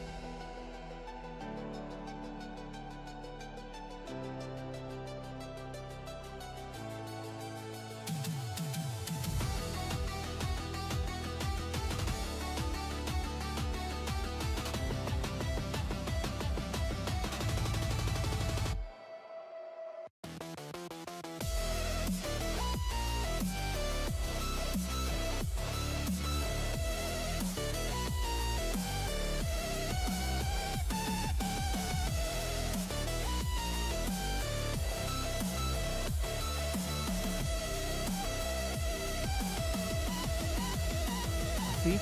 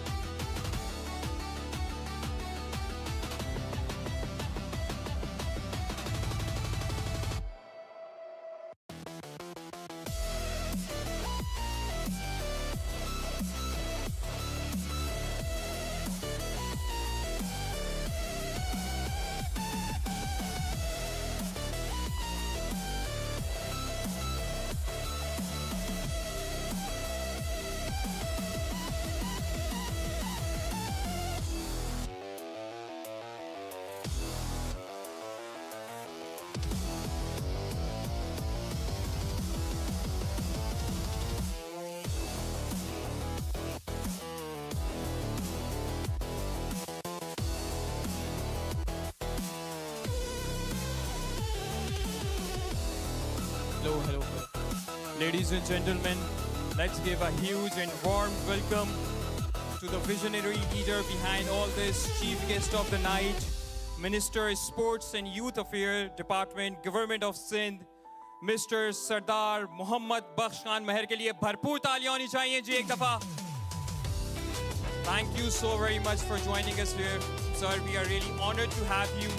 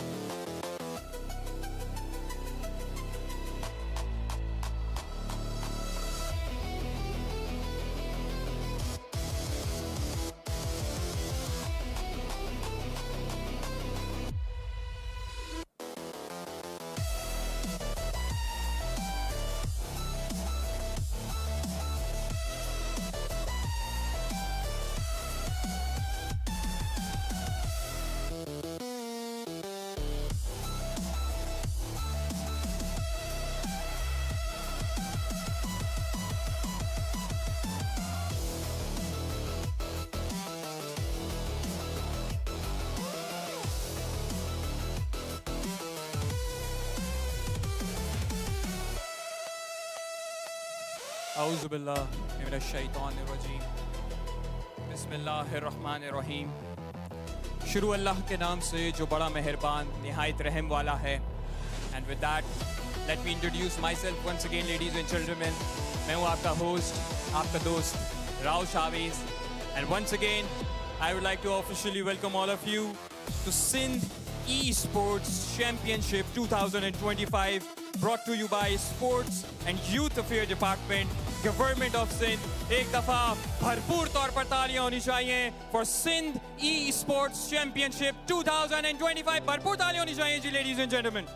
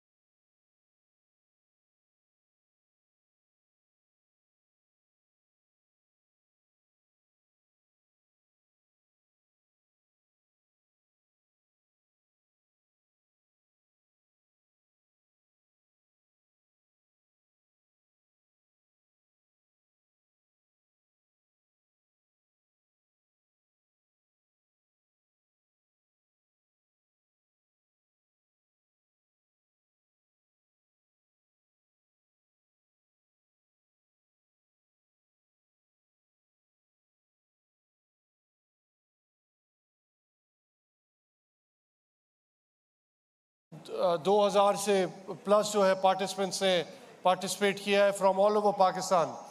और यहाँ पे 2 finals, एक जो final दिन में हुआ उसके finalist को हमने अभी ट्रॉफी भी दी है, एंड ऐसे ही अभी सेकंड फाइनल जो है वो मुतवक्को है कुछ देर में इंशाल्लाह। एंड मुख्तलिफ आपने देखा कि जो कि बड़ी उन गेम्स को लिया गया जो कि यूथ में बड़ी जो खेली जाती हैं इस वीडियो गेमिंग में या ई स्पोर्ट्स में। एंड प्राइज़ मनी भी एक आपने देखा कि हमने 15 लाख जो है वो प्राइज़ मनी भी रखी, लेकिन हम इंशाल्लाह ताला इस प्लेटफॉर्म को आने वाले सालों में और बढ़ाना चाहते हैं। एंड जो है इंशाल्लाह आप देखेंगे नेक्स्ट जो इवेंट होगा ई गेम्स का, हम हर अपने एनुअल कैलेंडर में ई स्पोर्ट्स को रखेंगे और इसकी स्केल को बढ़ाते जाएंगे। तो मेरे ख्याल से एक बड़ा, जैसे मैंने बताया, खुशाइन फीडबैक हमें इससे मिला है। एंड मैं शुक्रिया अदा करूँगा जो हमारे स्पॉन्सर्स पार्टनर्स रहे, ख़ास तौर पे जियो सुपर भी और जो माइको है, एंड उसके अलावा जो दीगर पार्टनर्स थे या ख़ास तौर पे स्पॉन्सर्स हमारे सिंध बैंक। बाकी इसके अलावा भी जो है सुबह से जो पार्टिसिपेंट्स के अलावा जो ऑडियंस आई उन सब का भी मैं शुक्रिया अदा करता हूं कि इतने काफ़ी बड़े नंबर्स में आप लोग आए। यस, इसको जैसे मैंने कहा विद पैसेज ऑफ टाइम इसका स्केल और हम बढ़ाएंगे, पर यस यहाँ पे मैं देख रहा हूँ कि काफ़ी मुझे नंबर्स में लोग नज़र आ रहे हैं, लेकिन इंशाल्लाह ताला इन नंबर्स में कमी नहीं आएगी, ये नंबर्स और बढ़ेंगे। एंड ये हमने इंटायरली जो है अपनी जेंजी के लिए, उनको अट्रैक्ट करने के लिए, उनके लिए एक प्लेटफॉर्म जो है ये हमने बनाया। सेक्रेटरी स्पोर्ट्स ने भी आपको बताया, not just in the electronic gaming but also जो हमारे फिज़िकल स्पोर्ट्स हैं उनमें भी 18 साल के बाद मैं आप सबको बताना चाहूँगा कि सिंध को ये बड़ा एक ऑनर या एक प्रेस्टीज की बात है कि हमें नेशनल गेम्स जो है, जो हमारा नेशनल प्राइड है लेकिन एक नेशनल इवेंट है, वो कराची में होने जा रहा है। एंड 6 से लेकर 13 तक उसमें भी मैं चाहूँगा कि तकरीबन 11,000 उसमें पार्टिसिपेंट्स हैं, लेकिन स्पेक्टेटर्स हम एक्सपेक्ट कर रहे हैं कि जितने ज़्यादा हो सके वो आए वहाँ जो है हमारे स्पोर्ट्समैन को या स्पोर्ट्स वूमेन को और इनकरेज करने के लिए। तो मैं आप सबको जो यहाँ दोस्त मौजूद हैं, जो नौजवान हैं, जो हमारी फ़ीमेल यहाँ पार्टिसिपेंट्स हैं या फीमेल ऑडियंस है, उनसे भी ये दरख्वास्त करूँगा कि आप लोग भी आएँ। और 6 को हमारा 6 ऑफ दिसंबर हमारा नेशनल स्टेडियम ऑफ कराची में ओपनिंग है नेशनल गेम्स की, and then we have closing on 13th of December. तो ये जो हमारा एक हफ़्ता है इसमें हमने पूरे कराची को सजाया है, क्योंकि कराची में जितने सारे वेन्यूज़ हैं इंशाल्लाह ताला हम नेक्स्ट जो नेशनल गेम्स होगी उसको हम और शहरों में भी लेके जाएंगे। पर हमने ये नहीं कि हमारे पास इंफ्रास्ट्रक्चर नहीं है, we have very good infrastructure all over Sindh sports के हवाले से। तो मैं आप सबको उसकी भी दावत दूंगा। एंड जैसे आपको बताया गया कि और मुख्तलिफ भी जो हमारे इसी तरह की जो गेम्स हैं, इलेक्ट्रॉनिक गेम्स हैं, ख़ास तौर पे मोबाइल गेम्स, उनको भी हमने उसके भी डिफरेंट इवेंट्स रखे हैं। मैं समझता हूँ सेक्रेटरी साहब ये 15 लाख बड़ी कम रकम है, इसको आपको और बढ़ाना चाहिए नेक्स्ट इवेंट्स में, जैसे हमारे नौजवानों को और ज़्यादा जो है इसमें इंकरेजमेंट मिले। मैं एक दफ़ा फिर जो हमारे, आपको मैं बोर नहीं करूँगा, I just want these games to begin, और ये जल्दी से जो है सेकंड फाइनल जो है वो हो जाए। एंड ये मेरे ख़्याल से आप नौजवानों की फ़तह है, ये सिंध की फ़तह है और पाकिस्तान की फ़तह है कि ऐसे इवेंट जो है चेयरमैन बिलावल भुट्टो के विजन के मुताबिक हम यहाँ लाए हैं। आप लोगों का बहुत बहुत शुक्रिया। Thank you very much. Thank you so very much minister साहब, बहुत बहुत शुक्रिया। और हमें उम्मीद नहीं बल्कि यकीन है that under the leadership of mister chairman Bilawal Bhutto and your, ये मजीद हर साल बड़े से बड़ा और बेहतर से बेहतर होता जाएगा। आप सबकी भरपूर तालियां होनी चाहिए जी ऑनरेबल सरदार मोहम्मद बख्श खान मेहर साहब के लिए। Ladies and gentleman, thank you so very much, Minister Saab, for being on stage with us. Now I would like to ask my technical team to please clear the stage with the mics and stuff so that we can go towards the grand finale, go towards the introductions of our teams. We'll take few seconds to clear up the stage and move towards the game.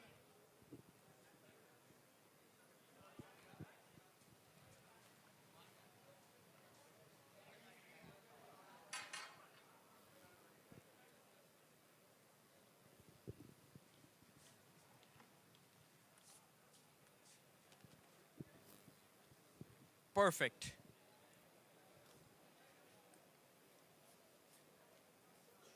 मैं request करना चाहूँगा कि podium clearance भी हो जाए from the stage so that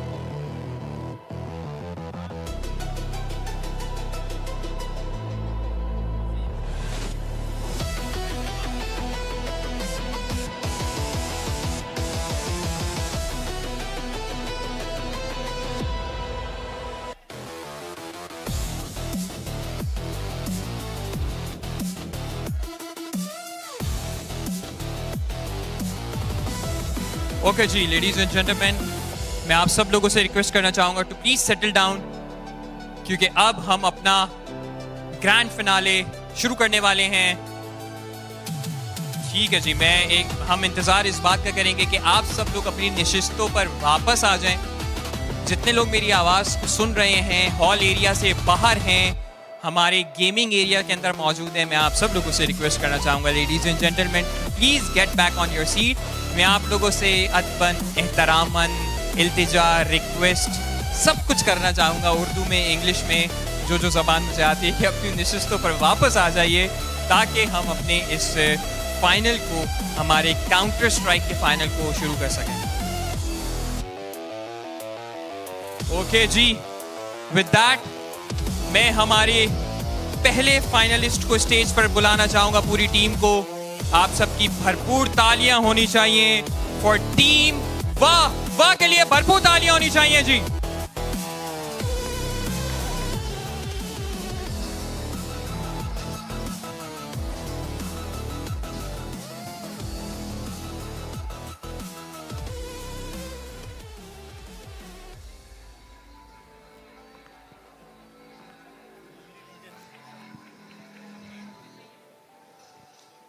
So they are the finalists of Sindh Esports Championship 2025. Team वाह वाह, क्या बात है भाई, वाह वाह, नाम ही वाह वाह है तो क्या बात है, वाह वाह ही होगी। And with that, I would like to call on stage the second team of the final. आप सबकी भरपूर तालियां होनी चाहिए for Team Legion.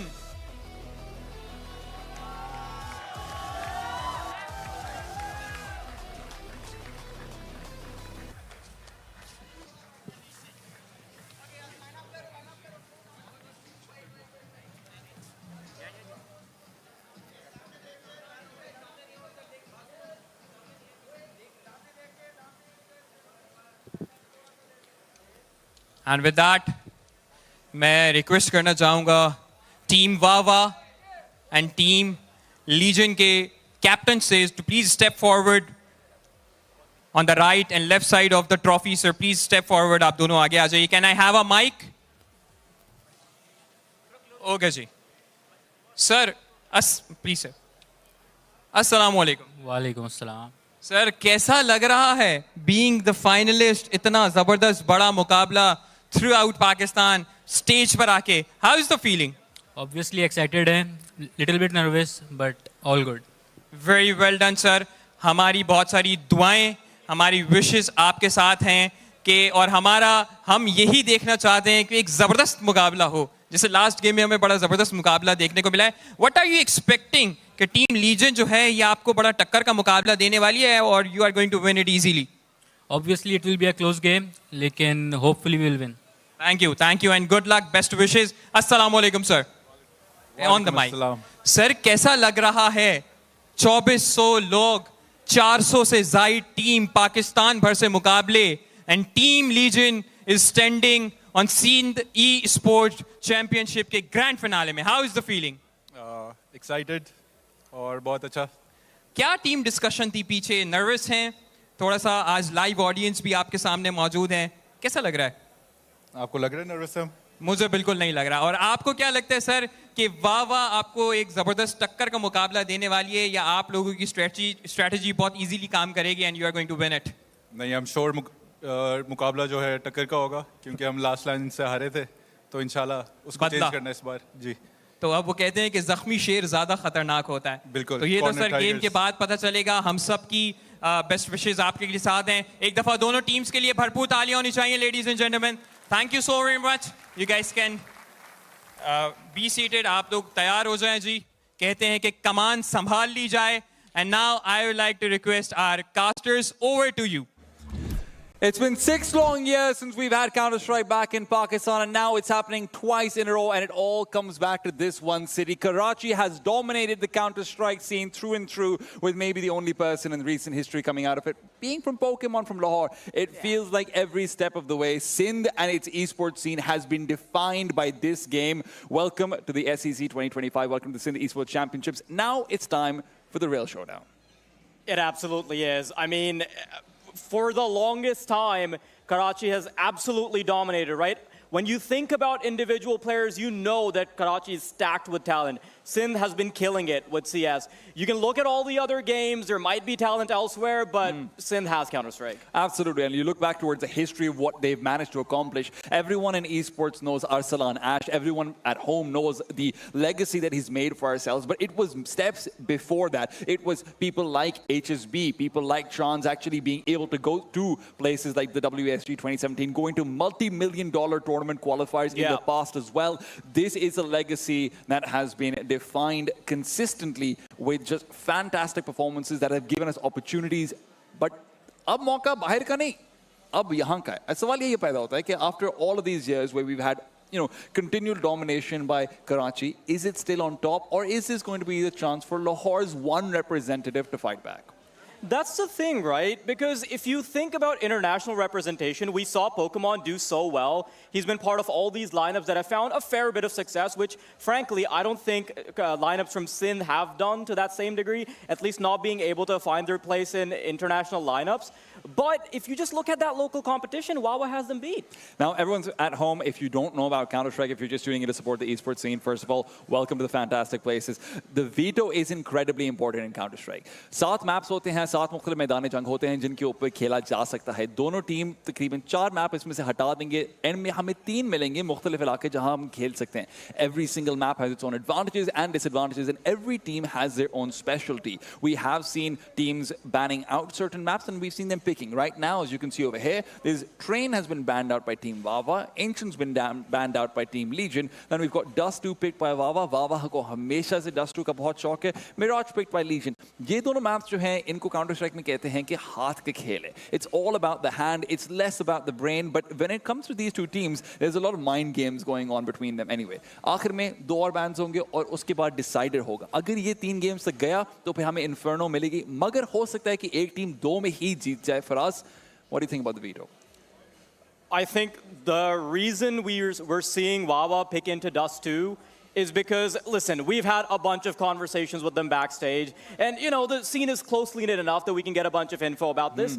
Wawa is very obviously a team that, they keep slipping in and out of the radar, which means that oftentimes they're just relying on the pure cohesion they have off of years of playing with each other, right? So if you're not super well practiced very recently, especially because now you have LAN tournaments popping up, it makes sense that you go into something that doesn't prioritize strategy, it prioritizes, having good communication, and that's something that Dust 2 is really good for, just on-the-fly stuff. And everyone who's watching, Wawa as a team has been together for about 6 years, 7 years, 8 years. It feels like these guys have grown up together. Even longer as friends. Yeah, and they've all been born around the Nazmabad area. They're all just neighbors. They all love going to LAN cafes together, and it always felt like they were left behind. It always felt like they weren't able to get what they wanted from these results, and now they're actually the best team in Pakistan. When everyone else migrated away to different games because the Counter-Strike scene was struggling, Wawa has been the undisputed kings of this region, and they're hoping to crown themselves again. They did it 2 months ago at Control Point. Ab Sindh Esports Championships, phir se ho sakta hai. Yeah, and you have to consider that it wasn't just at Control Point, right? If you look back earlier in the year, and I'm sure, the LAN scene wasn't really popping early 2025, people are going to forget that there was also this championship called the Karachi Reboot Championship, also done by the same guys. And Wawa won that as well, so they're going to be completing the trinity of LAN tournaments in 2025. We don't know if there's going to be another one. Getting all 3 is a big statement when you're battling players like Pokemon. Absolutely. International success is one thing, but you also want to be able to do it in front of your home crowd for Wawa. And when we're talking about the players for Wawa, I do want to focus in specifically on OK. To everyone at home, OK is Shamas Sohail. Shamas has been... not just affirmative. Well, yeah, hopefully.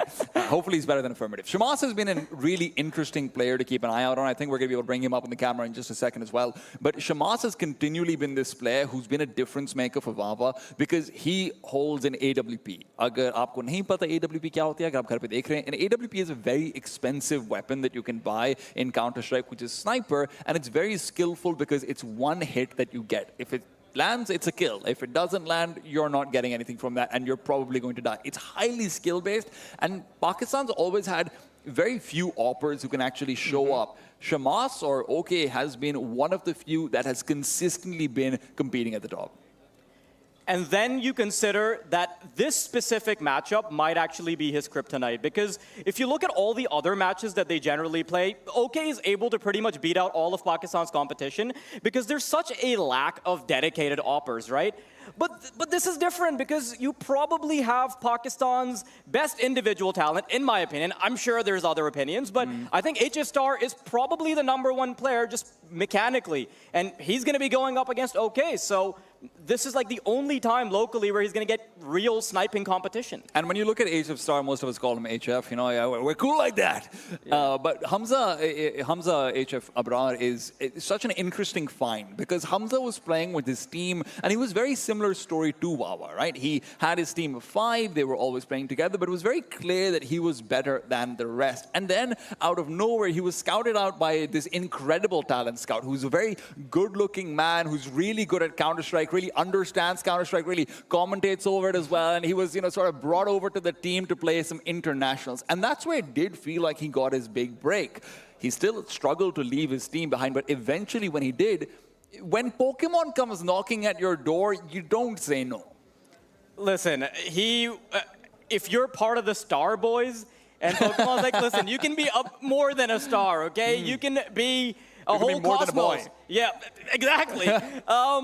Of course you're going to answer that. He had to pick up the phone, but listen, he didn't leave the door closed behind him because he's going to be joined by one of his former teammates who's also a really good talent. Why don't you tell us a little bit about Powerstar? Look, Powerstar is such an interesting find as well because I remember about 2 years ago, maybe a year even less.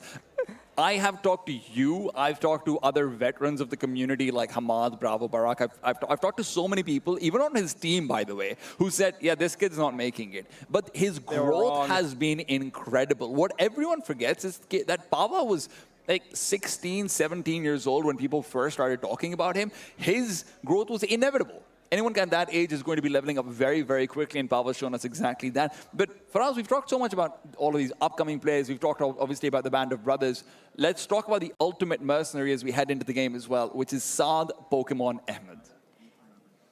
The problem is, I'm not sure if he's the only mercenary we're going to be looking at anymore, though. There's a lot that can go down on this server, and we're going to be starting right here on Dust 2.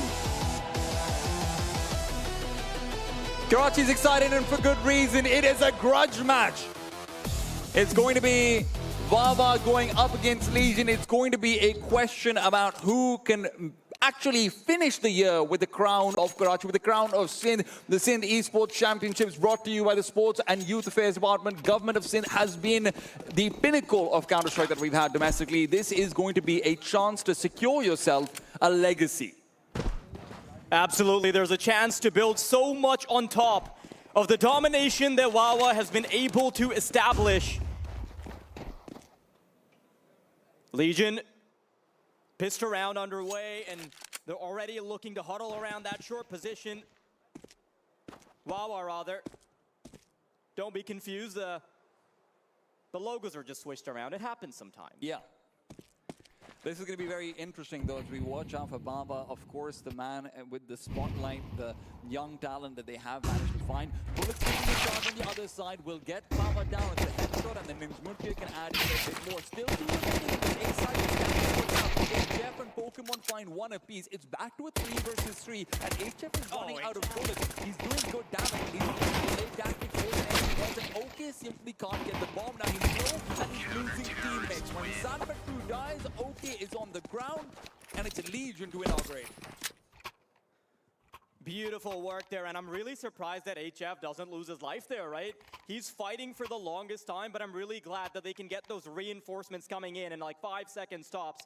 HF, obviously, you saw a couple of those misses, but what really mattered was that he was able to buy the time that was necessary. And as far as experience is concerned, normally the story is straightforward. It's HCI and Pokemon, the 2 players who've been around for the longest, who are supposed to be the experienced players in any server. But Wawa don't really have that idea of nerves or jitters around them anymore. Wawa are now supposed to be the veterans coming into this. Poki is the only player who actually holds a candle to them. So in this storyline where we talk about, oh, well, they're going to be nervous on LAN, they're going to have shaky hands on LAN, I don't have that conversation around Wawa anymore. Of course not, right? Because, listen, it feels like every 4 months They can come back to the game, they can start grinding a few faces, and just that team cohesion that they've had from basically growing up in the same area and graduating from playing cricket to playing Counter-Strike, that's never gonna go away. That level of understanding within the team, it's really hard to sort of put down. On the other hand, though, of course, Legion, they understand that they have a bunch of superstars, right? But those superstars have not been able to actually go nuclear for them. I do think that Superstars is maybe because of the fame. When you actually look at the gameplay as well, Wawa have players who are supposed to become superstars. You look at players like Bullet. True. This is a guy I've been for 7 years, but now he's the future, and now he just wants to make sure he's not the past.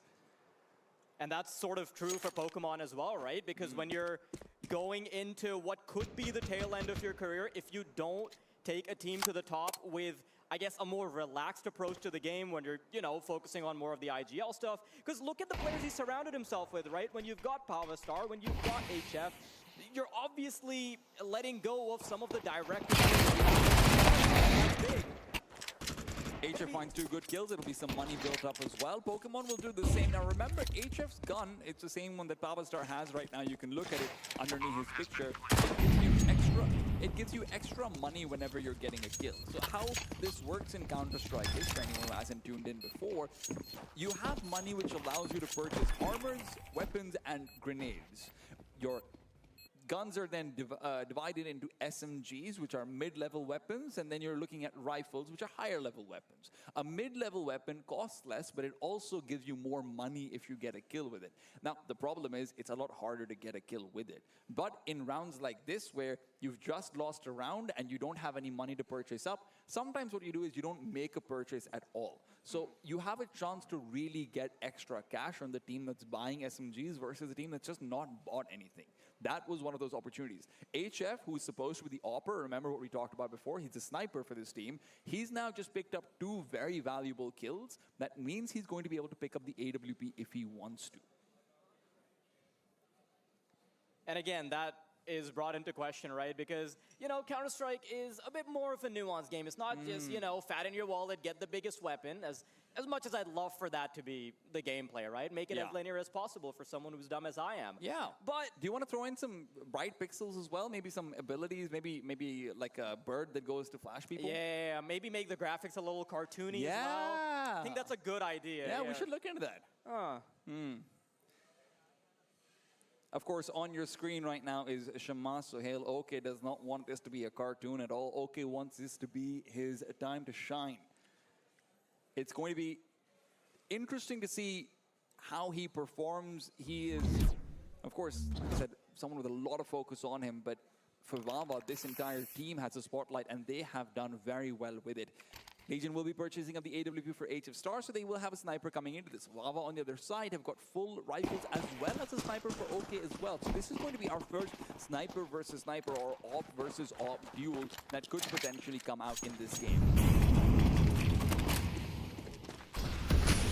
Oh my god, HF is actually playing the super aggressive already. Trying to creep into LT.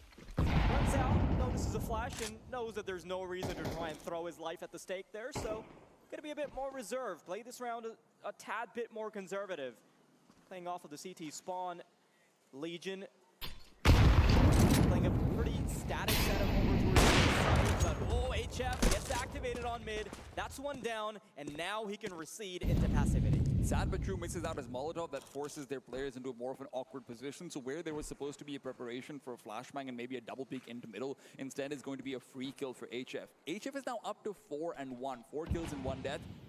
He's at a great start and he just wants to double up. Right now in this 5 versus 4, Legion should close, but Wawa are collecting resources and hoping to close it. Pokemon caught switching weapons. Executor will take him apart, and now you've got mid completely under your control.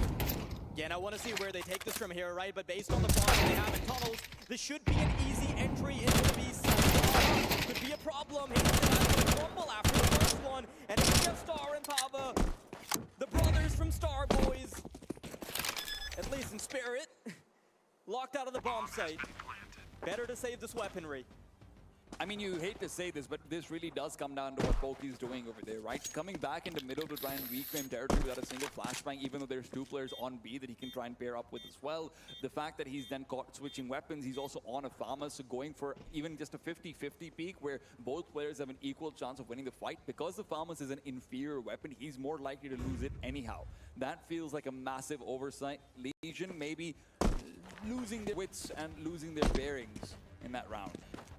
Yeah, I think the executive decision-making of just going for a play where you take a risk with your weapon, even if you're not very likely to take it, the ability to have that proactivity comes down to just being ready for that level of pressure as well. And I think for Pavastar, one of the continuing conversations we will have is that, listen, I know that he's sort of grown up playing a bunch of LANs and playing with the boys in cafes, but a stage is a different story. Yeah.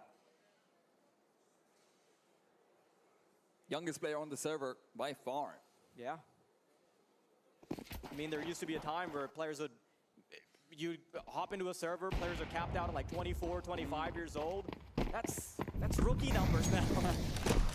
The fathers yeah. coming out on the server.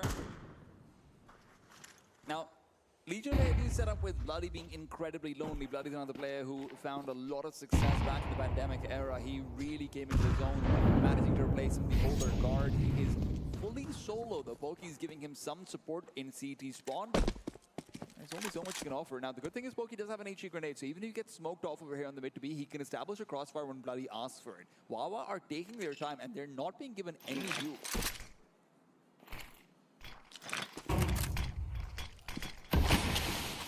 Double smoke setup is always going to disallow you from finding any information to either site. Bloody goes for a couple of pot shots through the smoke, isn't going to find anything. He saw the rifle barrel, so they should be worried. But this push through on the Pokemon could catch him off guard. That's rounds of timing, and no one. It's only the second straight to Bloody comes in from behind, and HF is now left to his own devices. He's got to go nuclear, he's got to go big, but they're not even going to pressure him. Instead, they'll take it down to 8ZI, the newest pickup of the team. He's going to have to do it all alone. There's a smoke into CT spawn. Rotations aren't going to be good enough. How long can you survive against the team that has been your demons?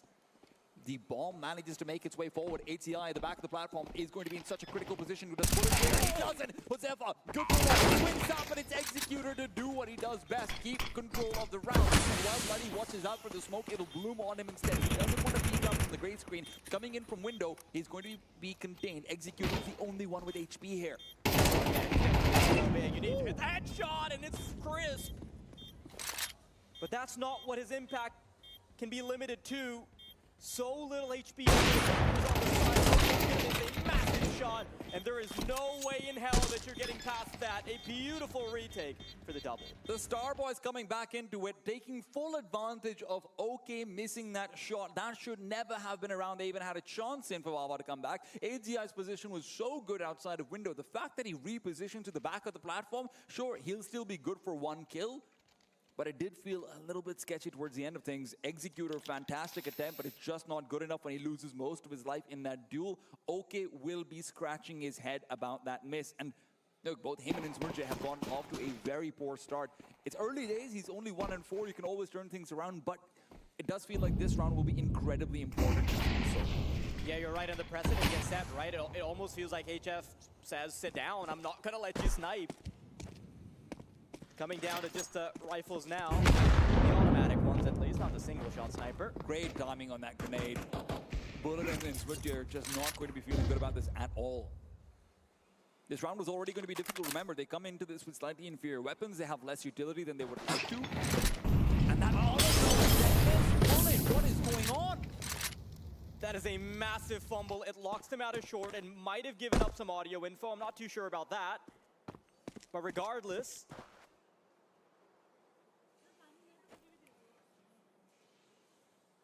should not dissuade Wawa too much. At least the damage has been mitigated. Nobody's able to really immediately capitalize upon it. 50 seconds to go now. Wawa setting up for an A-side hit. You've got one Fong and long, 2 of them actually. Molotov's going to and Pavastar's going to crumble under the pressure. He's got 2 targets coming his way. Shoots between targets. Now, they're going to lose all the duels on A. And that just leaves Bloody and 8ZI locked out.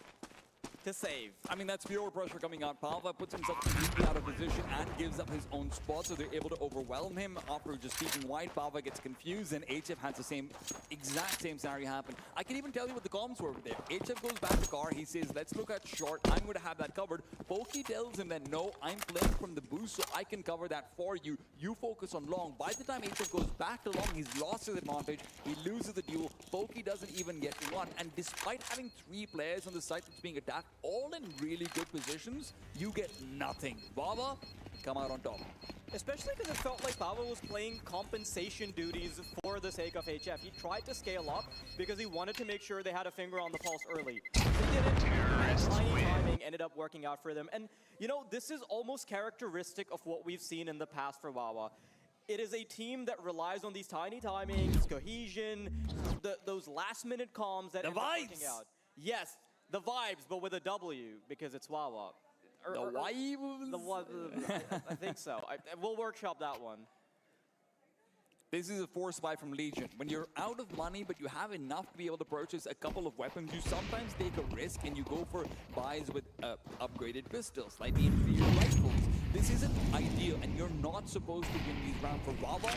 It is going to be critical to close this round. ATI in a good position, but while he was throwing the smoke, he's already lost his teammate. Bloody is on the ground, and although there's a great that's already lost, it might get another one on its way. ATI does not get a kill. He barely gets it. Finally, HF's involvement is needed. Through the door, gets another one. This is all HF today.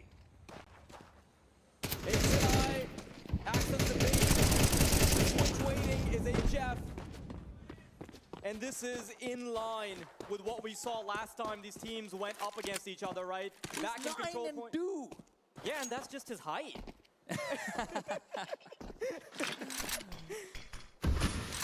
This is the future of Pakistani Counter-Strike right here. He has tried IGLing, he has tried opping, he's tried sticking with his boys, but right now he is trying his hand on winning every fight.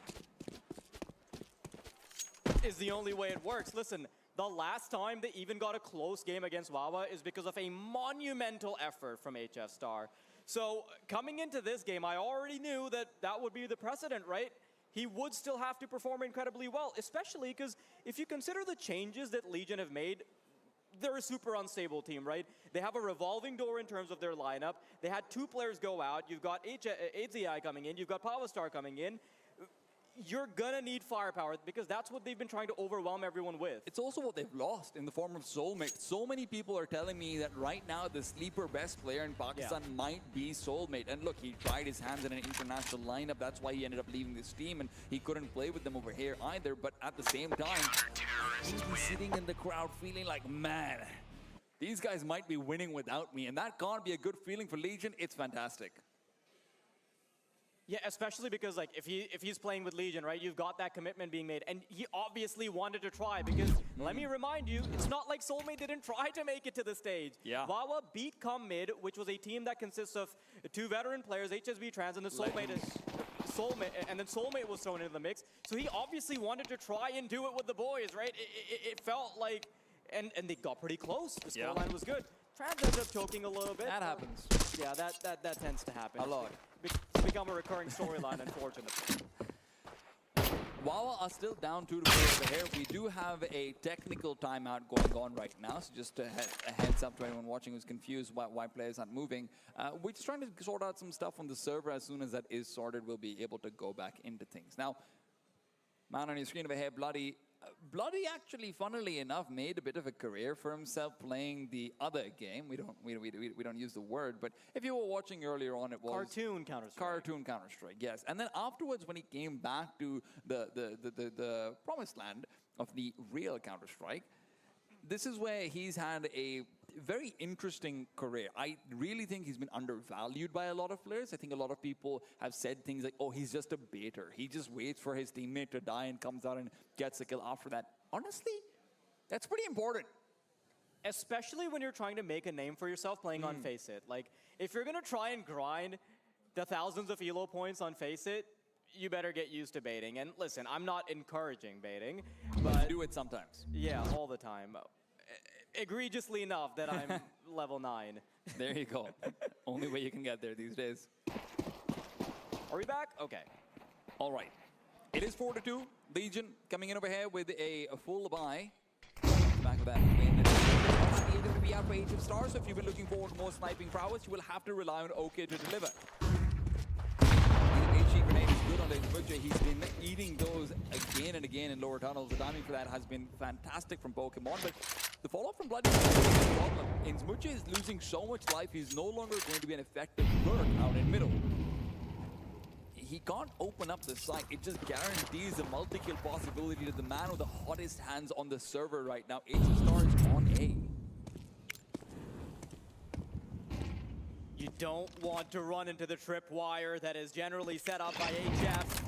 One wrong move, you hit his laser beam, and you're out. Wawa have managed to completely bake it out middle though.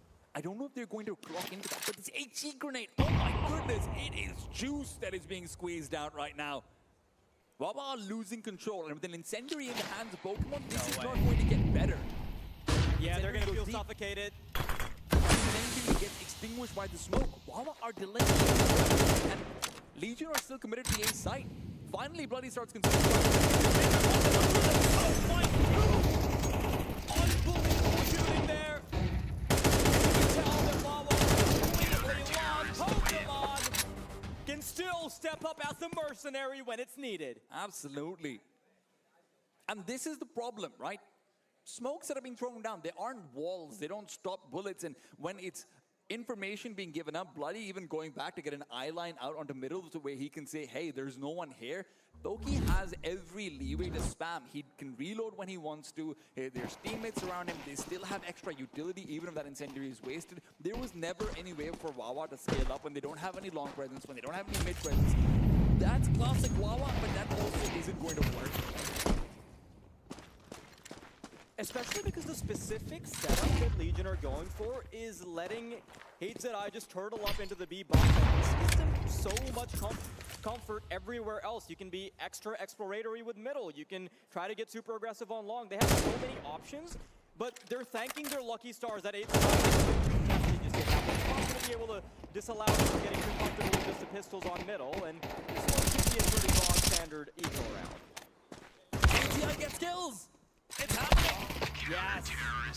Anything, we take the eco frags. Yeah, any way we can prop him up. And you know, while we're on the subject of HZI, I do want to remind you that this is an incredibly important game for him. Yes. And I'm going to contextualize this. HZI never wants to play against Wawa. He will avoid them like the plague unless he knows he's going to get a win. We used to play in a team back with him, and he just wouldn't show up to the server if he had to go up against him. It happens. I mean, Josefa, he's one of the other players who actually grew up with Wawa once upon a time to play with them.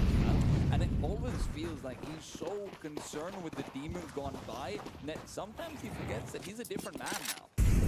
He's a man who's not expected to do much. He's playing B-side anchor. No, but Josefa's actually grown into a massive veteran. It's a big contrast towards where he was about, 6 years ago, back over towards the Gamers Arena events that were happening, where he was supposed to be the young upstart. Now Josefa comes in as a player who's supposed to be level-headed, who's supposed to be calm under pressure, who's supposed to be giving a fantastic voice to this team. Starting to scale up towards short. Wawa. It feels like they've been adding nothing extra to the recipe. It's always a couple of prongs onto long. There's a little bit of control on short, and that's it. Then they're going to get Star. He's maybe being given a few 1v1s that he's banging a good kill, and HF doesn't even need to participate. The spacing of Wawa is great. And Pokemon's coming from behind, not even slides a kill away from him. Pokemon finding 2. This is the Bloody coming in with backstab, but Pokemon finds 2 as they're coming up into the bomb site. This is still getting incredibly difficult for Wawa now. At this stage, we have no one on Wawa who's stepping up individually, and as much as we might say, hey, this is a team that doesn't need individuals very often because they do frag by committee, the committee is feeling silent. And Wawa having moments like this for us is even scarier, because this was the one player they actually managed to successfully exploit in terms of catching him off guard, making him nervous. It's rounds like that. I mean, look at Hamza on screen. He's laughing, he's having a good time, he's feeling comfortable.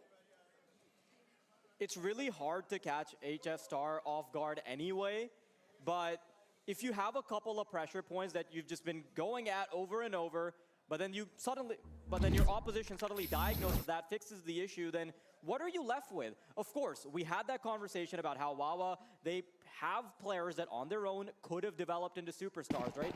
But it obviously feels like they do try to rest on their laurels a bit too much about their team cohesion and all that. Yeah. And I've heard a lot about how Wawa's been practicing coming into the event. I've heard about how they've been trying to find new dimensions. It takes time to develop those dimensions. You don't have someone like a Pokemon who's literally played against some of the best players in the world. The only Pakistani to have truly faced the world stage, to have truly had a taste of greatness out in foreign waters. You can't replace him. HCI, what a save! 2 critical kills, and with Pokemon regaining control of middle before Bullet can establish himself behind the smoke, Wawa is no longer in control, and Smoochie is on 3 HP. We've seen this before, but this is even a worse retake. You have a worse weapon in the hands of Smoochie. It's not like OK has a tripwire set up with the off one is Smoochie in that position, but he's found one, and HF Star circling around like a shark. You missed that shot, and you die any day of the week. Legion, just don't let up. I mean, that round is all HCI. Fantastic stuff coming through. Bloody gets caught out with a grenade in his hand. HCI is able to use that to his advantage, find 2 kills and damage on the third. If he's not there, this becomes a half-buy victory, which destroys the CT side economy as well. The money for Legion will become significantly worth. I mean, look at the replay. HCI, so much pressure on him. Everyone's watching out as well. He gives the ball. Fantastic stuff. This is why he is now in the veteran seat, not the young hotshot seat. And let me tell you exactly why that veteran seat is backed up with other decisions they made within the team. He had to hand the AWP to HF Star. He had to give the star roles to Power Star and Bloody, primary IGL's Pokemon. So he's playing the most uncomfortable Counter-Strike he's supposed to be playing in years. Good doing it. He's really matured over the years, and I think this style of play, quite frankly, suits him better. I'm not a big fan of, like, running with the off as FA. And right now, Wawa aren't a big fan of any kind of HCI. Wawa are feeling like they have blanked out completely. This is a team that's supposed to be the dominant force. And they are met by the immovable object. The defense that Legion have put up has been incredible, but now it's going to be tested. Okay, looking to step up with the AWP, finds Bloody overpeaking, and that critical kill will give them access to be HCI. He has to take this fight. He has to move in, and when there's a grenade with the tunnels where it's HF to still strike. Oh no! HCI is inside the smoke. But they finally found him. It's still a chance for the CTs. Caught out before they can cross in already on the bomb side. Executor finishes them off, but they can't get a bomb. Look at the damage that they've been able to deal on the CT side. This is fantastic. And look at their belts. Look at their utility. Oh my god. This is going to be incredibly difficult to come out of. Low HP Wawa seems to be married to a side defense. Executor coming in.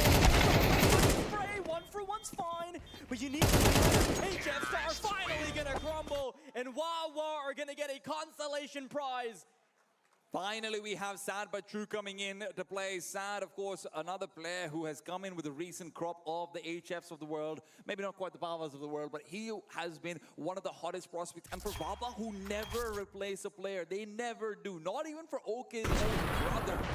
They've brought in Sad but True. Saad coming forward has come through to replace Freaky, the legendary IGL Baba, and Baba.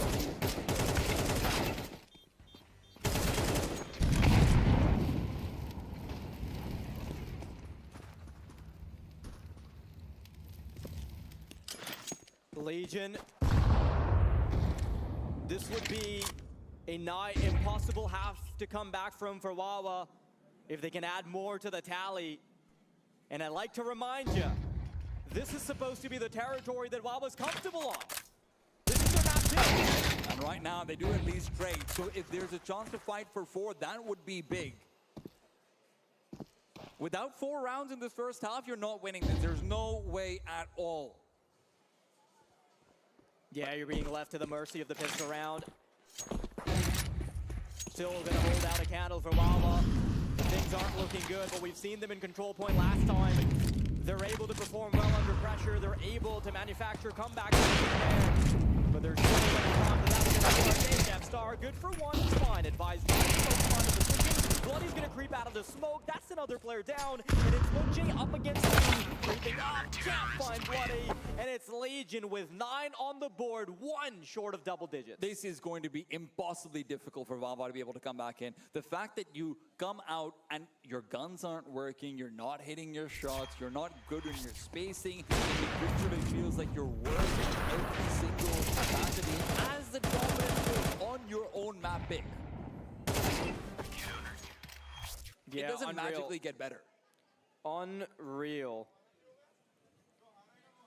And we look at some of the kill counts of Wawa, right? AZI going 9 and 4.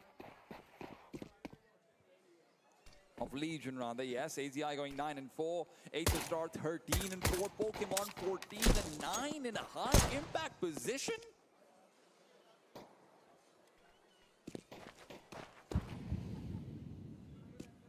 This is going to be make or break for Wawa. The pistol round can be worth at least 3 rounds with the way things normally go because of the economic advantage that you get with it. However, if you lose, that means that Legion might end up on 12 first. 12 is, of course, game point. If Legion get to 13 before Wawa will be able to, at least put up a show, Legion win outright. And yeah, the way Counter-Strike works is that you have to put up your best of the defense on one side to be even allowed to play much of the offense, right? Obviously not a great job being done by Wawa early on, but maybe we can still see his turnaround. Okay, Executor, and get a little bit more out of the pistol. Unfortunately not. Pokemon finds another body, and it's Muche on for the 1-on-3. There's no backing out of this one. There's no point in saving a pistol. Give it the impossible crack. I like what Legion are doing over here as well. They don't try and use that smoke to their own advantage. They're just using the last of the utilities that they have to try and play delay. They will not take a fight. They will not take a duel. Instead, they're playing off of each other. In this 3 versus 1, there's no reason to make a commitment. And with Bloody getting a flashbang, they have full information about Infinite's position. Then now for Legion, they are 3 rounds away from closing game number 1. I am really liking this iteration of Legion. They are well-oiled. They're like a machine at the moment. And, they haven't even been tested to the point where they have to bring out the secondary IGL. This is probably just Pokemon helping them coast, right? Just go there, just kill everyone, guys. You can totally overwhelm them. I mean, they just started the P side, right? They haven't needed a good captaincy beyond just finding stability. Right now, it's Executor with the MP9, the worst off by as Wawa has forced forward.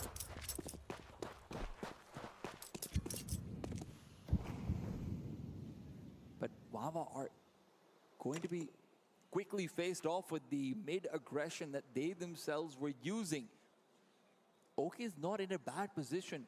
If you want to have a highlight reel, this is the weapon you want. 5.7 automatic pistol with a one-shot headshot. If you can get a few good shots in with a flashback, no, Pokemon is ready for that.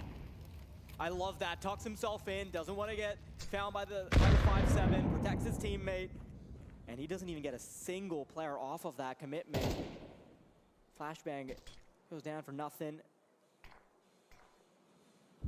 You can see Executor, this is where desperation kicks in, right? You try and find any weakness in the defense, but I think by the time you start circling around middle, he's at a range where the MP9 is not going to be all that useful, and he has to run into a player that is watching for him. Now they're going to tuck around the corner. There's one man waiting on the A site, and this should be about as easy as it gets unless we see something nasty from Bullet. Well, it's been known for illegal shots, but right now it's not one of those times. Taking a quick peek back to Innsmouth as well, and that's it. Nothing. Whatsoever. A flashbang to give him a route into a 1 versus 5, but रास्ता तो बिल्ली का है मगर वो बिल्ली नहीं. Why are you like this? There's nothing Wawa can do at this point. You have to start thinking about game number 2. You have to start thinking about Mirage. You have to start thinking about Legion's map pick. But before you get there, it's about finding some confidence again.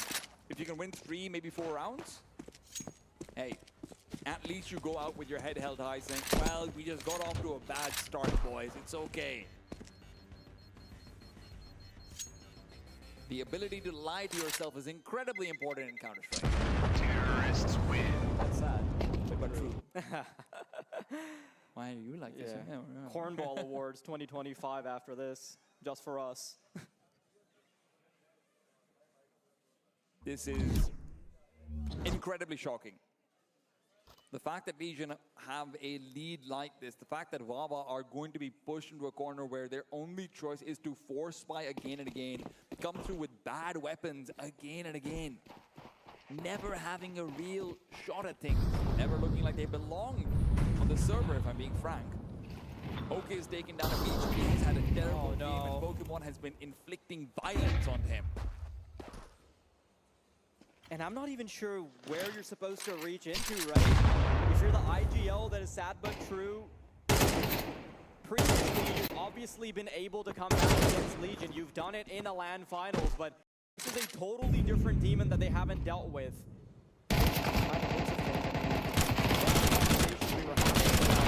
Whether or not the replacements can supersede what used to be there. I think that conversation damage way back, but honestly, this isn't going to make the door swing the other way. 12-3, it is game point. 9 rounds in a row that Wawa have to win, with the first being more difficult than any other. You have no money, you have no chances. They have been stripped throughout the entirety of this.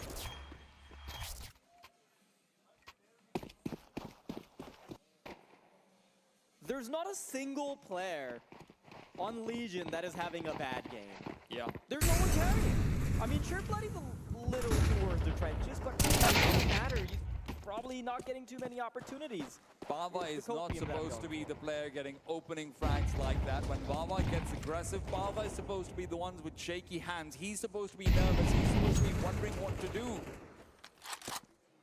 This is an abysmal showing by Wawa. This feels like the beginning of the end of Dust 2, or the end itself. Here it comes. OK is going to be tested in just a moment. And so far, he's not been passing many of these tests. Legion avoid, there's a start. Oh no, that's even worse. They're gonna run into, if they decide to run into short, the one answer they can possibly have is all the way 10 kilometers away on long. In which they can rotate, and Legion, they're taking a lot of time. They might be overcooking this. There's a chance now for Innsmouth to perform. Now remember, everything has to come off the back of what is known in the community as a marquee doa play. And Innsmouth right now is hoping that someone is out there praying for him. They don't have a flashbang. They don't have anything but fear. Still get the kill. There's absolutely no Innsmouth had to get a double there to keep them relevant in the series, but this is it. Bullet and OK, an impossible uphill battle. Star gonna keep finding kills, and 8ZI ends it with a big smile. It's a very, very easy game for Legion, one that we did not expect. Absolutely. Dust 2 was supposed to be Wawa's playground, and the fact that Legion come out on top in every single department, fantastic stuff coming through. HF completely exceeds everything from OK. We have Power Star not looking shaky at all. Pokemon reminding us why he is the king. And honestly, even Bloody, where you said that, hey, maybe not having the best of games, he had all his skills taken away from him. What do you have left to kill? Even 8ZI managed to get something done on the B side.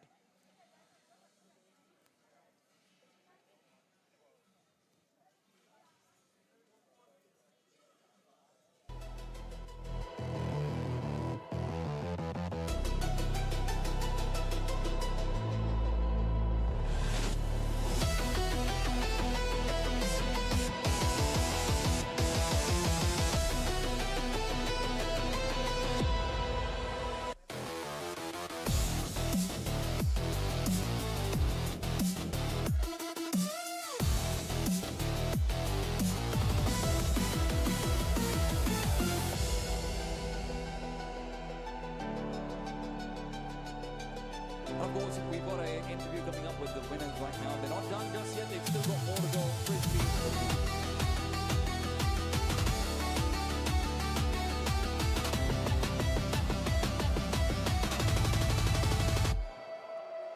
Kofi, congratulations. That is insane.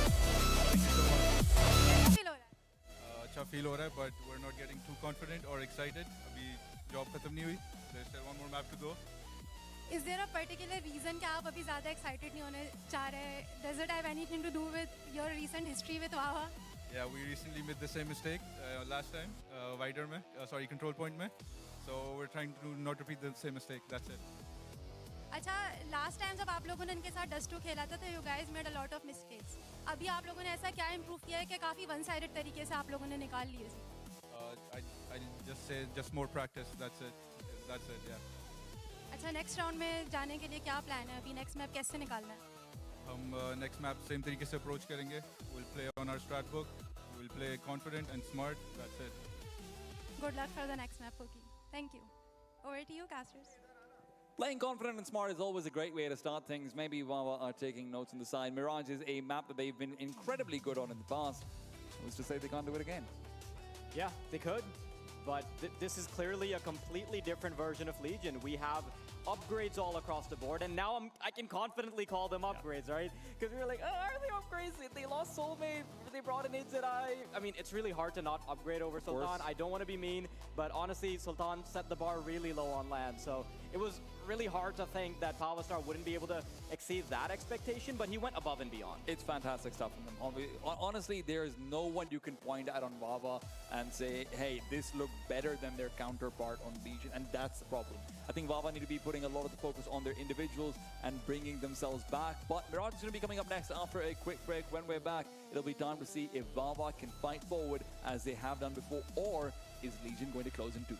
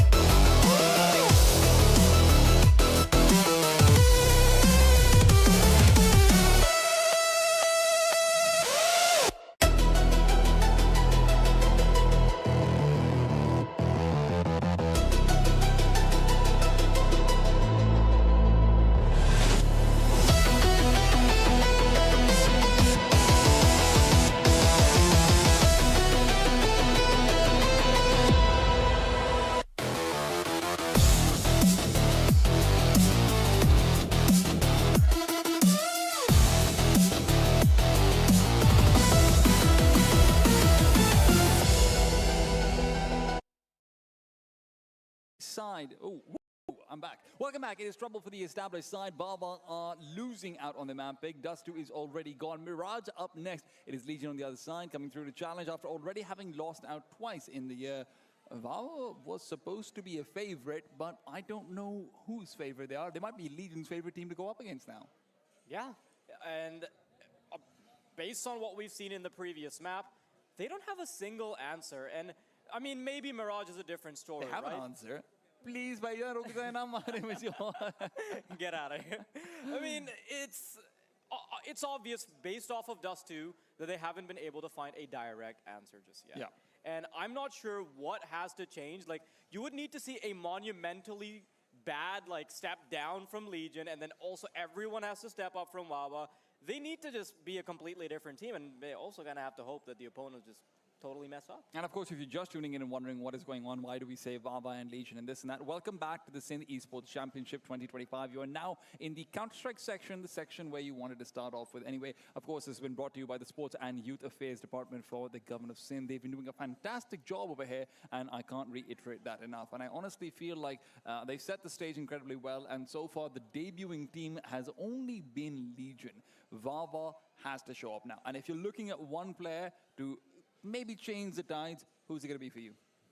It had to be okay in the first map, Right. but because it needs to be such a team effort, Sad But True needs to whisper magical words into their ears. Antar mantar chokar. Does that work? Does that still work? No? Okay. No? Just me? Okay. No, but this is going to be difficult, right? Even for Saad, he is such a young player. He's come through in this current crop of talent. He really came to maybe a little bit more notoriety back in 2023, if I'm not wrong. And that's where he was supposed to be just a fragger, like a smart fragger, right? He's not just getting shots by getting these insane flicks of his hand and whatnot. He's thinking things through, but the fact that he's now in a leading position where he has to call the shots for his entire team, going up against, I repeat, Saad Pokemon Ahmed. Saad Pokemon Ahmed is the greatest Counter-Strike player Pakistan has ever produced. And it's hard to say that when there's players like HSB in the audience and whatnot, when there's players like Chans who've had so much success, but I don't think anyone questions it anymore. There is no FPS player who has done as much on the world stage, on the local stage as Saad Ahmed. And now the other Saad, sad but true, has to show up and outcall him, out-veteran him, outplay him, outshoot him. It's hard. It feels more than hard. It feels impossible at this point. When you're in the face of a 13-3 defeat, you know you've only been able to rally the troops for 3 rounds. Even those are coming off the back of just, you know, a couple of rounds coming down to the wire. I don't think there's anything to fall back on in terms of confidence, and that's really the key issue for me. Obviously, all the veterancy aside, like Pokemon is still... It has the most longevity in the game as well. Not only has he had the highest peak, he's also been able to do it for the longest time. That is why people don't question him.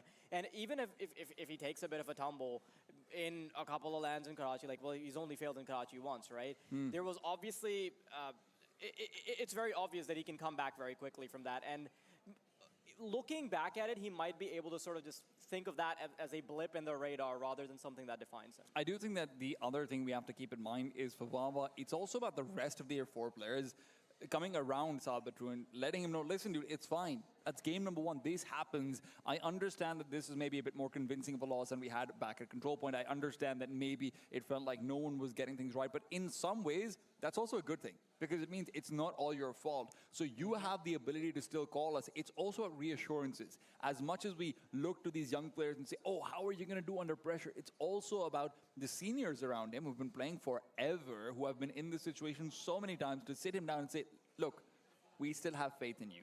You can still call a fantastic game coming into Mirage. And Mirage is a map where I think that calling matters all the more.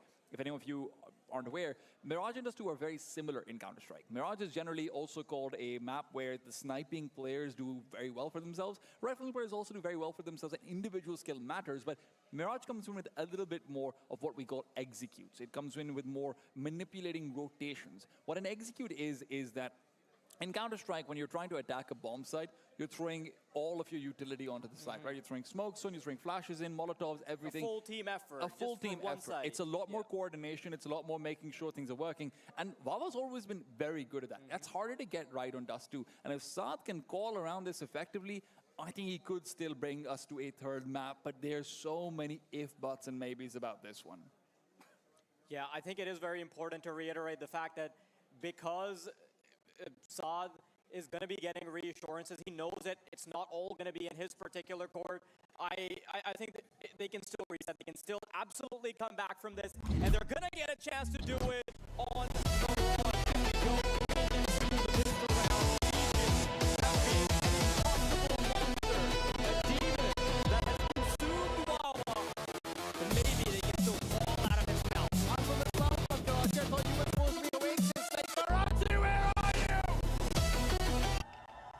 That's more like it. It's still here, okay. And it's only 10 p.m. Come on. Man, but Baba are looking fresh, looking young, looking like they've forgotten all about Dust 2. Sad but true, starts off strong. Agent's got a bullet in his brain and nothing to do about it. Executor.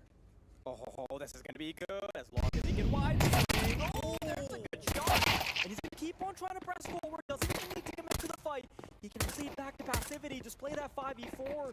But no, you're going to still have a bit of a back and forth scuffle. More pressure coming in from apartments. Aidzedai and Bloody. One of the few times they've been tested individually, because that last game was a full conceded team effort.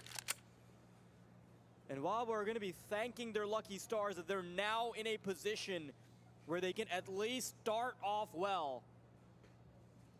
And it's exactly what you wanted to see, right? Saad calling something incredibly aggressive, taking matters into his own hands, but also allowing pieces like Executor to do something unorthodox. And this is what everyone always talks about on CS as Bloody gets ready for an impossible journey. He does pick up the bomb, so I'm going to bring back the call a little bit. Bloody can make this work. He's got time. He's got individual duels to find. But I love this play coming from Bullet. He pushes into A main. He hides. He's going to wait for the bomb to be planted instead. Yeah, you want to make sure that you can at least secure the round, even if you let the bomb plant up, but it's not even going to come to that. Wawa comfortably pick up the first. Never really gets too complicated. That 1v3 never got to a point where you could even see a window to fruition, so I think they've been able to nip a very big problem in the bud.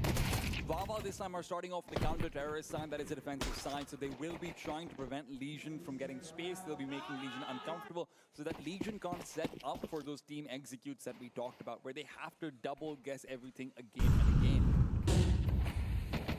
And let's not forget that Legion, some of these players do have a bit of a reputation for sometimes struggling under the pressure of victory more than that of defeat.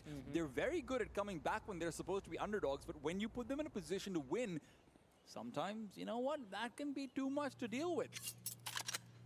Yeah, it's like the opposite of the problem that most people have. Yeah.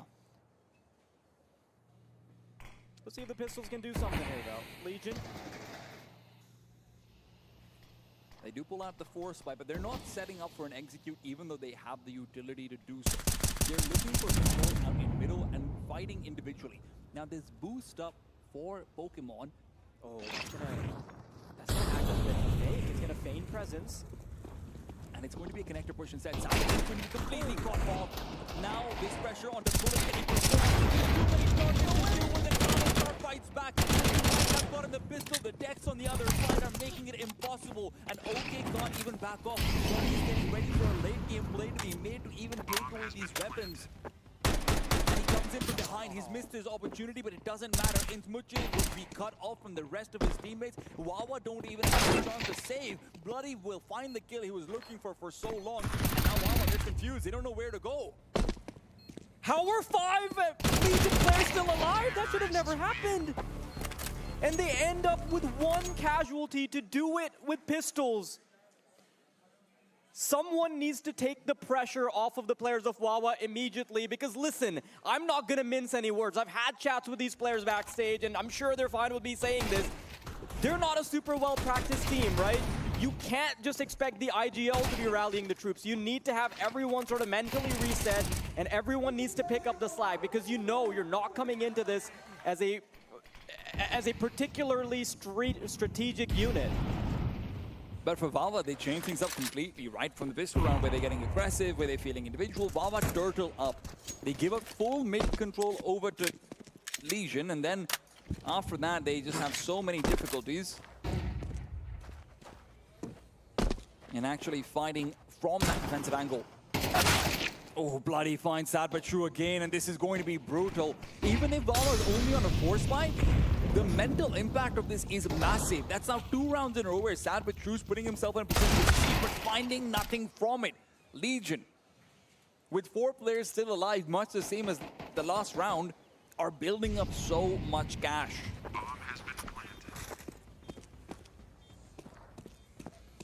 This is more of an outcome that they want, that Legion would want, than just outright winning the pistol round, to interrupt the economy of the CT side, to strike fear into the hearts of the Wawa players, and rob them of the one bit of cushioning that they had in the entirety of the game. Because, listen, the first joke I wanted to make as soon as I saw the first blip on the scoreboard for Wawa was, hey, they're a third of the way to being as good as they were on Dust 2. Now, obviously not a huge standard, but when you get stopped there at the door, it's brutal. And to everyone sitting at home who's wondering, what does resetting the economy mean? In Counter-Strike, the more rounds you lose in a row, the more money you get for losing. It ranges between $1,900 and $3,500 basically, and as you start winning those rounds again, your bonus goes down. The idea is that, hey, if you're losing really badly, at least you should have a good buy so that you have a chance to fight back. But that chance only comes a few times. So Wawa, when they win that first round, their loss bonus is as low as possible. And it makes it even more difficult for them to fight forward.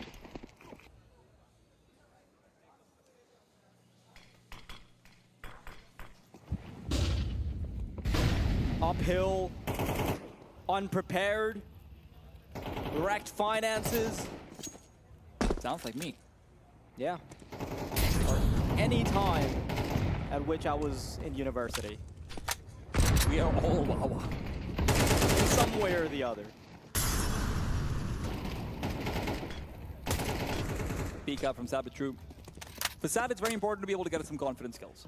And there are some purchases made into this for Wawa, right? Bullets brought out the Desert Eagle. That's going to be giving him a bit of a skill shot opportunity where he can get a kill or two, but everyone else shouldn't be able to find that.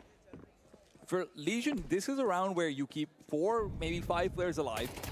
You build up a large amount of money, but you're already losing 1. Bloody, gone.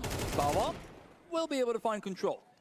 Even losing 2 players in a round like this would be less than ideal for Legion, but they want the win. More than anything else, Legion just want to continue front-running. They want to continue having the streak of form that they've shown so far. Speaking of wanting to win, the closer Legion get to the winning scoreline, the more likely it is that the heart rates of some of these players is going to start getting up, right? Because some of them have not tasted a victory at all. 8ZI has been chronically making it to semis and finals in the history of Pakistani Counter-Strike, and he's so close to tasting victory. Huzaifa is the greatest loser of all Pakistani esports history. He has lost in 28 finals across his career. 28 finals! You think you trip over and win one eventually. Imagine rolling out of bed today and thinking, 29's the charm. Yeah. Ooh. I think that every day. I'm turning 29 pretty soon. I'm hoping I find one short. Legion. They are playing it much more passive. They're worried about Wawa having the money to buy weapons and getting aggressive. But Wawa, their only aggression is going to be some differences in how they're positioning more than anything else. Mid is still vacant.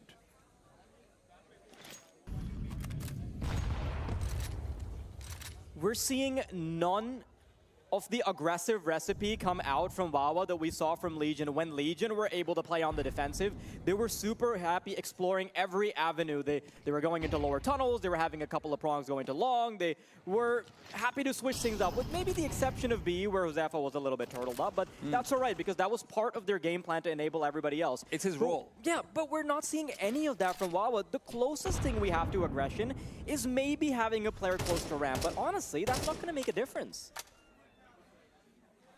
Executor inside of the bomb site has given a call out towards his teammate. I think they're coming over, but the second he gets that kill on Power Star, that unlocks rotation possibilities. Now this means that Sad but True and Bullet become incredibly important, but Oak has already been taken down. Bullet's position should be expected. He's played this before. And at this time in the round where there's only 25 seconds left for you to get a bomb plant in, this is going to be critical. Sad needs to perform. Executor shows up with one. And now with the advantage found, Sad had to stay alive. Pokemon fights back. Bullet yet to reveal. 15 seconds on the clock. He'll come out from behind, drops the bomb planter, will not let the digits be dialed. And with 10 seconds left, Legion are in disarray. Pokemon plant, HCI will cover. This is perfect. Josefa coming in and proving his worth. He's got to do it twice over. A 1 versus 2, a grenade to get the kill, and Smuche has got shivers down his spine, and now bullets as well. HCI back in business. He gets up to let him know who's boss. Metal One beats me 29 times in a row. As he waves his cane at the sky. Incredible performance. I mean, just look at the communication between HCI and Pokemon as well. As much as we might talk about chemistry between Powerstar and HFStar, you can't forget Pokemon is the first player to ever give HCI a chance on a top team. Pokemon is a player who has always elevated him, who has always believed in him, and when it comes to these difficult moments where Bullet feels like he's gotten the job done, it's immediate. Poki gives a go. I'm planting cover, me A main. HCI, kill number 1. Poki dies eventually. Grenade already deployed. That's veterancy. That's comms. What's even more impressive is this is not only the storyline for HZI from Pokemon, right? He is clearly surrounding himself with pieces that will eventually be built up. And, you know, sometimes those gambles aren't going to work out. Sultan clearly didn't work out well in Pokemon system. But you've got HFStar, you've got Powerstar, now you have HZI. And Bloody's always been a bit of a solid piece. So, honestly, like, it's impressive what Pokemon's been able to build from the ground up. Bava were supposed to be the team that was the ground, though, right? It's the one that causes an earthshake whenever there's another super team being built. They're like the gatekeepers right before you hit the international mark in CS, at least as an individual, even if you can't beat them locally. Now, it is going to be a B-side push. The pistol shouldn't really let things get too complicated. HFStar pulls out the sidearm. He knows he's running into a mess, but there's infinite confidence. And he's not worried at all. He knows he's got a couple of players coming in from short, and that is going to be a quick finish. Legion almost about to make a guarantee that they're at least tied up on halftime.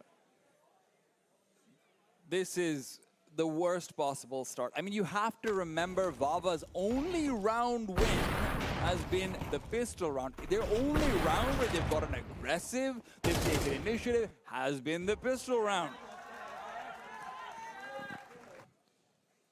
The pistol round is supposed to be worth its weight in 3. You are supposed to get to 3 rounds just by winning the first round of the half. If you're sad but true right now, I'm sure they have already had this conversation, but somebody needs to pick up that secondary IGL duty because that is probably what we expected from Legion coming into this game. We thought, okay, maybe Wawa, they're often able to make Titans crumple under pressure, and if Pokemon's metal was truly tested, then it was very likely that the IGL duties would mid-game have to be switched over to primarily prioritizing HZI, right? But they've not been pressured to the point that that would have to happen, but if you look at the camp of Wawa, that has happened.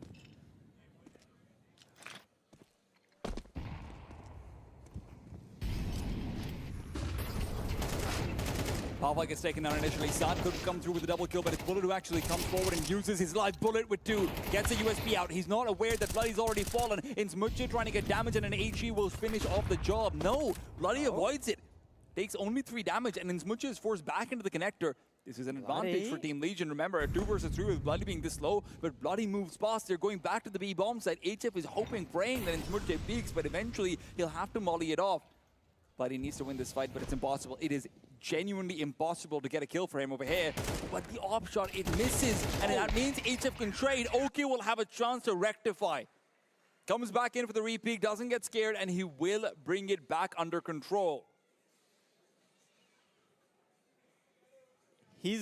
OK is just glad that the issue doesn't get exacerbated.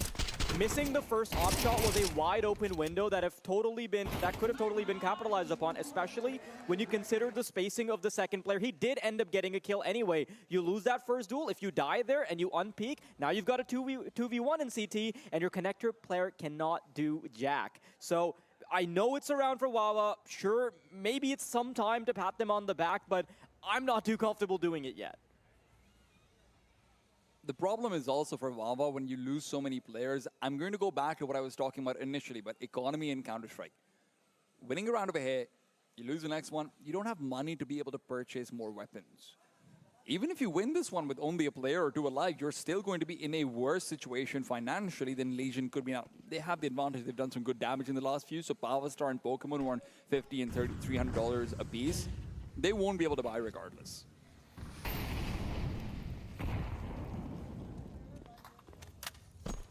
HCI has taken Palace responsibilities, but rail pressure is coming through in the apartments. It's a double underpass play to try and enable Bloody in mid, but Wawa again don't have anyone in window. Ever since Salpatruz died once in window, he has never asked for someone to be positioned there. Okay, again and again, the only place I see him is in CT spawn. Powerstar misses the timing. Innsmouth comes in from behind. Oh my God, Baba's going to be turned around. This could be two, but Innsmouth will have to make do with just the one poke. He's fighting back. That is a big fumble from Innsmouth, considering the position that he was in. A little bit of trigger discipline could have gone a long way, and now when the dust settles, a slight advantage for Legion. You've got Pokemon trying to creep into connector. The world is the oyster of Legion, and they're going to get ready to crack it right open on the B side. Here comes the utility. The cavalry getting ready to move out. A solitary defender on the back of the bomb site. HZI a little bit more active than we saw him on Dust 2. But Salpatruz not trying to show himself. There's a little bit of action happening on the A side, but it comes down to the 2v2 again. 3, rather. I didn't even notice Bloody was alive. I think they might not either. HE goes deep. That's not going to be able to take him down. Bloody continues to stay alive despite grenades falling on his body again and again when he's low. Bullet is the only player who can make something happen. Deep incendiary goes out. It'll be forcing HF into a more aggressive position. He is more than happy to take it. Okay, fight for one, but that's all he'll find. It is 6-2 for Team Legion. And I hate to zone in on him again. I really do for us. He's such a good player. He's such a young talent, but sad but true, that round was just played too poorly. They find the lurker, they turn it into a 3 versus 3. Saad's only job over there is to find one kill and stay alive for as long as possible. That is the anchoring mentality. That's what HCI was giving us on Dust 2. But in the direct head-to-head comparison, Saad is just not delivering. And if defensive maneuverisms aren't working for Sad But True, you would expect maybe he tries to rectify that by playing a little bit more proactive, right? Maybe he goes jump spotting into B apps so he can call the rotations in a little bit earlier, but you can tell he turtles up in the worst way possible. A total contrast to what we saw from HZI, which further bolsters the storyline we've been seeing all day. There is no real competitor, no real contrast for each of the players on the other side. I do like this position that Baba has taken. It's another opportunity for A main control. No. Bloody gets a kill through the smoke while he's blind. It doesn't get easier for them ever. Running through the Molotov, Oki will at the very least get the better of HF Star, but they've now given up the A bomb site because of it. And the knowledge of two players being through main, it's all there. Baba gets a bomb plant. They've already got jungle and short control, so rotation has to come in through CT spawn. Bloody again is just going to be incredibly low, but he might be able to find something in jungle regardless. You have to consider there's a fair bit of utility still available on the T side as well. Bullet is getting ready to pop the smoke. No, he's going to try and pull the attention away. You've got 2 prongs coming in for the A side. Retake. Executor's going to find one, and Smudge with more, and with just Pokemon and Bloody remaining, they've got a few bodies that are quite injured already. Pokemon, they're too far from the action. That's it, Smudge trying to stick to the bomb. Pokemon's going to send it flying. Does the nade connect? Yes, it does. You're going to get off the bomb. No and time. I think they don't have time. That is unreal. From beyond the grave, Pokemon fights back. You might take him down, but you won't take the round. It is 7 for Team Legion. It is heartbreak central right now for Vava. And I think beyond the grave is the perfect analogy, because the metaphor for Legion that fits is the metaphor of dying and then reinventing yourself. For HZI to have switched roles, for Pokemon to have completely transformed as a player with his playstyle and his place in the team. For so many of these pieces to be completely new. But maybe Wawa can fight back. Finally, aggression comes through. Sad by True comes out with 2 initial kills, and this should mean Wawa is in for a guaranteed round number 3. But I've said that before. They've lost 2 different 3 versus 1s in this first half. One to ATI, one to the grenade of Pokemon. Funnily enough, ATI also has a grenade. Alistar is already out in B, but Innsmutje good for the trade. 4 versus 2. Legion have to split up and search for clues. This is a bit of a Scooby-Doo situation, but I don't know if they're actually going to find the culprits. Pokey opposition is good. He knows where Bullet is. Inside CT spawn. Pokey continues to poke and prod. Going forward. 2 on the other side, but this is going to be tough to swing out. This is not an easy duel at all. They're going slow. No. They're going 1 by 1. Pokey turns around. God. He'll have a shot to the side of his shoulder that gives him information, but Innsmutje, he will find the bomb. No! ATI turns at the nick of time. It won't be enough. Innsmutje will get the kill and drops the bomb.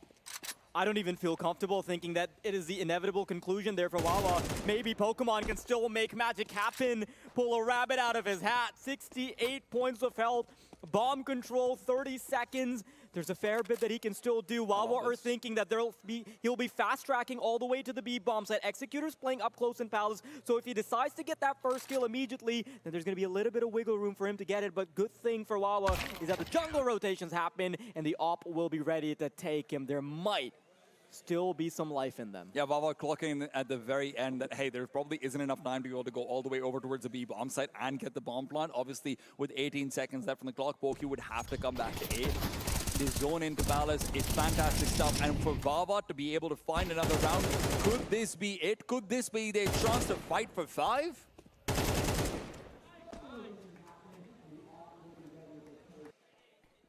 And remember that so much of the crowd last time in Control Point supported Wawa, but I just can't feel that energy anymore. Legion miles ahead. But you're right, the fight for 5 is what is necessary for now. We'll have to keep our hopium for Wawa to be able to make this a competitive game for until this half ends. Judge based off of how it ends. Legion, because of that earlier bravado where they're getting incredibly aggressive, they've lost out too much money even though they were winning so many rounds in a row. They're now on Tech 9s, and this is how they did get into the game in the first place, right? Let's not forget round number 2. I think Wawa won't be for sure. But as much as Legion's wins have come off the back of great plays from their individuals, Wawa has been in winning positions very often. If anything, this probably should have been a scoreline that maybe even goes 6-4 in favor of Wawa.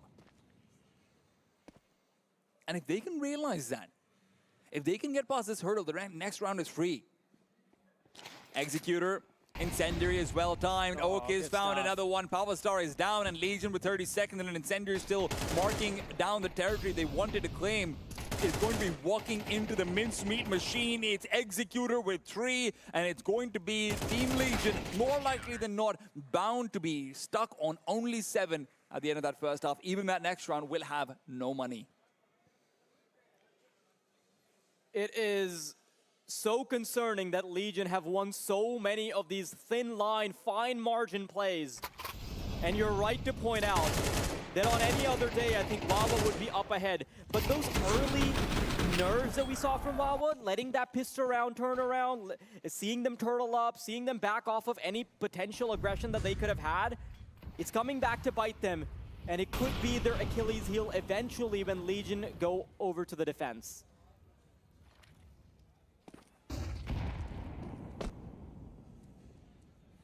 This entire round comes down to Bullet. Yeah. And he needs to be supported by Innsmutje. Innsmutje is going to be caught off by the players coming in through connector. Timing is fantastic. Bullet's still alive, but not for long. Bloody and ATI find a killer piece. And with it, sad but true falling as well. Team Legion can do no wrong. They were never supposed to have a chance over here. Wawa, they were ready for 5. But Team Legion are still going to find the ultimate advantage. We've seen that round be replayed over and over. Tech 9s, whatever. There's always a chance for Legion to clutch. And it feels like there's no life left in Wawa. They claimed that they came unprepared last time.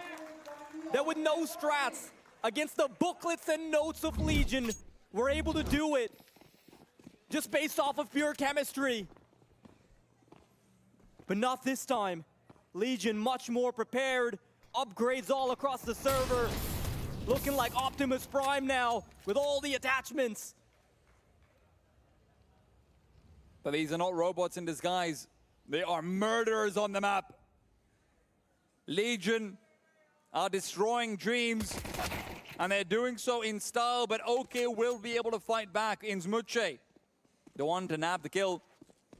All the way back in CT spawn, it's Pokemon. He's played spoiler to so many rounds. It is going to be 4 CTs coming in through spawn while the bomb is planted. Don't forget, they do have a kit and a smoke. But the T's haven't vacated the site. They want to fight. The smoke is the big one.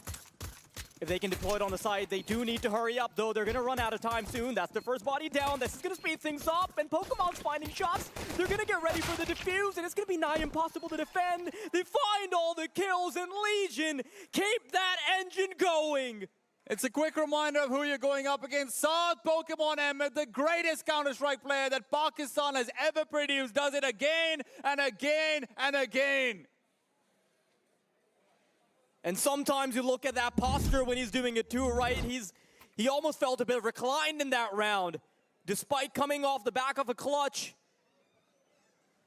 He said the job's not done. Well, he's here to finish it. If this is a job, then Pokemon deserves a raise. That might be coming in the form of a prize, but Vava still want to play spoiler. They still want to show that all of those rounds that they were supposed to win can still come true again. Remember, Vava has now lost 5 rounds where they're in a commanding lead. In a position they should never be giving up. Pistols, retakes, clutches, you name it. Legion, I know that some of those players can almost taste victory when players like HZI have become so familiar with the taste of defeat, salivating over the prospect of double digits as they go up against a cobbled together by Team Wawa, exploring around middle. They've got a prong everywhere. You've got a couple of players.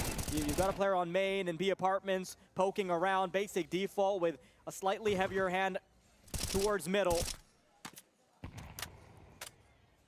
Don't forget, Vava themselves have comparatively worse off money than what they would want to have. It is 3 Galil's inferior rifles, an SMG, mid-tier weapon, like I said, and a scout, which is just a worse sniper. There's very little they can do with 35 seconds left from the clock. They have no map control.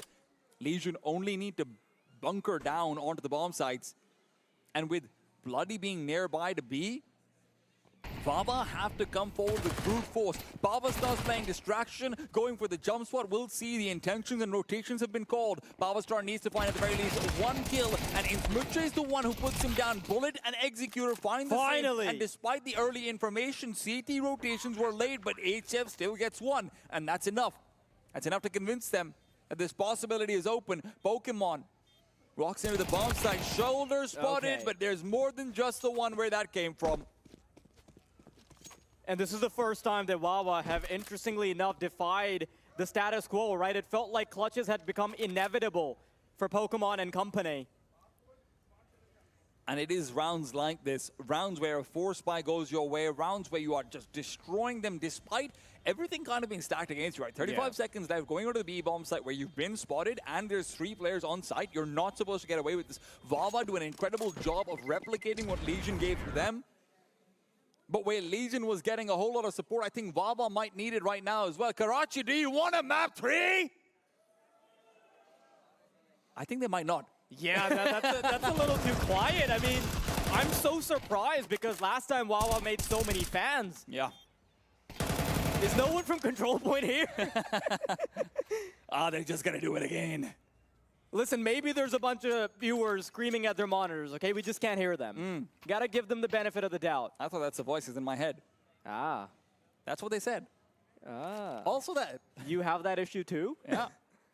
Great. Tactical timeout gets called. You've got 4 pauses in a game. Very often teams on LAN can forget that when they're, relatively newer to the LAN environment, to the big stage like this. But it's good to see that that pause has been used over here. Legion will calm things down. Pokemon is no stranger. Of course, he's the kind of player who will make sure you're using every resource at your disposal. And honestly, very often can lose despite it. But this doesn't seem to be one of those places. Wawa will have to fight. Fists held forward.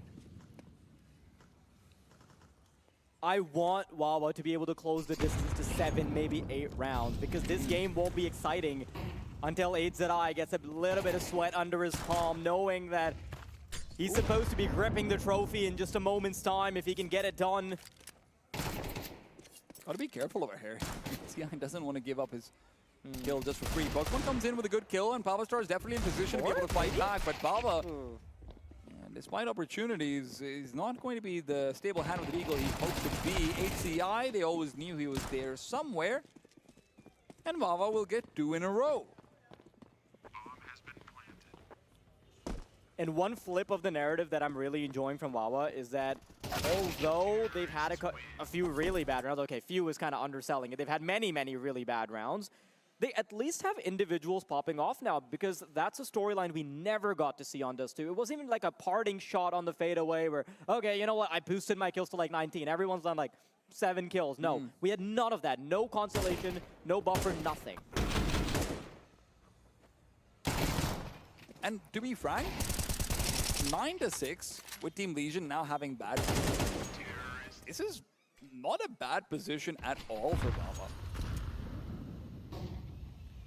Remember, Legion aren't going to have an AWP in the next round with HF having utility over here either. So he'll be coming in a lot more limited compared to what we saw from him in Dust 2, where he was doing so incredibly well, dominating every duel, because he always had utility. He had flashes to be able to help his teammates fight and then come in onto weakened players, maybe having a lot more information with that, AHEs to blow open smokes, things like it. Legion's next round will not have any of that. This round is supposed to be an easy, automatic loss, right? So that's why they're going for something a little bit cuter. It's 5 players in the middle area of the map, and they're just trying to make something work. If they're lucky, but this time it won't be the case. Yeah, when you just got the pistols, try your best at some aim practice, right? Yeah. Fork it over to the next round, and then see what happens. But now, Wawa are surprisingly enough breathing down their neck. And I don't want to act like we totally saw it coming, but, you know, there were a couple of flashes in the pan. The rounds that Legion were winning, they shouldn't have. Yeah, they weren't convincing. They weren't strategically sound. And there's the problem right there, because I know when you hit that 9-9 scoreline, Pokemon's going to have a bit of a chip on his shoulder. He's going to be like, guys, I can't focus. You know what? HZI, do you want to call something? You know Wawa really well. Listen, you grew up with them, okay? Like, what are they doing with the wickets? If they... I think their favorite color is purple. What does that have to do with CS? That's is also the question that they're going to be asking each other. Now, listen, all jokes aside, Pokemon has a reputation of struggling in some incredibly important matches. For him, it does feel like he's graduated beyond that. But when it comes to qualifying for huge lands like the Esports World Cup, you know, sometimes even the major, things like this, it always feels like in the toughest moment where he feels like he's already done the job, he can let slip. And that's double so as a leader. Yeah, you could tell him, see, he was manifesting, right? Job's not done, yeah. That's them locked out of the round again. They've lost 2 players immediately, and this is what we were missing from Wawa. Shots, but also aggression. In the first half, we really barely ever saw Wawa taking things into their own hands. Bloody will fight back, but for Team Legion to go for a fight over here would be a mistake. I would love to find out in the interview who was still at the helm in terms of captaincy in map 2, because if Sad But True is still calling, and if he's still taking primarily the reins in this game, then honestly, he's doing an excellent job from the bottom. Well, Wawa's going to have to win the map for us to find that one out. That's true. So let's see if they can still continue carving the way out. But they're looking much more confident over here. And honestly, I do think that some of these are individual calls. Inzmuche has always been known for this. He will go out incredibly aggressively on a map like Mirage and just take control. I mean, we've lost rounds to them like this as well in the past. I've seen so many Pakistani teams that go up against them, and they're like, hey, we're in a winning position versus Wawa. And then someone just... This is going to sound mean, but I mean it in a very good way. Someone turns their brain off on Wawa, and they just push. And sometimes when you're that skilled, that's all you need. I mean, look at this. There's 15 seconds of the map that's gone by. Inzmuche, 20 seconds into it, is already deep in the B-bomb side. He's gotten 2 entry kills just by pushing. We've literally lost 3 rounds to this exact same strat. I'm not even joking. I remember them all. A little bit of context for the viewers. T-Time and I have had our fair share of Losses. Comical competitive play, Yes. I'd like to say. And yeah, Wawa has been on the dishing out end of a lot of them. Yeah. We believe in self-deprecating humor when it comes to Counter-Strike. Or as I say, gameplay. Gameplay. Sabachu's in a good position, but he's going to be missing it out. Remember, Team Legion getting aggressive over here with 2 players going all the way through A main. They've left HF for the AWP to take control of any possible players coming in through connector. He's also worried about Palace though, because they didn't clear that out earlier on. The timing for Legion's push is going to be everything. Remember that Inzmuche has the bomb, and he is the most exposed player. Should they lose his life, this round becomes so much more difficult. Pokemon behind them. And Smudge bomb down now, and Legion are gonna stop what was probably the biggest possible kick in the gut, which is letting them tie up the scoreline. Even if you're just able to keep them at arm's distance, your mental isn't going to capitulate. And as much as I want to talk about, as much as we've talked about Wawa, being able to turn off their brain, and, sometimes it works when your brain is sabotaging you, that doesn't mean you turn it off to the point where you leave the bomb out in the open alone with no defense, right? Look, again, this is just one of those things where I don't even blame Wawa that much for it, but not having an A lurker does come back to bite you. And you need to know that you're on a timer. What an A lurker, of course, is that very often in Counter-Strike, when you're on the offensive side or the D side, you'll have a player dedicated to either extremity point of the map, A or B, and that player's then, their job is to prevent something like this from happening so that you don't have your opposing team just pushing all the way into you from the back and getting a good backstab. When you do this and you don't have a lurker, you're on a timer. So you need to fight earlier, you need to go into a bomb site earlier, and you need to find shelter earlier. Wawa forget that part of it. Completely.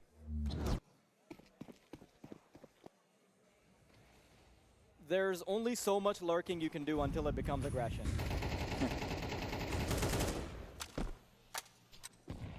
What do they call that again? Horseshoe theory or what? Call that the only way Anastronza you can get an entry frag. True. Didn't get many of those recently. We could have actually stopped Wawa getting here. But Close. Wawa right now want to make sure that they're not stopped en route to map 3. You might have lost that last round, but let's not forget the amount of momentum that you were able to pick up for yourself. Legion have now gone back to the basics, and the basics were not what helped them get a lead. When you know the basics are making you lose, you gotta play CS in a funky way. You gotta try something new. See how many more tricks they have. They obviously don't have the buffer to keep going for creativity anymore. This is just a really bad timing. He said, now he's going to start to have shaky hands, and they've gained access into B. The problem is you still have the superstar that is HF Star, but he's only found the first kill. He's going to hear them circling around him. They're going to get pressuring, but he's hitting some nasty shots, and HF Star flexing on all over them. It is the birth of a new great player in Counter-Strike for Pakistan. We have seen HSB come and go by, we've seen Trance come and go by, and honestly it feels like Pokemon is in his last years as well, but he will not go without making sure succession is maintained. HF, what a play. Is this the first time in Pakistani history that we're going to find an Oppa who is both cool under the pressure, good on land, and on top of it all, feels like he could step up to the international level?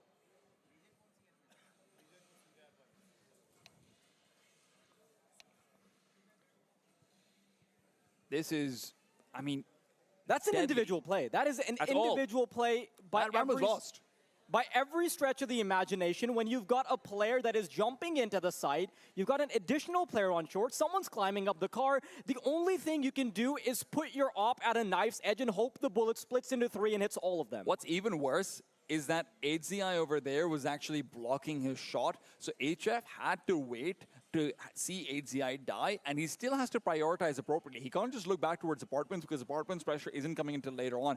I mean, just the individual decision making, it's all split second, it's all instinctive. That's what makes it even more impressive. Where on one end, Powerstar misses the timing, HZI misses a lot of shots over there. That should be done. Wawa felt like, hey, okay, job's done. You've got our 2 kills, this is easy. And then HF shows up. And For Valva, it's the same story. And then Pokemon shows up, and then HZI shows up, and then HF shows up, and then 2 Force by Wins show up. The and then part is what's coming back to keep Valva down. And honestly, I don't know how you fix that. Because that's supposed to be the part that's the easiest to get done. You've already done all the hard work to put yourself in a winning circumstance. There's also not enough time remaining to try and diagnose the issue. They've got a timeout going. They know they're up against the wall, against the ropes. They already have a blip on their side of the grand scoreboard. Legion already have won the first map 13-3. For anyone that's tuning in late, this could be a very convincing series, even if Mirage ends up being a close game. Back into things we go. Legion are 2 rounds away from winning the Sindh Esports Championships 2025. But those 2 rounds can be the hardest to find. Inzmuche and Executor are having a game. 17 and 15 kills apiece. They are almost topping out the scoreboard, short only of Bloody's 20 frags, where he has quietly climbed up. Pokemon positions himself in sandwich. Sad's found the first. They don't check for Pokey. Oh no, Pokey takes his time, and that means Inzmuche can fight back, dink or not. Inzmuche is low, sure. But we've seen Bloody do the same. Have a performance while he's low so many times. I can't believe that Inzmuche doesn't have it in him as well. He'll be called upon. CTs are coming in through spawn. Flashes galore. HZI pushes forward for Pava. Molotovs and HEs are going to go forward, but Oki is now trying to cheat past the utility. Peeks in, comes in from behind. They don't hear him until it's too late, and HZI might get the response, but will it matter?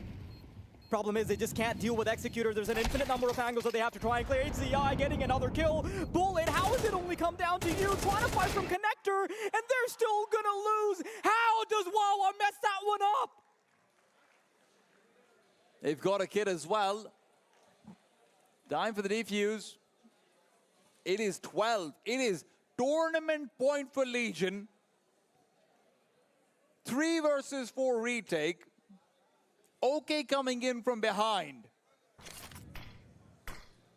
Full post plant position established. Vava have no one to blame but themselves in this spot. And for Legion, they've got everyone to pat on the back. This has not been a one-man show. And Pokey is enjoying it.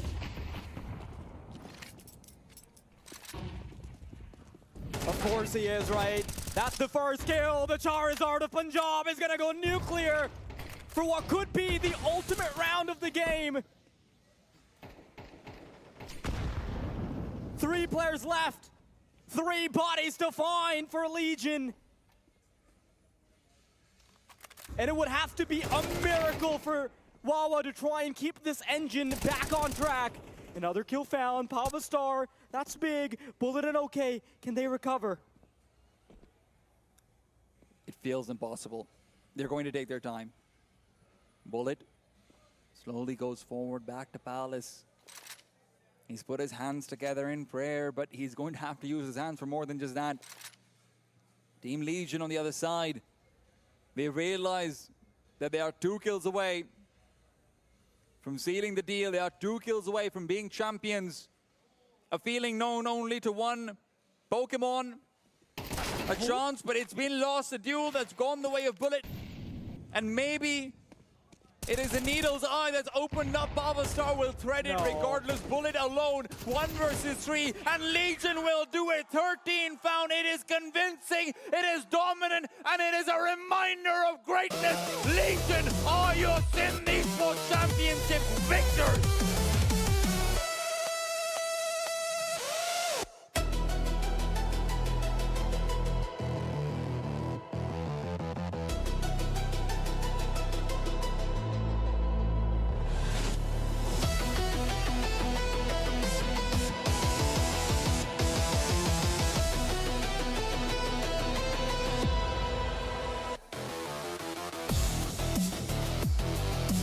So, ladies and gentlemen, the winners, Team Legion.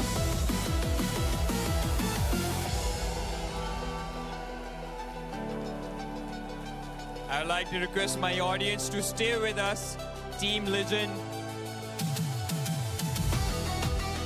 Closing ceremony आप सबकी तालियों और शोर में हम लोग यहाँ पर करेंगे। And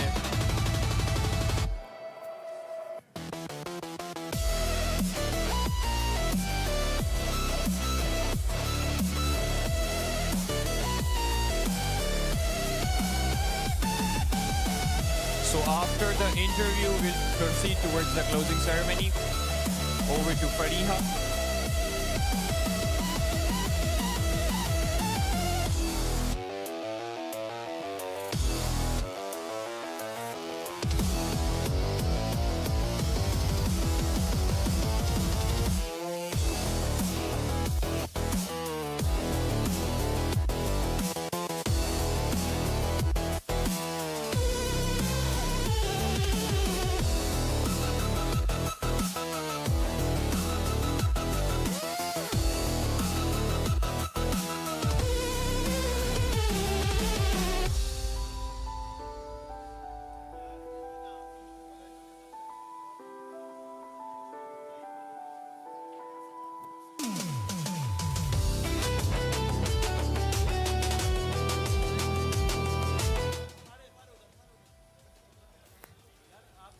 Congratulations, Pokey. This is huge. But how do you go from struggling against a team recently and then clean sweeping them? ये कैसे होता है? Sorry. So, देखिए हमें पहले तो स्ट्रगल करना नहीं चाहिए था. That was unlucky, unfortunate. अल्लाह का साथ नहीं था हमारे साथ. But इस बार मैं अपनी वाइफ और अपनी बेटी को साथ लेके आया हूँ. I brought my own good luck. So, thank you guys. Last में थोड़ा सा डाइसी हो गया था, इतना पुशबैक एक्सपेक्ट किया था? थोड़ी सी वही मिस्टेक रिपीट हो गई थी. हम ओवर एक्साइटेड हो गए, कॉन्फिडेंट हो गए. हमने उनको बिला वजह किल्स दी जिसकी वजह से हम राउंड्स हारे. But then we took a pause. Huzaifa ने स्पीच दी और सब सही हो गया. अच्छा, HF last match, last event में आपने कहा था कि आपकी कर्स है. Okay, we have a lot of HF fans. You said that आपकी कर्स है कि जो है आप वावा के अगेंस्ट कभी भी नहीं जीत पाते. Is this the day where we will hopefully continue to win against वावा? जी, अब तो मुझे लगता है सारी वो जो पनौती थी हट गई है. तो अब कोशिश करेंगे हम जीतें हर बार, क्योंकि हम ज़्यादा टाइम देते हैं गेम को. Deserved. अच्छा, is it I have also heard about another curse. अभी वाइल्ड बता रहा था that 29वां टाइम है ये फाइनल पे. तो कैसा लग रहा है फाइनली जीत के? 29वां फाइनल है वेलो के साथ मिला के. और ये मेरे पे कोई 8 साल पुराना कर्ज है जो आज हटा है. और मैं कभी भी नहीं चाहता था कि ये कर्ज जो है ये वावा के अगेंस्ट हटे, क्योंकि जितने बॉयज़ फॉलो करते हैं उनको सबको पता होगा कि मेरे भाइयों की तरह है. और लेकिन अब वो सामने थे तो उनकी गलती. क्या कर सकते हैं. These are your finalists, guys. Congratulations, Team Legion. Over to Chavez. Thank you so very much, Fariha. I would like Team Legend to please stay on stage with us for the closing ceremony. And before going forward, I would like to call on the stage Honorable Secretary Sports Sindh. आप सबकी भरपूर तालियां होनी चाहिए for Mr. Munawwar Ali Mahesar साहब से. एक दफ़ा फिर से गुजारिश करूंगा भरपूर तालियां में आपकी to please come on stage so that we can. And with that, हम director sports Sindh doctor Asad Ishaq sahab से भी गुजारिश करूंगा कि स्टेज पर तशरीफ लाएं फॉर द क्लोजिंग सेरेमनी. और एक दफा आप सबकी भरपूर तालियां होनी चाहिए. टीम लेजेंड के लिए भरपूर तालियां होनी चाहिए जी. एक दफा. क्या बात है, क्या बात है. वंस अगेन मैं पूरी कैमरा टीम से रिक्वेस्ट करूंगा कि आप हमें बेहतर तरीके से बता दें कि लाइनअप. हम पहले मेडल डिस्ट्रीब्यूशन करेंगे with the secretary sports Sindh जी.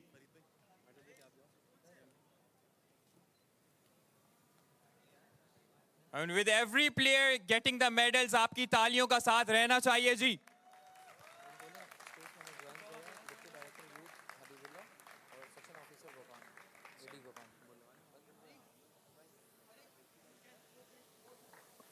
मैं रिक्वेस्ट करना चाहूंगा डिप्टी डायरेक्टर मिस्टर हबीबुल्ला से too please join us on the stage.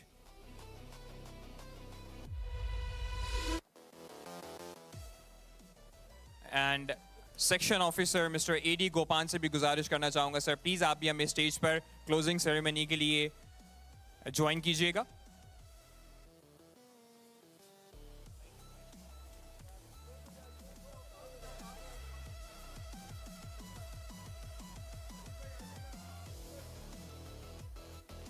Fareed bhai, please join the panel.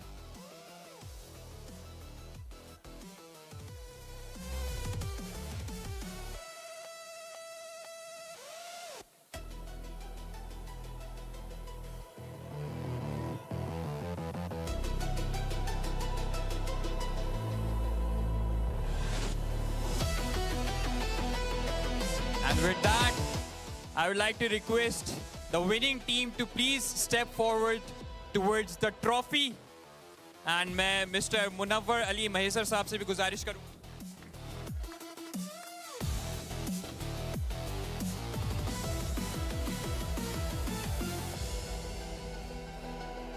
मैं रनर अप टीम से गुजारिश करना चाहूँगा, टीम वावा से please to line up for the medals from the Secretary Sports Sindh, Mr. Munawwar Ali Mahesar.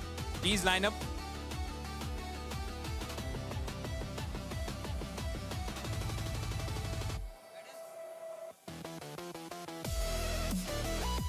Medals for the runner-up team.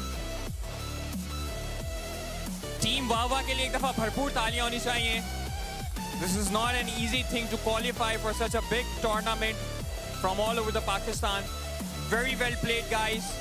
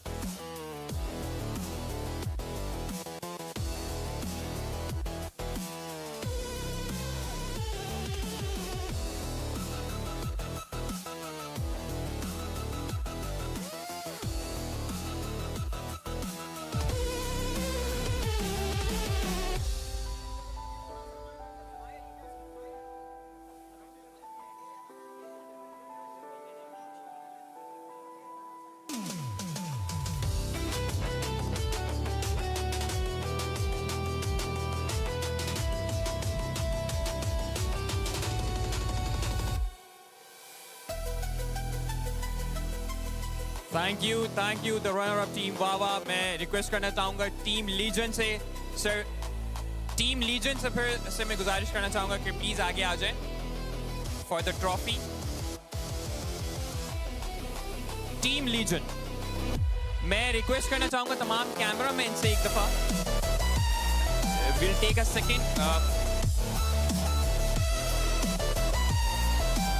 Okay जी, आप सबकी भरपूर तालियों में the champions of Sindh Esports Championship 2025 Team Leader. Let's give a big and huge round of applause, ladies and gentlemen.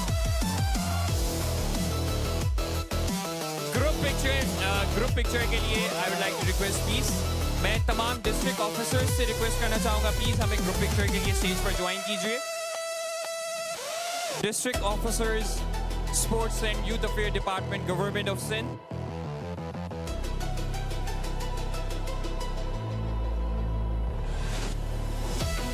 Please join कीजिए.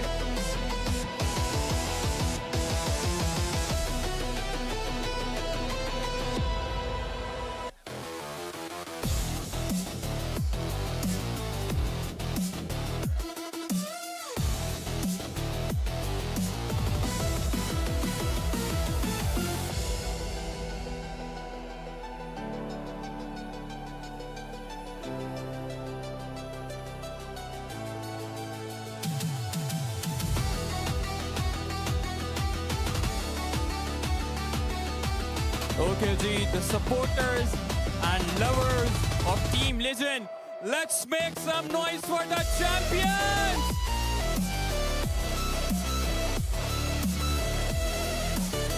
Thank you so very much. So ladies and gentlemen, thank you the winners. The energies are hyped up and you guys can enjoy, meet your family. So ladies and gentlemen, this is your host, and your host officially signing off from Sindh Esports Championship 2025, brought to you by Sports and Youth Affairs Department, Government of Sindh.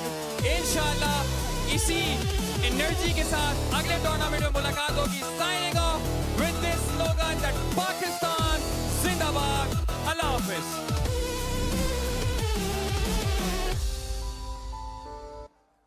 We're not completely signing off. We do still have to remember everything else going on right now. People to sign off still. But this is where, obviously, to everyone watching, you've just been given one of the best matches you ever could to start your journey into Counter-Strike and into esports for Pakistan. There's going to be a lot more where that came from. And when you start looking over towards what this meant, remember, आप लोगों के लिए शायद सिर्फ game है, मगर इनमें से काफ़ी प्लेयर्स के लिए उससे कहीं बढ़ के है. PowerStar now becomes one of the youngest champions to ever be there for any of these sporting events. You've got HF, who now ends up becoming one of the potential greats of Pakistan to go forward. And Pakistan is on the verge of international. I mean, Pakistan on the verge of international success now. We could genuinely be competing for things like world championship status and whatnot. मगर फराज हट के भी बात होगी. सिर्फ game के बारे में बात नहीं, सिर्फ इंटरनेशनल स्टेटस के बारे में बात नहीं है. जब आप देखें हुज़ैफा जैसे प्लेयर्स के लिए who have had such a difficult journey to actually get to a place where they're now a champion, for him to be able to feel this way, it is critical that we highlight what he's had. It feels like there's finally a weight off of his shoulders, that there's some payoff to a very long and gruesome journey, right? 8 years of not having a victory under your belt, constantly seeing the stage. Like, as a viewer, I just want you to imagine stepping on the stage every time, and 28 times the confetti falls for someone else. That is brutal. And the fact that he has, well, the courage to step up a 29th time is huge. And honestly, the only reason it's possible to step up a 29th time is because of all the development we've been having recently.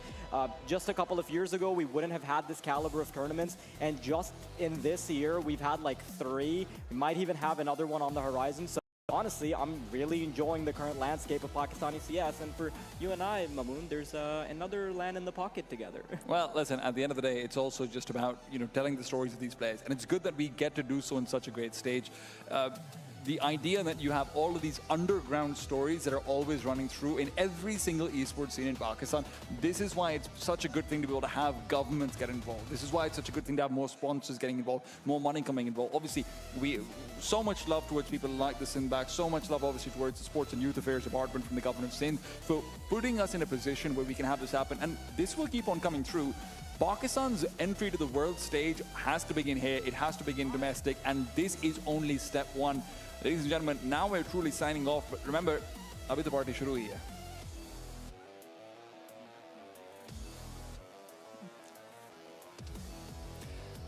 And with that, we're going to be sending everything off to an end. Thank you all for tuning in. This has been the Sindh Esports Championships 2025. Team Legion are your champions for Counter-Strike. This has been fantastic. I've been Tea Time. He's been Waldady, Mamoon Sabi and Faraz Abra, if you care about the actual names. But really, it's not a time for our names. It's a time for Legion's name. Once again, it is Pokemon, it's HZI, it's HF Star, PowerStar, and of course, Bloody. All 5 of these players have marked their name in history by winning the inaugural Sindh Esports Championships. And now, we have to close this chapter of history. Now, we have to go forward, face the future. Faraz, you want to send it off? Yeah, and listen, if you want to follow all of this action, if you want to support all that's been going on, make sure you're following all the teams on their socials. Make sure you're following the players' storylines, and of course, for the people that made it happen, make sure you're following the socials of the Sport and Youth Affairs Department as well. There's going to be a lot more news coming up, and I know that Pakistani Counter-Strike is just getting started, but for now, let's call it a close.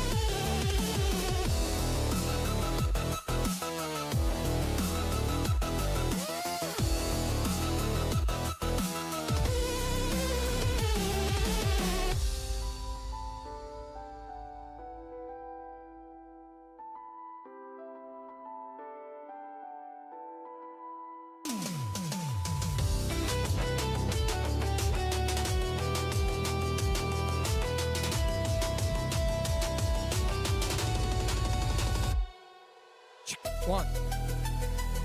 Huzaifa Shakeel जहाँ भी हो technical panel पे राब्ता करें। आपका CNIC हमारे पास है, court से मिलेगा।